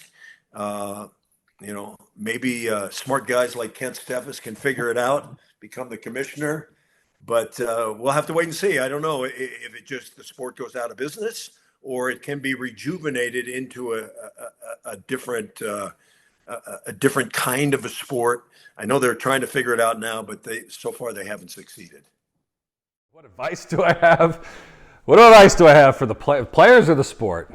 Both? Okay. What advice do I have? Well, in a sense, my advice to the players is whatever you guys want. All right, that's fundamentally it, because ultimately the players are going to get what they want. If they want a bigger tour with more prize money, they could certainly go out and do that. If they want sort of more of a lifestyles type sport where they get to go around and be free to do whatever they want, that's a different story. I'll talk about that a little more. But an investor too, like if you own the AVP or want to own the AVP and you want to make money at it, you can certainly call me. Yes, Engine, I do have the business plan. It's to the left of my desk. My office is right in there, and it's sitting there.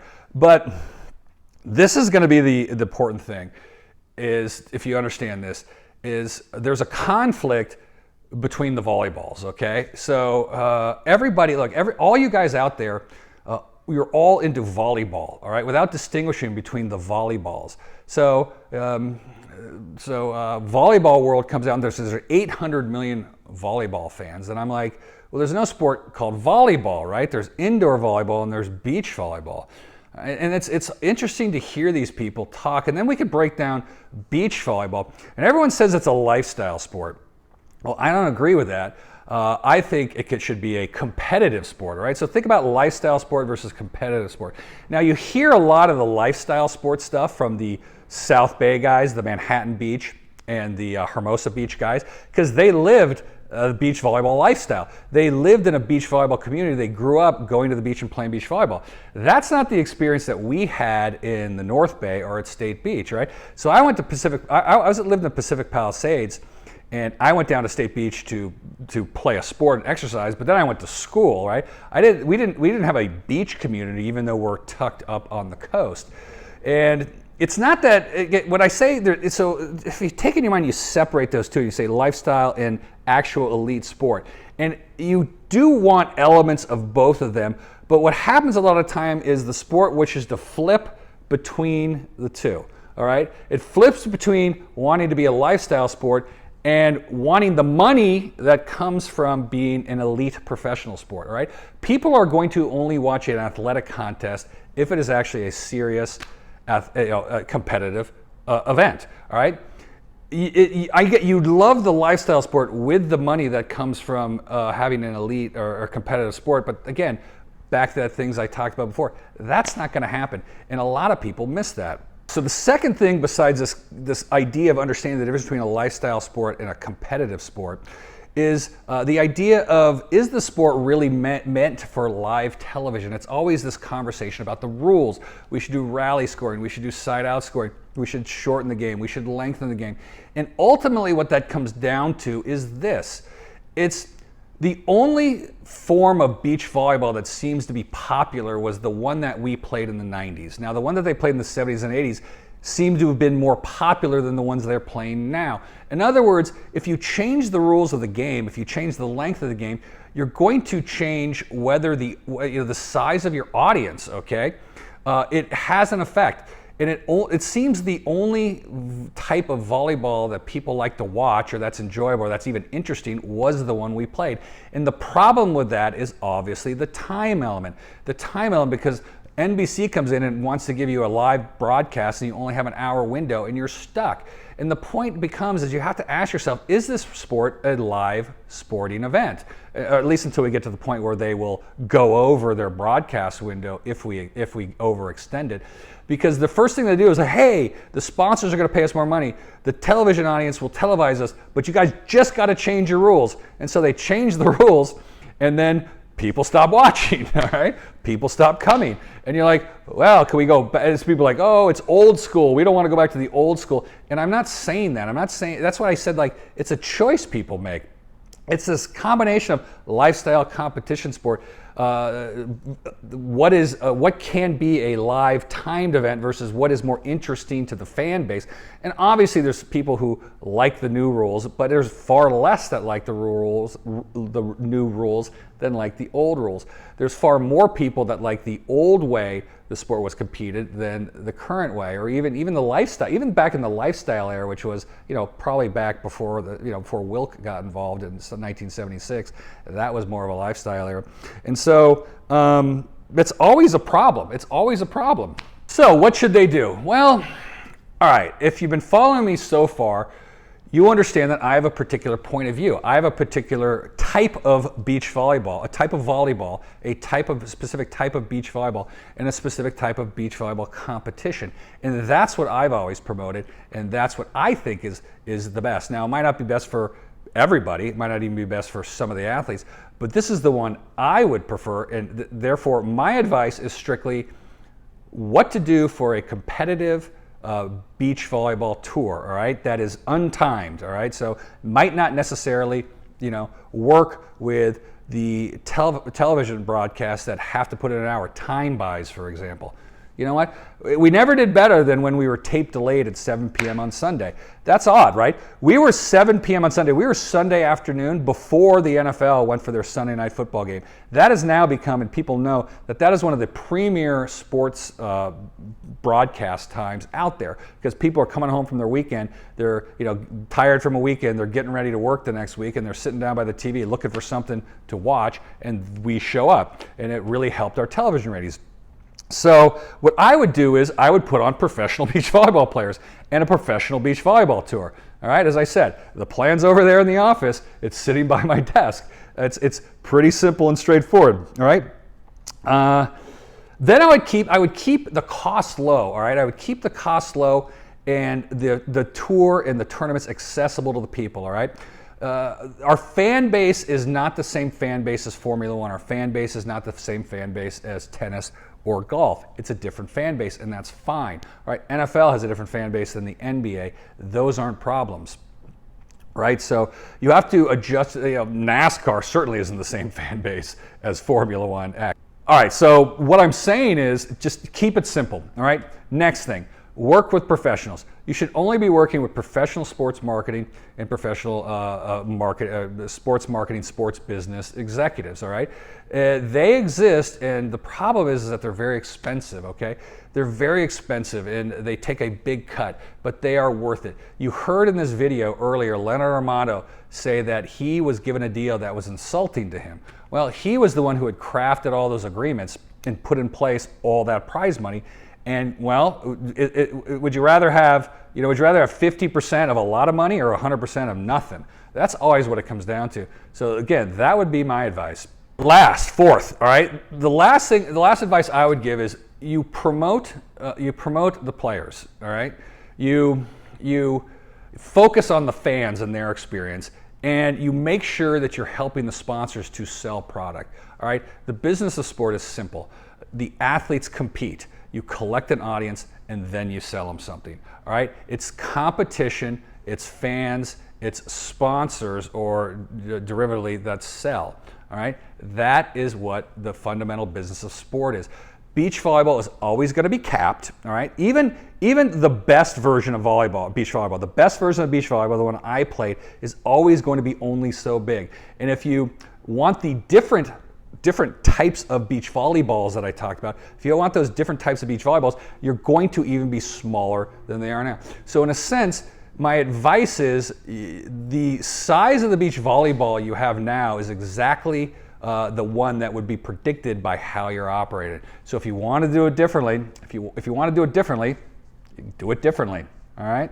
Anyway, I always wish everybody the best. I wish the sport the best.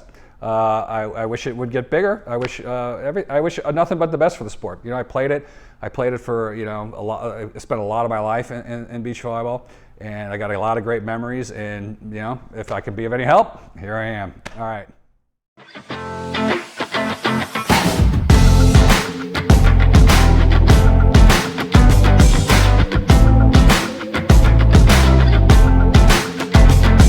All right. Last question. Ready? Just take a moment, take a deep breath, close your eyes. Is this for the public or for me? This is for the public. Oh, okay. You'll see it's nothing. Okay, all right. Sorry, I jumped in on you. Just take a deep breath.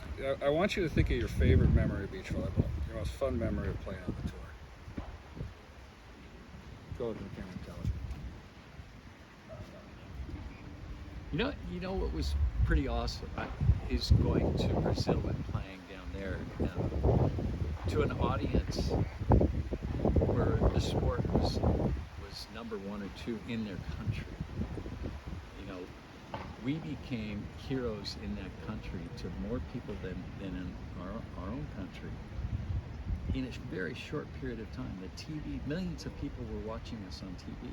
It was really incredible, and it was so impressive that when we tried to leave the stadium, they needed security to surround us and get us across the street into a hotel across the street. And that wasn't even where our ultimate destination was. It was up the way. But they said, okay, you guys have to leave out the front door. If you try to sneak out the back, then the people will not leave. And there were 1,000 people out there leaking out into the street. So they backed the car up right up to the door of the hotel.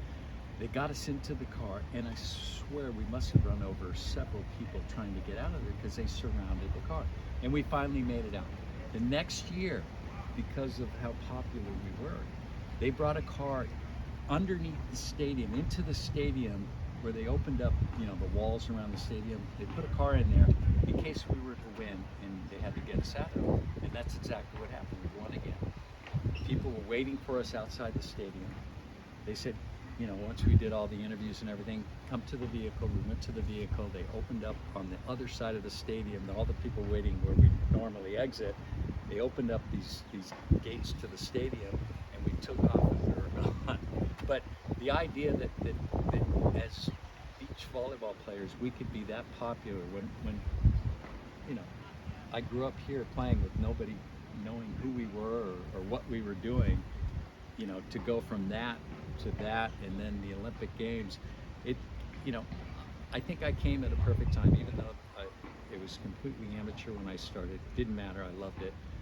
to professional, to international, to Olympic Games, has been an unbelievable ride for me. I would not have it any different.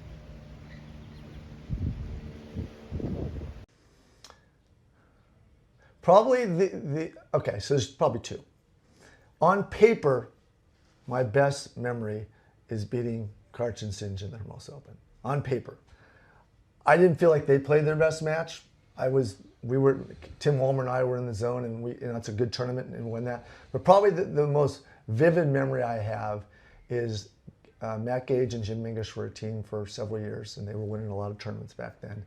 And Mingus dropped Gage the week before it. Dropped Gage. And I remember going over to Gage's house and knocking on the door, and he kind of answers the door and says, "Hey." And I said, "Hey, so you want to play this weekend at Laguna Beach?" And he kind of looks at me like, "Not really," you know what I mean? And I'm going, "Come on, Gage." So I fire him up, and he says, "All right, we'll play." So start practicing tomorrow. So we go out and we get a good week of practice in.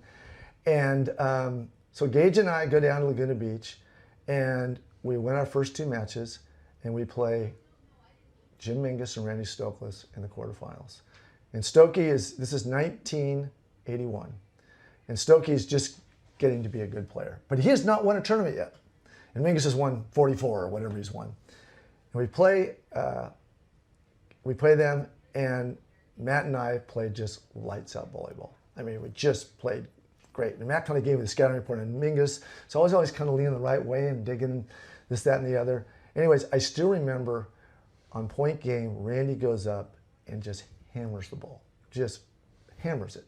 And I'm like 4 or 5 feet from the net. I put one arm out, ricochets off my arm, goes over Randy and Jimmy's head, and Randy's yelling, "Go!" It's like in slow motion.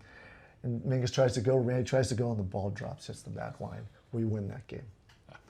So, I mean, those are two big names in the sport. You know, Randy had not arrived yet. Mingus was not at his full prime, but that was fun. And Matt and I ended up winning the winner's bracket, got to the finals, and I cramped in the finals. Hooper cramped in the semifinals there too. They took him away to Paramedics. It was hot, it was humid, you know, those long matches, that deep sand, and anyways. But that was probably my most vivid kind of memory. I gotta throw one more in there. I'm sorry, I gotta throw one more in. 1978, Joel Jones and I are playing the Manhattan Open, and we're two kids just out of Maricosta High School. We got white gym shorts on, and we win our first match. Can't remember our first, second match, and we play Obie and Hooper. Steve Orbadovich, Gary Hooper. They're the bad boys of beach volleyball, the most colorful team in the history of the sport. Not just because of their volleyball, but because of their color, their antics. They'd yell and scream at each other. They'd yell and scream at the refs. They'd have conversations with people in the audience. It was just pure entertainment. So we get out there on court 9 by the pier, and we start the match, and there's 10 people watching, 10 of my buddies. And they're heckling Obie and Hooper with something crazy. And they're yelling and screaming. Obie starts talking back to them. They're going back and forth. Obie at one point says, "When this match is over, I have one word for you guys over there: pain." So anyways, we play in 2 out of 3 at 11 points. Side out scoring. And Joel and I win the first game 11-8. White gym shorts. Obie and Hooper are switching trunks every game with their Quicksilver outfits, right? The whole thing. Second game comes up.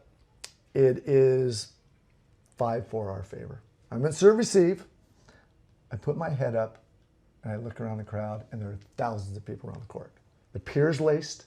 Everybody in this whole beach has looked and said, these two kids are upsetting the bad boys of beach volleyball, and people wanted to come in and watch. So we've got the whole beach watching us. I remember getting the surge of adrenaline, the hair on the back of my neck stood up, and I was like, whoa. So I just dug in. Anyways, we ended up winning the second game 11-8. So we beat those guys. That's the biggest upset in Manhattan Open history to this date.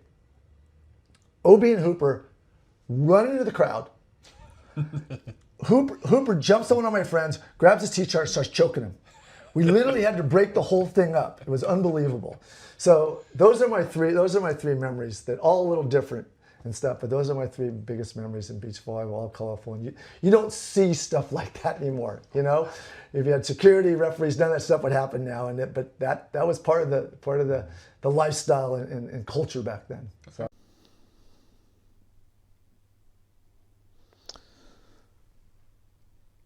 I know that I had a real surge of pride Santa Cruz was our first tournament every year. It was on Memorial Day weekend. And I had such a surge of pride walking out there. Well, of course, we'd be there all morning, but to see the crowd start to arrive and to see the first serve of the day, I was so proud that something so popular and something so dynamic with athletes so great that we had created the forum for it to exist and thrive. I was very, very proud of that. When I would go to Santa Cruz, I'd make 2 trips to each market in the off season just to work on logistics and contacts and get things going. So it would be funny to walk out on a beach in the winter when nobody was there and think the day is going to come in a few months when there's going to be a massive crowd here. They're all going to be coming for the same purpose, to see professional beach volleyball. I just had an enormous amount of pride, and that's why it was so heartbreaking when we got bounced out of the sport. It was something we had built, we had nurtured with 24/7 imagination and thinking and application. It was our baby, and our baby was taken away from us, so that really hurt. But it was a feeling of pride that beach volleyball was so big and so popular and so dynamic, and all these people who came out early and got their seats were going to get a terrific show because these players were so good and the sport was so exciting. Very proud. My greatest beach volleyball memory. Okay, this is my best beach volleyball memory, and it didn't happen when I was at the event itself. I had a summit of the sponsors of the AVP, and this was down the road. This is the second time I was involved with AVP, when the men and women were together under one umbrella, and we were getting a lot of national network coverage. And I had the sponsor summit at the Shade Hotel. We took over the whole hotel in Manhattan Beach here, and we had the summit out in the courtyard. And we brought in people from everywhere. We brought in Randy Freer, who was the president of Fox Sports. We brought in John Miller, the president of NBC Sports. We brought in Tim Lewicki, who was running all of AEG at the time. We brought in all the sponsors from McDonald's to Bud Light to, everybody that was supporting the sport. And one of my board members was a guy named Brett Yormark. And Brett Yormark was a former head of sales for NASCAR, so he was running NASCAR sales and generating all the revenue for them. He was the CEO of the New York Nets, and he brought them from New Jersey to Brooklyn and built the Barclays Center in New York. And now he's the president or the executive director of the Big 12 network. The Big 12 conference. So he's the commissioner of the conference right now. Big time guy in sports. And we were walking down from the Shade Hotel, and we could see the stadium in front of us. And you could look down into the bowl of the stadium from the hill in Manhattan Beach. And Brett was walking down there with me, and he said to me, I've been to Super Bowls, I've been to the best NASCAR events, I've been to NBA championships, and there's no better setting than this. This is the best. I just looked at him with a lot of pride and said, yeah, that feels really good to hear that. So that was actually my most proud moment, because we built something that someone appreciated and said this was the pinnacle of a sports experience. Well, I've been thinking about this a little bit. My favorite beach volleyball moment, I've got 2 of them. And interestingly, they're really not on the AVP tour as maybe expected. They're kind of outside the realm of the AVP. The first one would be Kent Steffes and Karch Kiraly playing against Carl Henkel and St. John Smith in the 1996 Olympic Games. It was the most dramatic beach volleyball match that I have ever sat and watched. I actually did not call that match originally.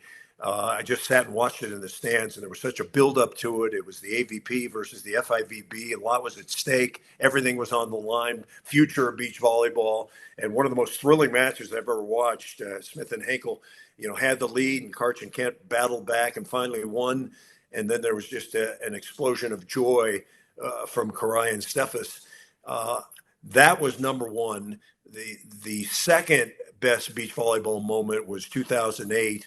Misty and Carey playing in the Beijing Games. They're in the gold medal final against the Chinese in the pouring rain in Beijing.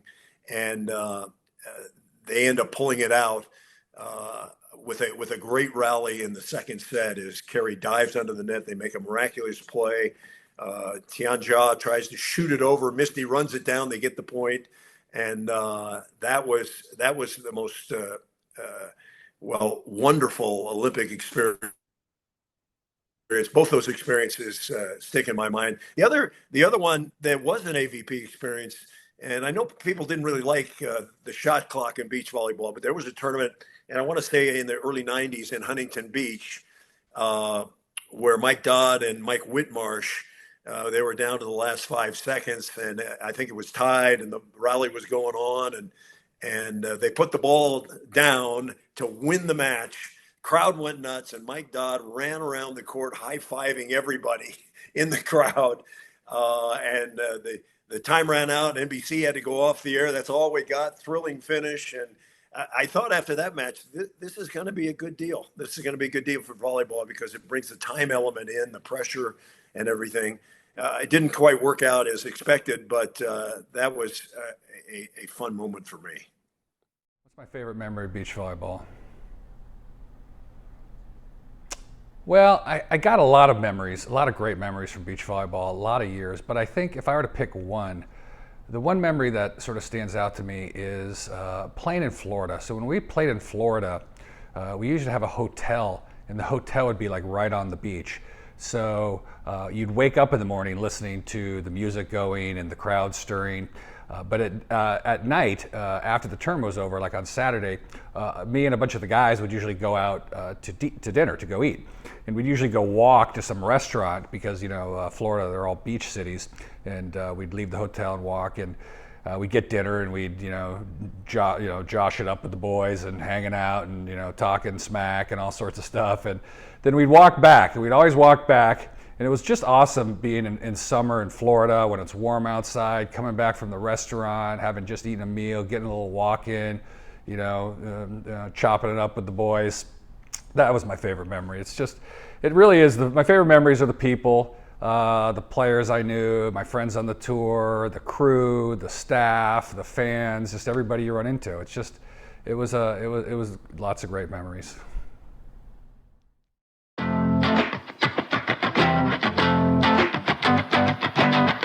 All right, so I want you to take a moment, take a deep breath, close your eyes a little bit, and give people just your best memory of beach volleyball, your funnest, best memory of beach volleyball. Ready? Go. There's so many of them. Each Manhattan has got a different flavor to it. Each Hermosa's got a different flavor to it. Each World Championship's got a different flavor to it. Winning some Cuervos with you. I mean, if I had to say one, it would be the first time I won Manhattan out of the losers, 100-degree heat, Mike Dodd's 10 toenails on the fall off, burn off. Right before the finals, I take off his big toe, and he played great. Toenailless. All 10 toenails frazzled. So we won, beat St. John Rand in the 2 out of 3 to 11. So we have to go 1 more to 15. So now it's dark. They turn on the headlights up on the parking lot, so you can just see the ball when it comes that high. Besides that, it's dark. So St. John, in his genius, goes back to serve, and he underhands it. And I barely see it, and it lands out. I go, oh, this is it. So something happens, go to the pole, and St. John's there, and I said, I'm not missing this serve. And the game will be over. It's 14-13 us. No way. Well, whatever. I make the serve, but that little scoundrel tries to go over on one, hits the tape, and goes like this, and then back on his side. I wasn't even thinking. He's coming over on one. It was like dodgeball. You just want to get rid of the ball. You had no ball control because you couldn't see it until it was right there. So he comes over on one. I'm thinking, that was genius. That would have gone. Yeah. But it did. Too bad, sucker. That's a good memory. That's a good memory.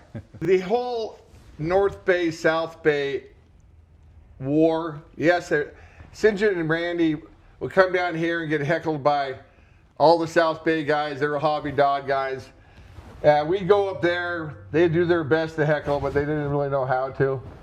And it was just fun. I mean, it got a little out of hand, but it was the 80s, so that's the way we lived. And again, if some guy was right here talking smack to me, I can grab him and say, shut up. Because there's no cops. There's nobody around. I mean, Stokey grabbed somebody in Laguna and had it on the cover of the LA Times, just hoisting this guy. There was a bunch of slaps. You need to give him a little head slap. Get the hell out of here. Those were the good days. That was a good rivalry. I think we're still reigning champions of the baseball game. Oh yeah. We'd play a State Beach, South Bay baseball game at the end of the season every year. Yeah. They'd have their guy. We'd have a pitching machine just throwing meatballs. It was lots fantastic. of hits, lots of runs, lots of fun. Yeah. South Bay dominated that. That was a no-brainer. So the loser had to serve the winners at the player prom, at the awards banquet. AVP award, yeah. At the AVP awards banquet. Those were the good times. Those were good times. I mean, that kind of camaraderie. Yeah. I don't know if they have that here. I don't think there was that concentrated. They come from all over now. I agree, but I mean, we hated each other on the court, but off the court, we get along just fine, to a point. And there's a couple that really didn't care about. Yeah. I mean, there's a third of them really didn't care about. If they were there on Sunday, we didn't care about. Yeah. Oh wait, I'm gonna go back one more great one here. Yeah, this one's gonna hurt Kent. And Javier Dodd playing Karch and Kent in Phoenix. Oh dear Lord, this is always. And this. Make sure this is first up. It always has to happen. This is fantastic. And we played at those times. We played 2 out of 3, and then 1 game to 7. In the game to 7, they're on fire. They're doing no wrong. All of a sudden, it's 6-1. I call a timeout. I go, are you kidding me, Dodd? You're playing this shitty? God damn it. You block. I'm not even blocking for you anymore. You go up there and block. So somehow something happens. Kent hits a ball out. 6-2. I ace somebody short. 6-3. Dodd makes a play, whatever. It's 6-4 now. They haven't called a timeout. So now they're just disrespecting us. So we come to the other side, switch sides, and I go for a jump serve, and I kind of spatch this thing. And you can hear Karch go, out! Goes right over Kent's shoulder, boom, on the line. 6-5. Now I'm thinking, boy, they should call a timeout. No timeout. Okay. Throw it back to Kent. Kent passes right on the money. Dodd goes for one of the best fake blocks ever, and then drops on the line and digs his line shot. We're going 6-6. Switch sides. And I'm thinking, they still didn't call a timeout. And me and Dodd do not say a word to each other. We're sitting in there going, wow, kind of weird. Go back, jump serve. Kent, Mike touches it. Go back to Kent. Dig him, and then they put a cut shot down for 7-6 victory. That was a good one.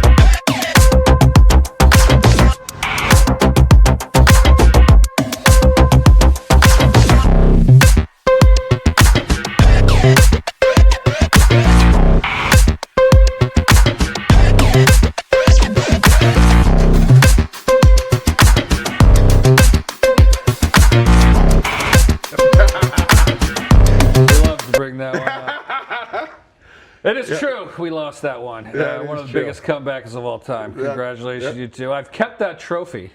I kept that trophy on my desk. Yeah. The second place Phoenix Open trophy as an eternal reminder to never fucking give up or turn my back on you. No, never. Or let's call it timeout. You know what? No. No, that's what pisses. I'm thinking.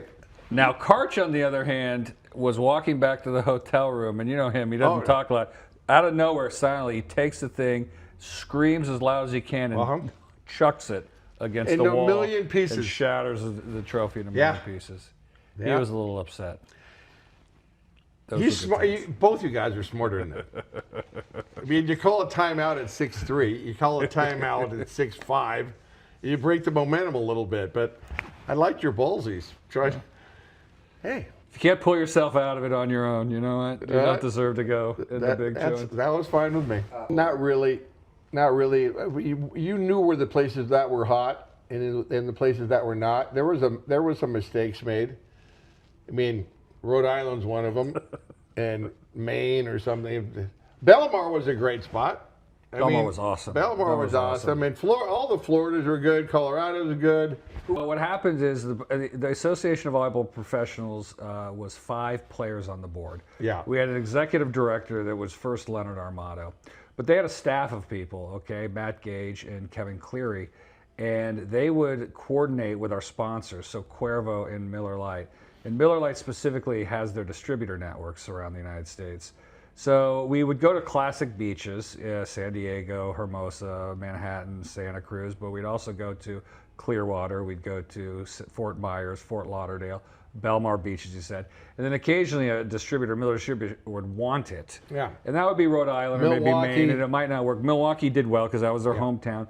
So the reason why I believe it was so successful is because there wasn't so many people making so many decisions. It was kind of like, let's find a beach, let's put on a beach volleyball tournament, let's play beach volleyball.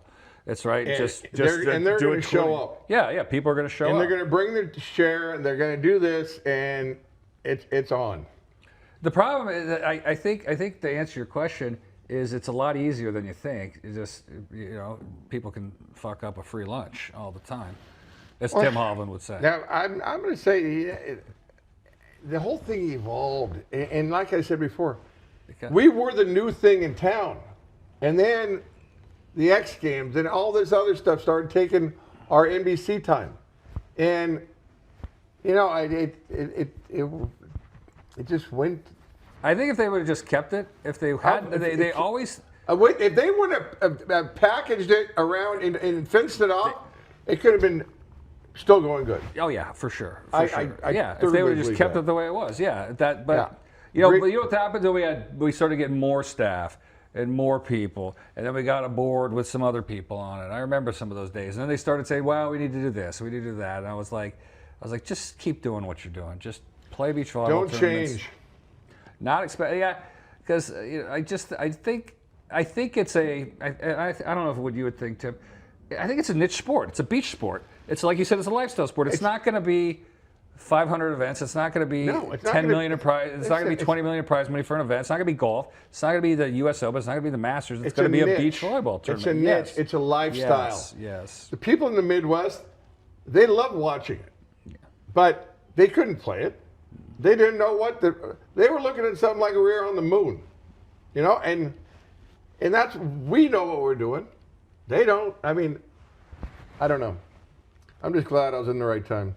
The other painting that's always painted, or picture that's always painted, is the image of the stadiums today versus back then. You guys, it was just people surrounded you with beach chairs and umbrellas, and there's no stadiums. Can you just maybe talk about that a little bit? As if he does. Like I said, I mean, Santa Cruz, the first tournament was 100 rows deep, and everybody had a beach chair. But I would do this before with the finals. I would always look around and see who had their ice chest, and I'd make it put it behind their chair so it wouldn't break a toe. Because I remember hitting one of those things. I'm going, that's gonna hurt. So, and then I remember taking out many of people. I mean, they're right. The line's here. They're right here. So I ask them to move so we can go back to serve, or the ball will go off.